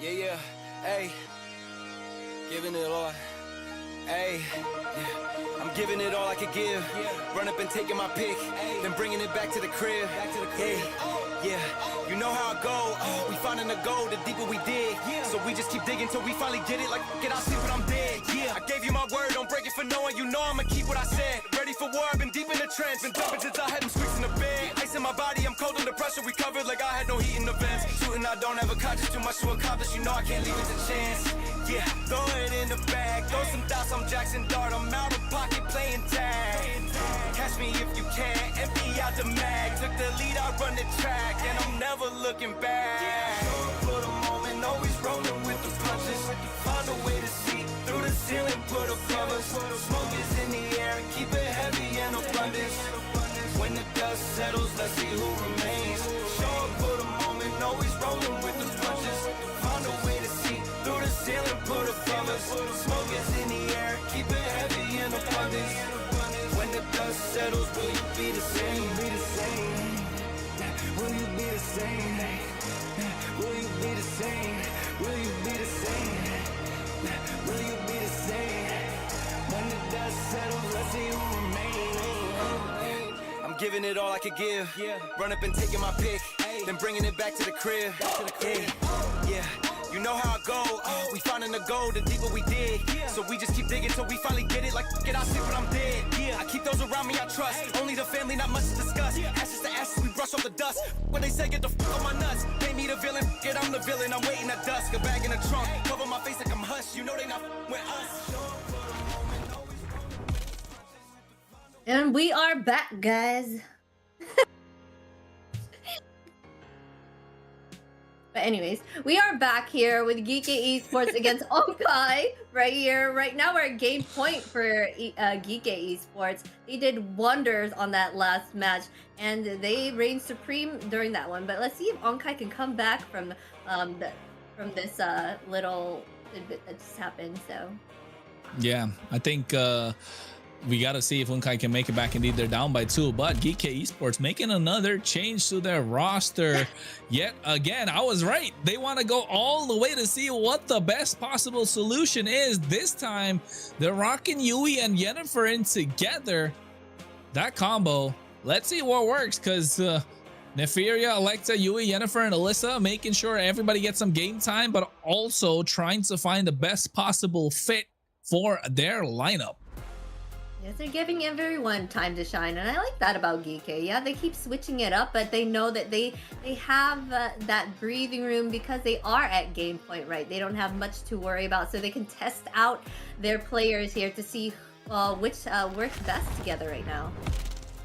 And I think what if you are Geeky Esports, you are Alyssa, Electa, as well as Neferia, you got to be feeling it a little bit, right? Like, especially in terms of shot calling, because shot callers keep changing, so the style of play might be changing a little bit unless Electa is their main shot caller, so that doesn't change. But still, I think the synergy between those three, Neferia, Electa, as well as Alyssa, is definitely on point. It's starting to show, and the other two just needs to be able to match their tempo, or if not, elevate the tempo that they already have within that lineup. And I think that's what Geeky Esports are looking to do, either with the combination. They've got 4 players, they're mixing and matching, making a lot of combinations, and I think definitely at the moment Megumi has been the star of the show, right? For Geeky Esports, just able to find what is the better partner for Megumi, or even if Yui comes in with the help of Yennefer, so you never know. But Zena, do we have something? What do we have? Here we got an audience question. Nendolet.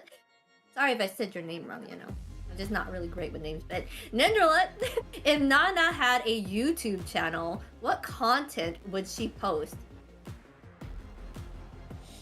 cute, picnics. cozy content. Yeah, picnics. She's gonna going and saying hello to people.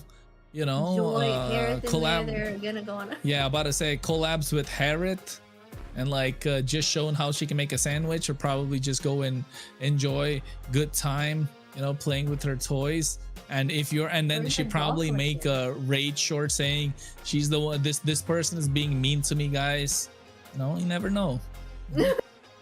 She does those IRL streams, right? And then she'll probably show her Melina collection that she has in the back. True, I agree. That one traumatizing. But also, I bet her tagline would be, "Mama said not to judge others." So yes, don't do that, folks. Don't judge. Yes, do not judge others. But yes, I think that would be it for Nana. Mostly cozy streamer for sure.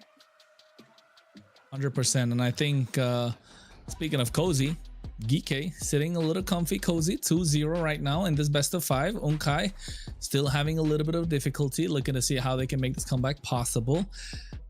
Miracles happen. We've seen the reverse sweeps happen all the time, and I think if you're Unkai, it's okay. You still want to have belief that things are possible. It is, after all, for a slot for the grand finals in Geeky against the VSG to go into the MWI.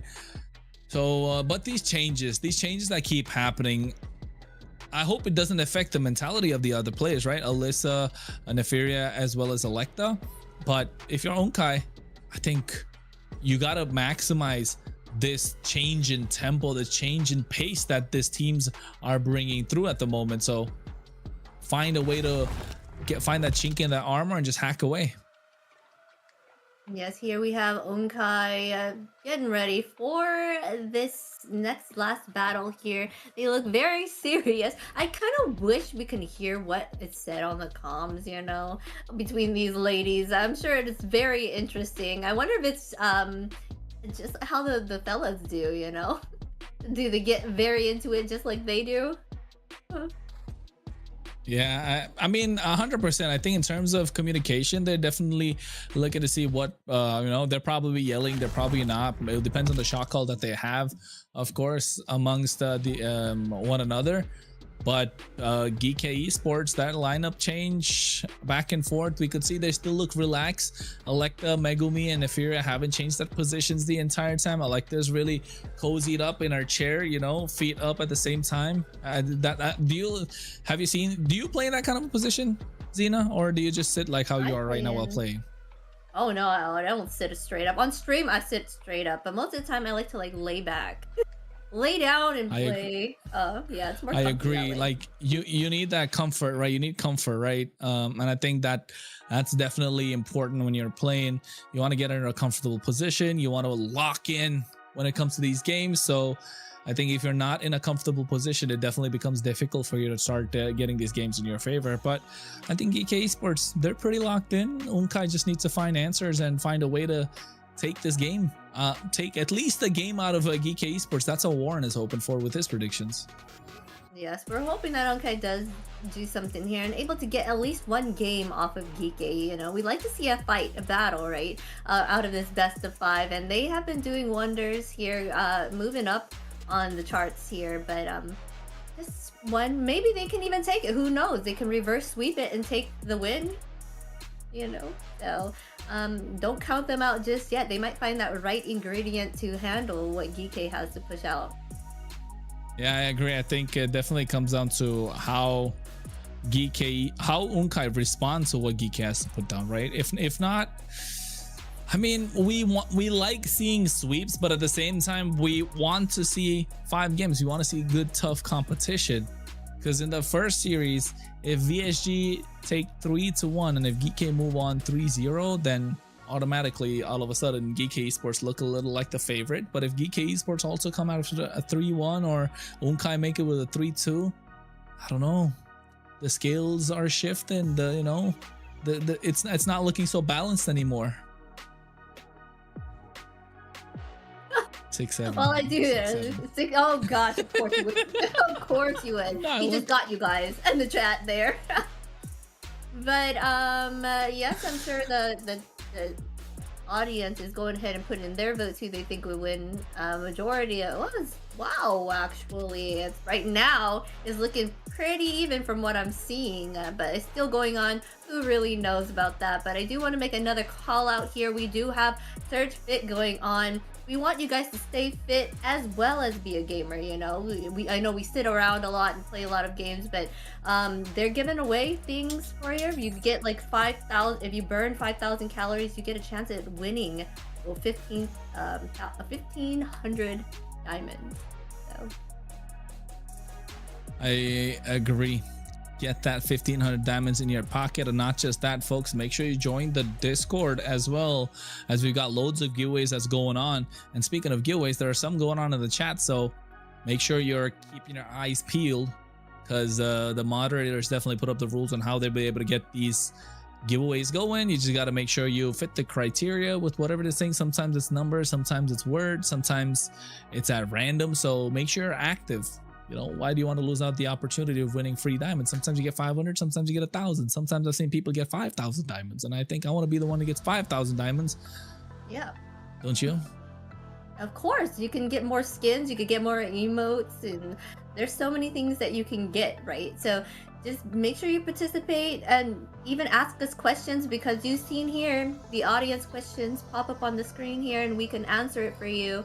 And you know, Kronos will answer everything for y'all. You know what?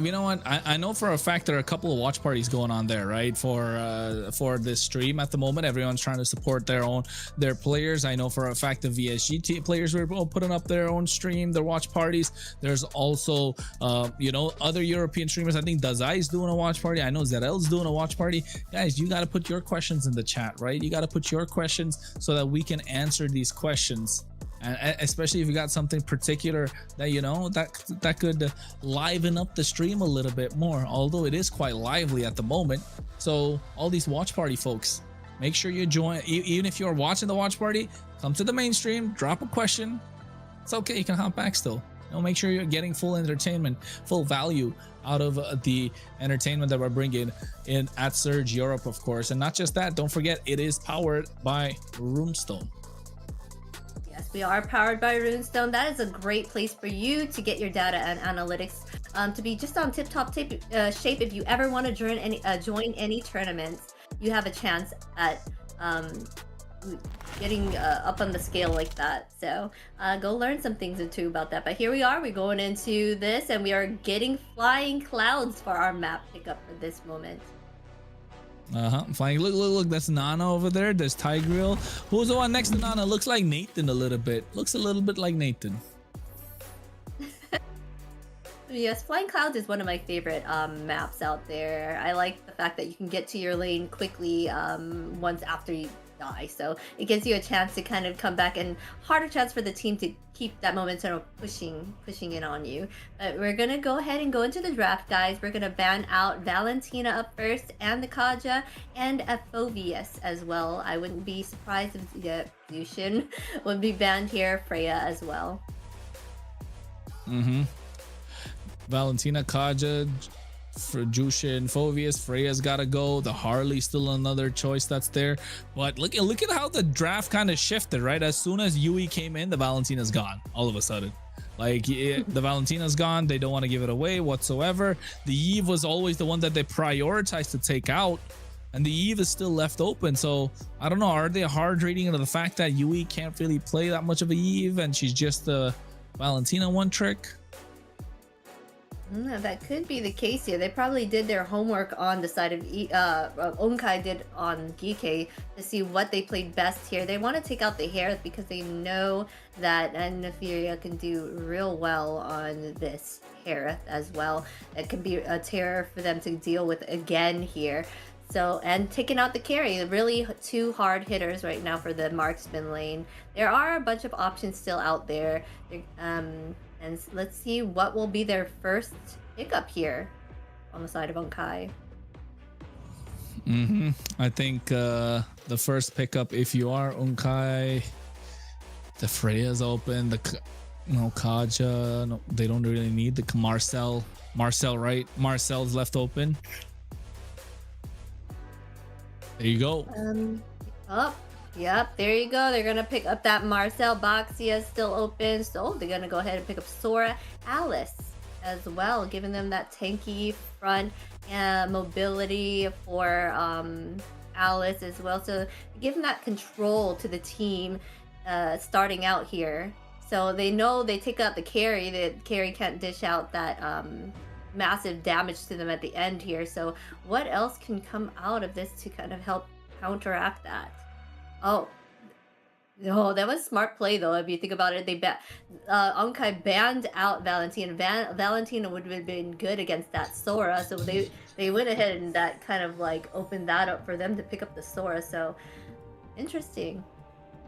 I don't know. I'm not sure if this is a smart idea, but they do take away that Alice from the hands of Math, right? That's what you were talking about. And I think Electa's probably gonna run this in the jungle, Sora in the EXP, Yve in the mid lane. Now all of a sudden they're looking super tanky. The one good thing is that Unkai do have a Boxia on their hands, so that's a good idea. That's a good option to go with, but also at the same time the Claude being picked up. So with the BMI Blazing Duet, Unkai do, I mean, GK Esport did put up a tanky lineup and want to play that box, but also at the same time Unkai are okay to reply to that with the help of the Golden Hour, with the help of the Blazing Duet. It's looking good.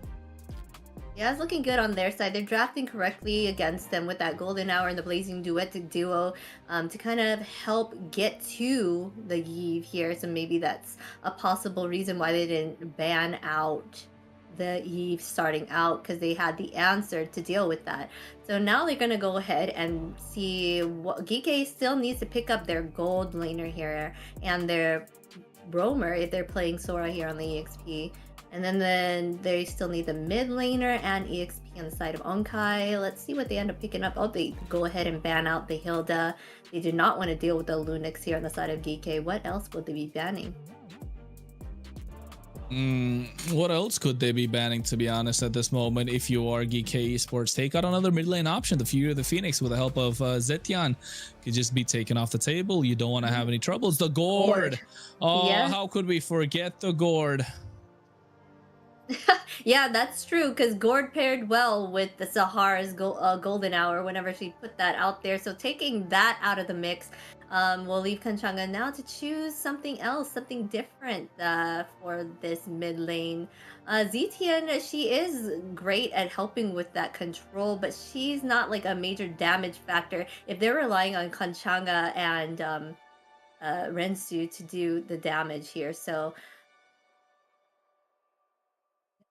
I think if you are Leslie being taken off, I mean, yeah, Nefarion, that Leslie is, she makes Leslie feel like an assassin, even though it is, yes, an assassin, but also a marksman.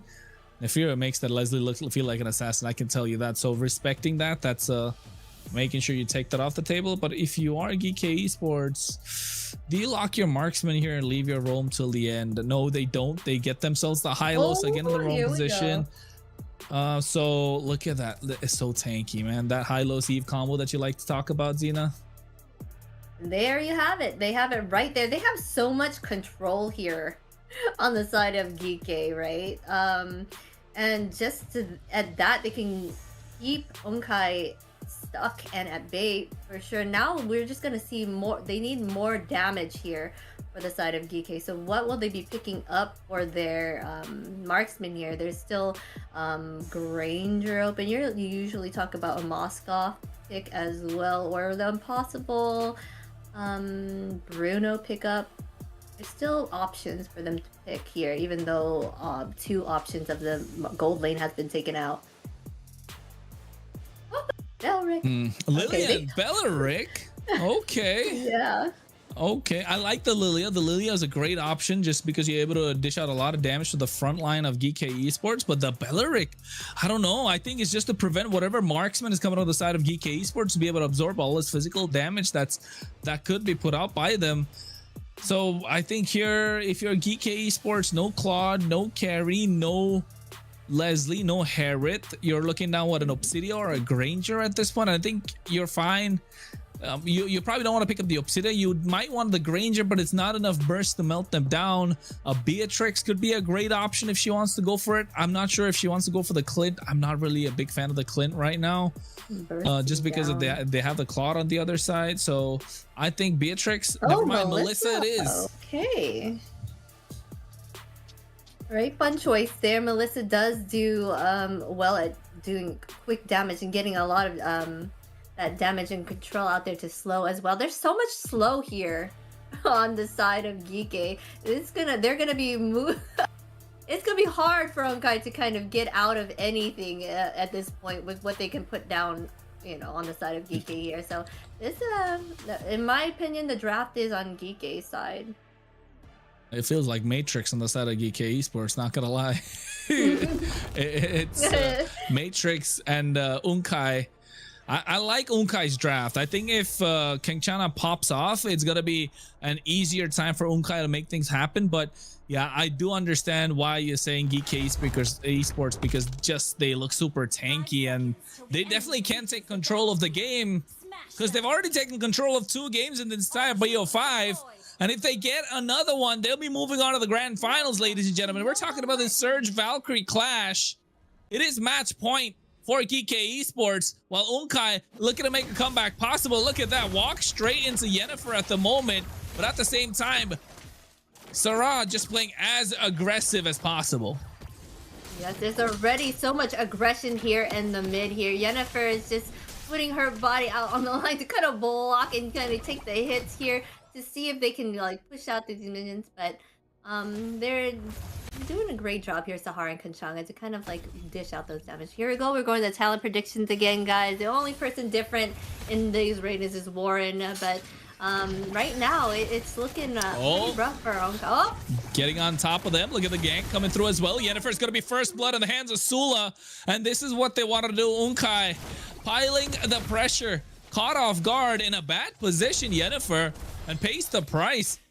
And now they're looking to invade a little bit as well, being a thorn on the other side. Although Geek Esports do have slight bit of a mid to late game jungle, but they do have the poke present in their composition.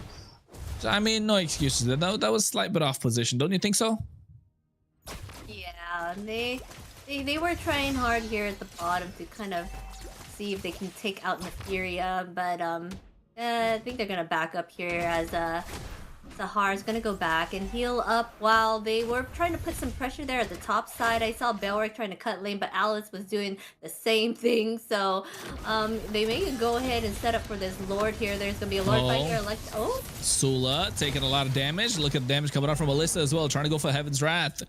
The turtle is gonna be the target. Neutral objective control is what they want. Goes for it indeed, and Sarah just taking so much damage, and at the same time, Mathos running for the hill. Sula comes in trying to get a cheeky steal, but not going to be allowed by the rest of Geek Esports as they do get their hands on the turtle.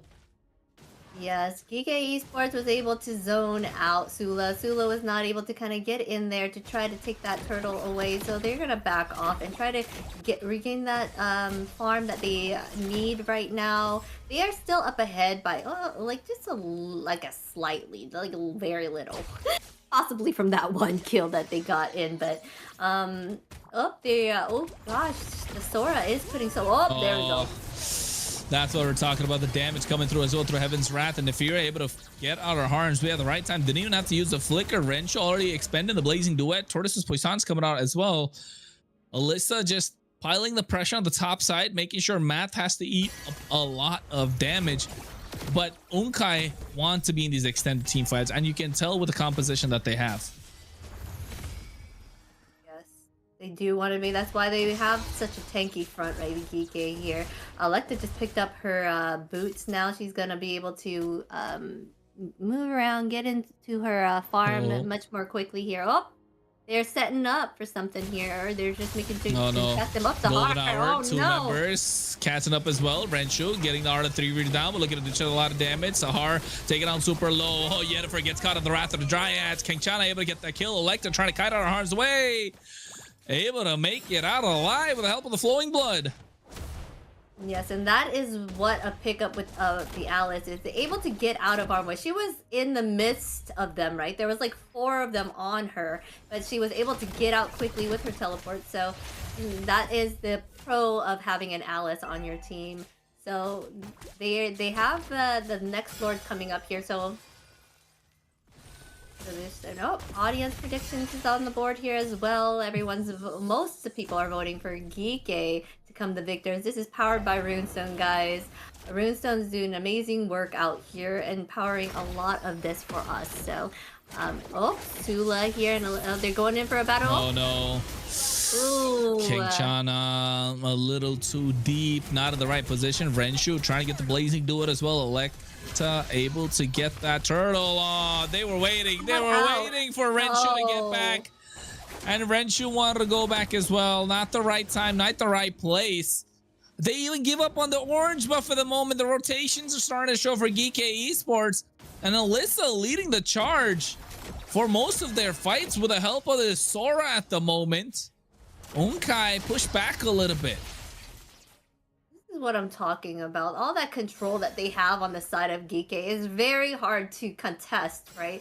So this kind of puts Unkai on the back foot here, kind of like pushed up against the corner. Oh no, here we go. Golden Hour coming at the right time. Look at the back line as well. Renshu taking a lot of damage. BMI tries to make it a harm's way. Nefira taking out super low. Sula goes in, able to get the retribution to secure the kill. Or not even using retribution, just got the kill at the moment. Electa zoning out the rest of the members. They trade a gold lane for EXP, so I think Unkai coming out with the better trade there. Yes, Unkai did come out with the better trade here. Forget what I said. Apparently, they know what they have to do to deal with so much of that tanky front and control that the other team had. But at the same time, Alyssa was not in that fight. So once it gets into the later portions of the game, that might be harder for them. So if they can keep this map presence and control and kind of add that pressure onto the side of Geeke, they may have a leg up here. Oh, they're gonna go in. No, Yennefer. She gets pulled back. The taunts are too much for them to take math. And the rest of Unkai just punishing Yennefer every time she's off position. And now look at Sarah just going in deep. Electa at the moment, zoning them away. And folks, if you didn't catch the lower third earlier, make sure you join the Surge Fit Club. We got a summer challenge going on. Get yourself some diamonds. Find us on Instagram. But at the same time, at the moment, look at the head-to-head. King Chana and Yui. King Chana leading in terms of everything that they have for Unkai, as she should, because that's the only win condition. Again, Yennefer goes in a little too deep, gets caught in the golden hour. And now the shield unity taunted for days, not able to move whatsoever. Revitalize popped in just to try and survive. And Sarah using a revitalize of her own. And at the moment, Unkai trying to dominate this turtle pit and might just be able to get it. Electa looking for the right opportunity, trying to go in, but not able to do so. Retribution to be able to secure the turtle for Unkai. And they're starting to pull through again. Yes, Unkai is pulling through, but the Alyssa is making sure they keep that map. Oh no, Sarah taking so much damage, but the tracking shot makes it out of harm's way as well. Sula still making it alive. Electa trying to get to the back line, not able to do so. Renshu comes in, but look at Alyssa flanking in from the side. Sarah just making sure she's there to provide the utility when the team needs. Meanwhile, Sula running for the hills. Yui gets caught right now. Not into the Wrath of the Dryad. The moment was found and the opportunity is present, but Electa with a Throne of Ruin on the 3 members. The Cuddles and Muddles combination coming out from Neferia, taking down. No, nobody falls. How is this possible? Geeke Esports giving everything that they have, but Unkai not dropping a single member.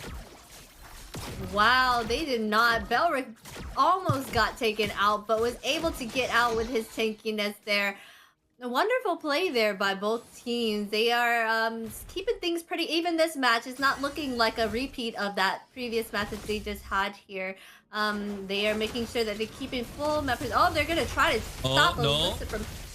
Alyssa able to make it out of harm's way. You're trying to use Heaven's Wrath. Look at the recall taunts coming out as well. Matt drops in the Patrick emo. That's pretty toxic if you ask me. They're just trading. They're just trading emotes. Yeah, they are baiting each other out to kind of like see if someone will take the bait and kind of like take that and tilt them, right? But that's just all part of the recalls, right? To kind of like taunt the opposing team. They both are trying their hardest. They're keeping a look Oh at no. here at the top Matt side. taking so much. Wrath of the Dryads coming in as well. Don't tell me she makes it out alive. No, she didn't. Finally able to pay the price, but what a golden hour catching 3 members. But at the same time, Alyssa looking to get sandwiched on the bot side. Oh, the Unkai not able to get the rotations right as Sarah falls down. They do get the cheer too on the bot side as it's being traded for the top. No, it is not. Geek Esports want the mid lane. They want to crack open the jungle of Unkai. Gangchana trying to come in and clear the cannon minion, but not going to be able to do so. Electa able to zone her out quite well. And Geek Esports fumbling, making mistakes, but still finding opportunities across the map. Yes, right now they are coming back and seeing if they can contest this Lord. They're making sure that they're staying steady. All the members are back, so now this Lord is being reset. So then they're just like teasing it out and making sure to see if any play of a battle will start. Alyssa here trying to set up for a potential initiation there, but so far... Oh, Wrath of the Dryads with the help of the flicker as well from Matt. Blazing duet coming out from Wrench. Nobody home trying to get on top of Neferia, but the Cuddles of Metal is doing a lot of damage. There comes out the Shifting Skies, but Alyssa goes down first. Golden Hour to catch them in place as well. And now it's a defensive one, but look at that. The opportunity presented itself, and Neferia, dishing out the damage, finds a double. They trade 2 for 1, and Geek Esports turned their attention to the Lord. Oh, that fight was in favor of Geek for sure. They're gonna claim this Lord free and clear with nothing to pay for it. But well, they did pay with 1 life. But that was worth it because it was just Alyssa, and they were able to get 2 on the side of Unkai there. And now that they have this Lord, it's gonna help them get that map presence back for themselves here. So, Unkai was doing a wonderful job to kind of be toe-to-toe on that, to keep that map pressure back against them. But here we got Electa out and behind here, just teasing them. Yeah, just trying to zone them away, but look at Sarah taking so much damage. Electa goes in, but at the same time, Glorious Pathway coming in from Yennefer to keep them at bay. But what a beautiful RWM and a golden hour. But look at the blazing down in the back line. Renshu finds the shutdown, taking out Neferia. Nobody there to protect her. Yennefer a little late to the party. And the damage dealers from the side of Geek Esports are down and out. Dude, that was a massive play there. They were able to take 2 members out there on Geek Esports side, which were major damage dealers on that side. But Alyssa over here was trying to gain that momentum. She's always not been in the fights, right? She's like, I think, Unkai trying to get a little bit aggressive. Renshu taking a lot of damage. Has to use the BMI to make it out. No, she doesn't. Tries to get out at the right time as well. Blazing do it coming in. Yennefer Revitalize not going to save her at the moment, but look at the replay. Or the re-engage coming in from Neferia at the right time with the help of Yui as well. Through the RWM, and Sula left all alone in no man's land. They trade 4 members. They all fall apart. King Chana's the only one left standing, skipping away. Because she can't stick around. Geek Esports are bringing the heat. Oh man, they are bringing in the heat for sure here, but Kang Chaga was missing in that action. That was a massive damage dealer for the team on the side of Unkai, and she was not there present in that team fight, which cost them a lot. Basically, they lost 4 members there. Kanchanga does have massive clear, so she was trying to kind of get that and regain some momentum for them there, but at the end that was not a play for sure. But so they're gonna try to reset the map here. Everything's pretty even. Minion waves are meeting right in the middle here. They are zoning out the Lord. It's gonna be a while before it comes out. They just want to make sure that they aren't in that way right there. Full 5 man of Unkai on the bottom side here to see if they can kind of push that and give themselves that presence. But Electa's hiding there on the side. They're gonna see this taking Alyssa all by herself. Oh, here we go. Oh no, Sarah being pushed back as well. Electa trying to find the right engage. The purple buff was taken away earlier. Now she's looking to go back in. Lord is up in about 5 seconds. Siraj is getting melted down a little too quick. in this game, right? For Unkai, GK Esports. Oh no, no, not again, not again. no. She's caught off guard. Electa's gonna be the one this time. Golden Hour coming through. Yennefer gets caught out. There's a lot of damage could be dished out at the same time. Glorious pathway to run away for the hill. There's the Shifting Skies coming through as well. The RWM to cast them in place, but Matt's gonna be able to eat up all that damage. Rachel, the Blazing Duet once again, but cancel out at the right time from Alyssa. GK Esports. Oh, the communication, the hesitation, it's all showing. Yes, that was hesitation on their part, but Alyssa is not. They're not going to give this Lord for free. They're going to come contested, even with their lives a little bit low, their HP down. But they're going to come in and make sure they contested. They know they got that CT. Shifting Skies, 2 members. Sula goes in, but Nefiri able to find the kill. Alyssa gets the Lord. Renshu able to find the double. Looking for the third. Yennefer is going to be the next one on the chopper block. Is Sarah gets that one. Yui's the only one left standing, and here comes Electa right time of the Blazing Duet. Has too much damage, and Renshu able to find it.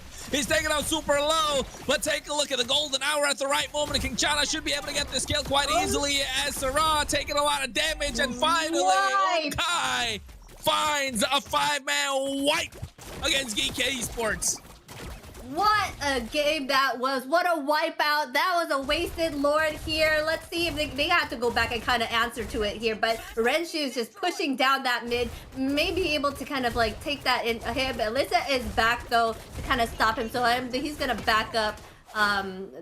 She's going to back up right here. So that was a great play there. They were able to make the most of it, even though that GK was able to claim that Lord. So it was a wasted Lord for them there. So they're going to end up resetting that map again. And wow, big play there for sure. They get even up the score, 15-15. Gold pretty even as well here. This is a battle that we've been looking for, guys. Unkai may be able to come back from this and stop this sweep that's happening. Yeah, definitely could be possible. If you're Warren, you're praying right now to get this one right. Because Unkai definitely look like they can't pull this back, and GK Esports pushed into a corner.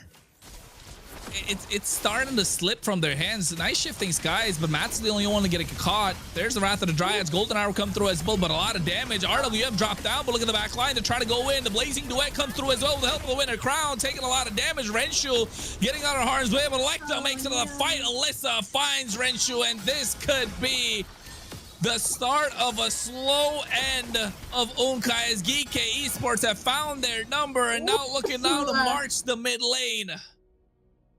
Sula able to get away there, barely, just barely had any life left.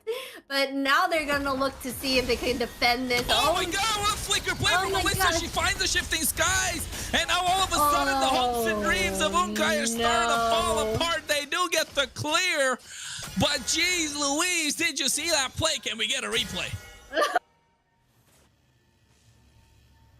It's a full wipe here at this moment, but then we have Marcel and Belric coming back to defend, as well as the Claude. So this may not be the end for Unkai. They still have a fighting chance to kind of push them back and regain that control. So, oh, here is that replay. Sheesh. Sheesh, that play. That play catching them off guard. Caught them off guard completely. They just dived into there. It was a massive crazy dive coming in. And Unkai now they're trying to find moments, right? They're trying to find moments, but Alyssa, moments of brilliance, that's what she's providing. Wrath of the Dryads coming as well, not gonna be enough. Gets taken out. Electa goes to the back line. 3-man Throne of Ruin, but Renshu with a Blazing Duet, not gonna be enough. She's gonna be able to get some damage down, able to find Alyssa. But Neferia does the same, finds a double on the board. 3 versus 3 right now. Try and get the Lord. It is coming down the bot side. Yes, Lord is tunneling down that bot side. They're going to have to answer to that. And the top side, all the minion waves pushing in. 4 members back up for the side of Geeke here. They're going to try to push down that mid to add that pressure as well. Oh no, they're going to go down here to kind of go in with that Lord possibly up. They're splitting up. Yeah, they're trying to defend now. There's only still 3 members. It's going to be a bit before the the rest of the team kind of joins them here, so they're gonna have to take on this Lord fight with only 3 members and try to fend off Glorious that pathway. push. Oh, Comes in as well, Golden Hour, making sure you catch Yennefer off guard. Not just Yennefer, but Electa as well, trying to take down the mid inhibitor. Lord is still healthy, 15,000 HP. They get that inhibitor down to the mid lane. Top side's going to be crashing in slowly. They're trying to get the clear down. Nefir taking a lot of damage. Go away comes in, but Renshu with a blazing duet. Nobody home. Geek Esports back off. 3,000 gold lead still in their favor, and there comes the next set of super minion waves. yes, and it seems like 3 ultimates are kind of gone here for the side of DK as well, so that's possibly why they are backing up here. And then just giving a little bit of breathing room to the side of Unkai because they know that they can they fully got everything in there. They're going in. Oh no, again they go in with shifting skies. RWM coming down as well, but look at Renshu free hitting the entire time onto Yui, but still able to survive with the help of the winner, Crown. Alyssa's the first one to fall. King Chana has a lot of damage, but the 1v1, if you're able to find King Chana, and Yennefer gets caught in the golden hour along with Yui. Electa's there as well. But it's enough time bot. Enough time bot. I think GK Esports understand they could get the advantage. They could try and get the inhibitor. But Matt comes in to save the day. Yes, and they had to send Yue back home. Yennefer was looking like she was going to go back as well, but ended up staying, able to regain her momentum there and get like some of the mana and HP back. So we have Onkai able to kind of get that pressure back, and so we're at like 1 dead on each side right now. Sua is doing wonderfully, and Rensu as well. I wouldn't be surprised if Rensu was the one that came out the victor here for the MVP with 7 kills there.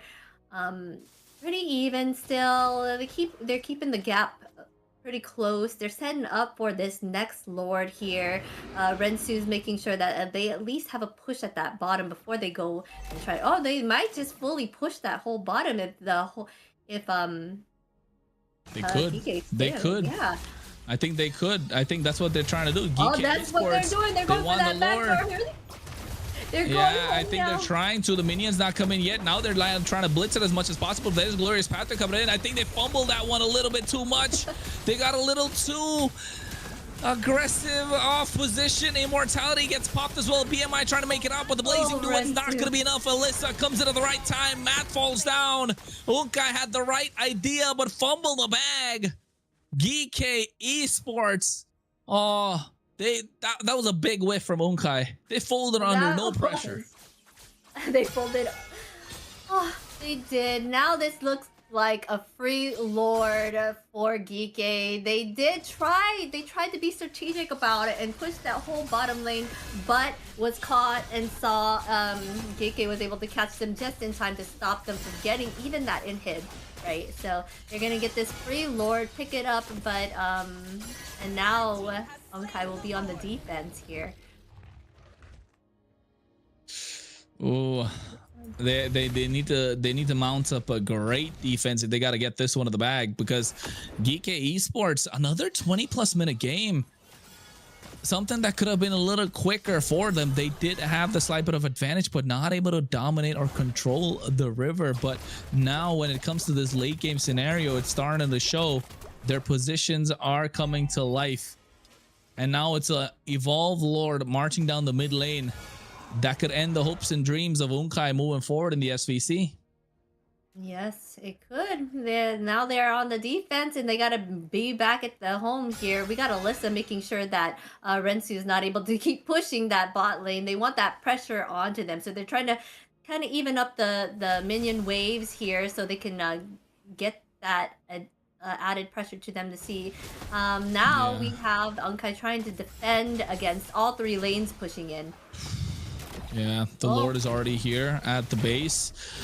At the inhibitor point, Lilia trying to shut the damage, but you can see the back line. They're trying to go in. Golden Hour coming at the right moment as well. Wrath of the Dryad's not used up yet, but the RWM comes in. There it is with the blazing duet at the same time. Electa able to get the first kill. The downfall, Sahar. Renshu going down as well. And the Fierce Immortality gets popped, and now everything is falling apart from Unkai as Geek Esports get a clean 3-0 sweep and move on to the grand finals of the Surge Valkyrie Clash. Geek coming up on top. Hey, the predictions of our casters here are spot on. I guess Warren finally taking a hit and taking it going down just a notch, but hey, he's still up on top, I think, in the predictions right now. Yeah, he definitely is going to be on top of the predictions, but you know what? I think Unkai, game number 1 and game number 3 was really strong show from them, right? Game number 2, not so hot. GK Esports are able to completely dominate game number 2, even though they didn't have a great draft. But yes, Unkai Esports, this third game and the first game definitely looked like they could take it for themselves. But at the end of the day, GK Esports come out with a 3-0 victory and move on to the grand finals. But well played, Unkai. I'm a fan. Yeah. I'm a fan of the ladies that played. Just saying. Yeah, Uncut. They did wonderfully here. They just like you said on the first and last match, they put up a fight and they could have easily like came back, you know, and turned the tides there. But it seemed that Geek was more uniformed to keep that win. MVP goes to UA here. The one that they just swapped out and swapped in, but they also gave the Yi to them, right? The one that they were banning out the majority of the time. I feel like all that massive control for the team helped them come and have that leg up in all these team fights to give them this win, right? So a great draft there on the side of Geek. Definitely great draft for a Geek Esports and just maximizing what they can do with it. But yes, well played, Unkai. Even though King Chana had the highest damage in the entire game, just wasn't enough, right? Just wasn't enough to seal the deal. They played their hearts out though, not gonna lie. Matt just not getting a great pick to create plays, but whenever she did, oh, Unkai looked super strong, but it came down to the Eve in the end. Yui just able to dictate the pace of the game through the RWM. Everything was played in that kill box, and you know for a fact when you're playing in the box of the one who controls it, it's an uphill battle. It was such an uphill battle, and they weren't able to come out on top. Although the 2 times Yui did get taken down was with Renshu going to the BMI Blazing duet. There were moments, there were opportunities, but if Renshu got out of the back line, there was nobody to take down the front, and that's when the side of Geek Esports just made things possible and got the victory. Yeah, so I think that if Matt were to choose something that did more damage than a Belric did add to that control, but if she had chosen something else that could have helped dish out damage for the team, that could have been more useful for them. But other than that, a wonderful job here by Geek. Neferia was doing massive damage at the end, which was allowed by her team to kind of let her rain all of her needles in on the enemy there. 18 to 29 here. The team fight participation, they just worked well and were in sync. All of them on both sides. So I don't know, like I'm kind of sad that Unkai didn't get at least one win. They did wonderfully, you know, so They did absolutely wonderfully, but unfortunate that they fell short. But looking at the bracket, folks, everything is written in stone right now. VSG versus Geek Esports in the grand finals, and the winner goes to MWI and competes for a massive prize pool of 500,000. But also at the same time, we do have another match before that, which is going to be a best of 5. Boars Gaming versus Unkai. It's for bragging rights. yes, to see who gets that third spot, right? Boars Gaming and Unkai. I do want to see what you guys think in the chat. Who would win that for sure? Like Unkai has been proving their worth here, and Boars does wonderfully. And you guys thought that they would be the victors in that last match, right? So that's going to be a match to watch.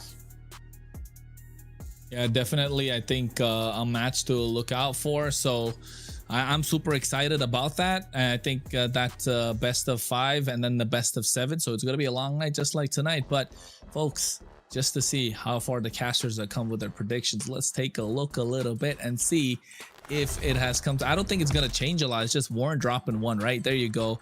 He's got 11 right from earlier, got 1 wrong. So Koda's catching up 9 and 9. I'm catching up as well, 8 and 10. I think Scared Yet's probably 8 and 10 as well at the moment. There you go. We're catching up we're catching up quick. I think tomorrow's going to decide who's going to be the one to get these predictions right. If they were to get it right, wouldn't it be even? Or oh no, we all got it right except for Warren got it wrong. Yeah, but I wonder if wouldn't he still be the victor? How it's counted? I don't know. Anyways, tomorrow's schedule. We have Boars Gaming going against Onkai here for that bragging rights spot. The third place, right? And then we got Victory Song going against Geek here, and that'll be the end. The next one. They're both best of 5s there, so we are gonna see who. Huh?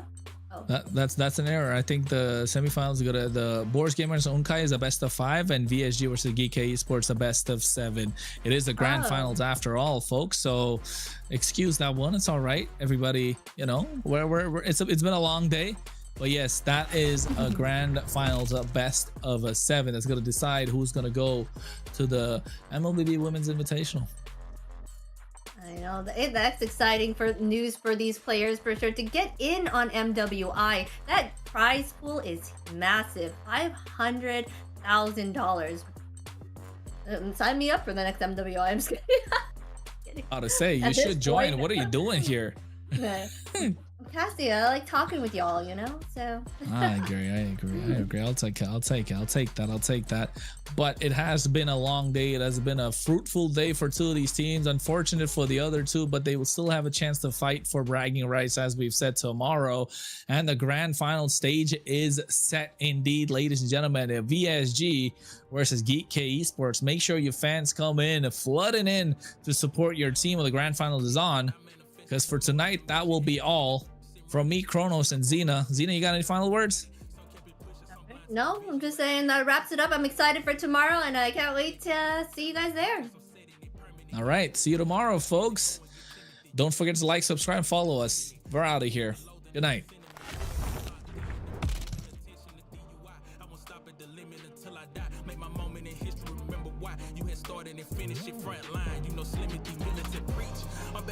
Call it a leash. Took it and I adopted the game. I should get a check from the state every week. Work ethic, I climb to the peak and repeat. No burnout, I'm constantly leaking the heat. They sending it, packing it, shipping it, label distributed. I hit them back with the feet. It never stopping the stats off the sheet. I lay all of this on the table. I did all I did for the crown. Can't be nothing less than what I'm made for. They won't give it to you, gotta take it. Then separate all the good ones from the greatest. And all the realest from the fakest. The game is all I know. The game is all I know. And I can't let it down. My ego won't allow. I'm still fulfilling dreams of my inner child. I know it make them proud. Sometimes I think it's wild. Could've chose a lane that wouldn't have took as long. Without the up and downs, what would I have found? I guess I never know. But this is now. I've been at the check. I've been in the lab. I've been in and out. I ain't weighing in. I'm the biggest I done been. I'm the biggest all around. Ain't no room to doubt. Cause the second that you let it in, it's never moving out. Tell them move around. If you ain't trying to make it big, you better make it out. Point is, no, I have no time. I have no time to waste, no time to slack. The point of this, I want to keep pushing. I want to go hard as I can, as much as I can. Do everything I can with the time I have. I can't waste a second. Not 1 second. That's how I feel. That's where I'm at right now. Let's get it.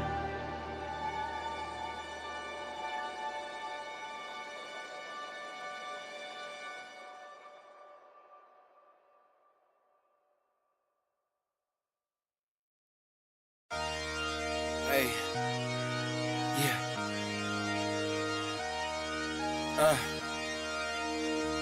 Yeah. Yeah.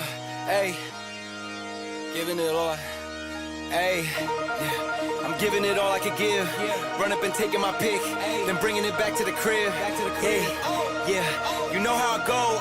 We finding the gold, the deeper we dig. So we just keep digging till we finally get it. Like, get out, see when I'm dead. Yeah. I gave you my word, don't break it for no one. You know I'ma keep what I said. Ready for war, I've been deep in the trance. Been jumping since I had them squeaks in the bed. Ice in my body, I'm cold under pressure. Recovered like I had no heat in the vents. Shooting, I don't have a conscience, too much to accomplish. You know I can't leave it to chance. Yeah, throw it in the bag. Throw some dots, I'm Jackson Dart. I'm out of pocket playing tag.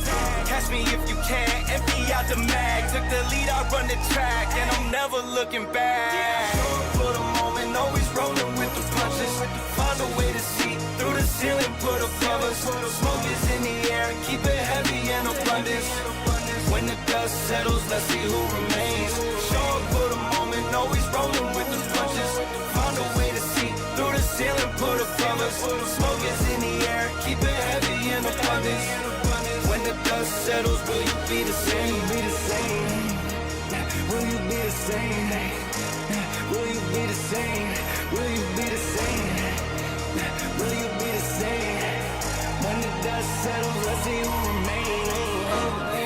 I'm giving it all I could give. Run up and taking my pick, then bringing it back to the crib. Yeah. You know how I go, we finding the gold, the deeper we dig. So we just keep digging till we finally get it. Like, get I'll sleep when I'm dead.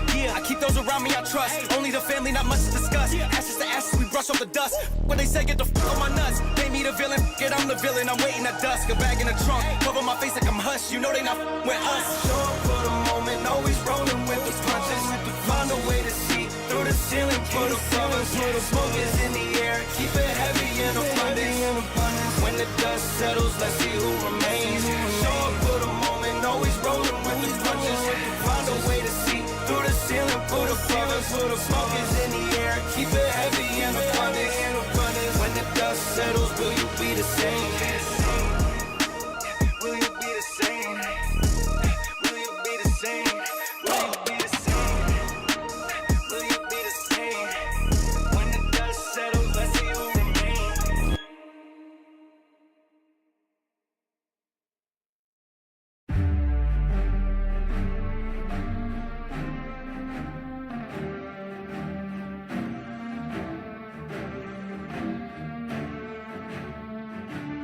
I'm at the mark spot. It take blood, it take sweat, it take time. I won't stop. I'm in mode. I'm on go. I'm gon' die for my spot. I won't move. I won't shake. I won't drop for my spot. Been too long, been too strong. I won't bend, I won't break for my spot. Your hands in the air for this. Hands in the air for this, hands in the air for this, hands in the, you should have your hands in the air for this, hands in the air for this, hands in the, hands in the, hands in the air. I ain't none at all, wanted 10 cribs, wanted 4 cars, wanted more ice, wanted more grills, set it in stone, told myself life, better damn gear, before I get ghosts and it get real, when the best set, bet it on slim, manifest twice, I had nothing left, ain't do nothing right, but when all in, loaded up dice, know I'm gon' win, work it out later. When the odds lean back in my favor, ain't no taking back wages. Pay it up full with a paper. Running after that. Running after that. Running after that. What a come is it? Running after that. What a come is it? Running after that. I'm at the mark spot. It take blood. It take sweat. It take time. I won't stop. I'm in mode. I'm on go. I'm gon' die for my spot. I won't move, I won't shake.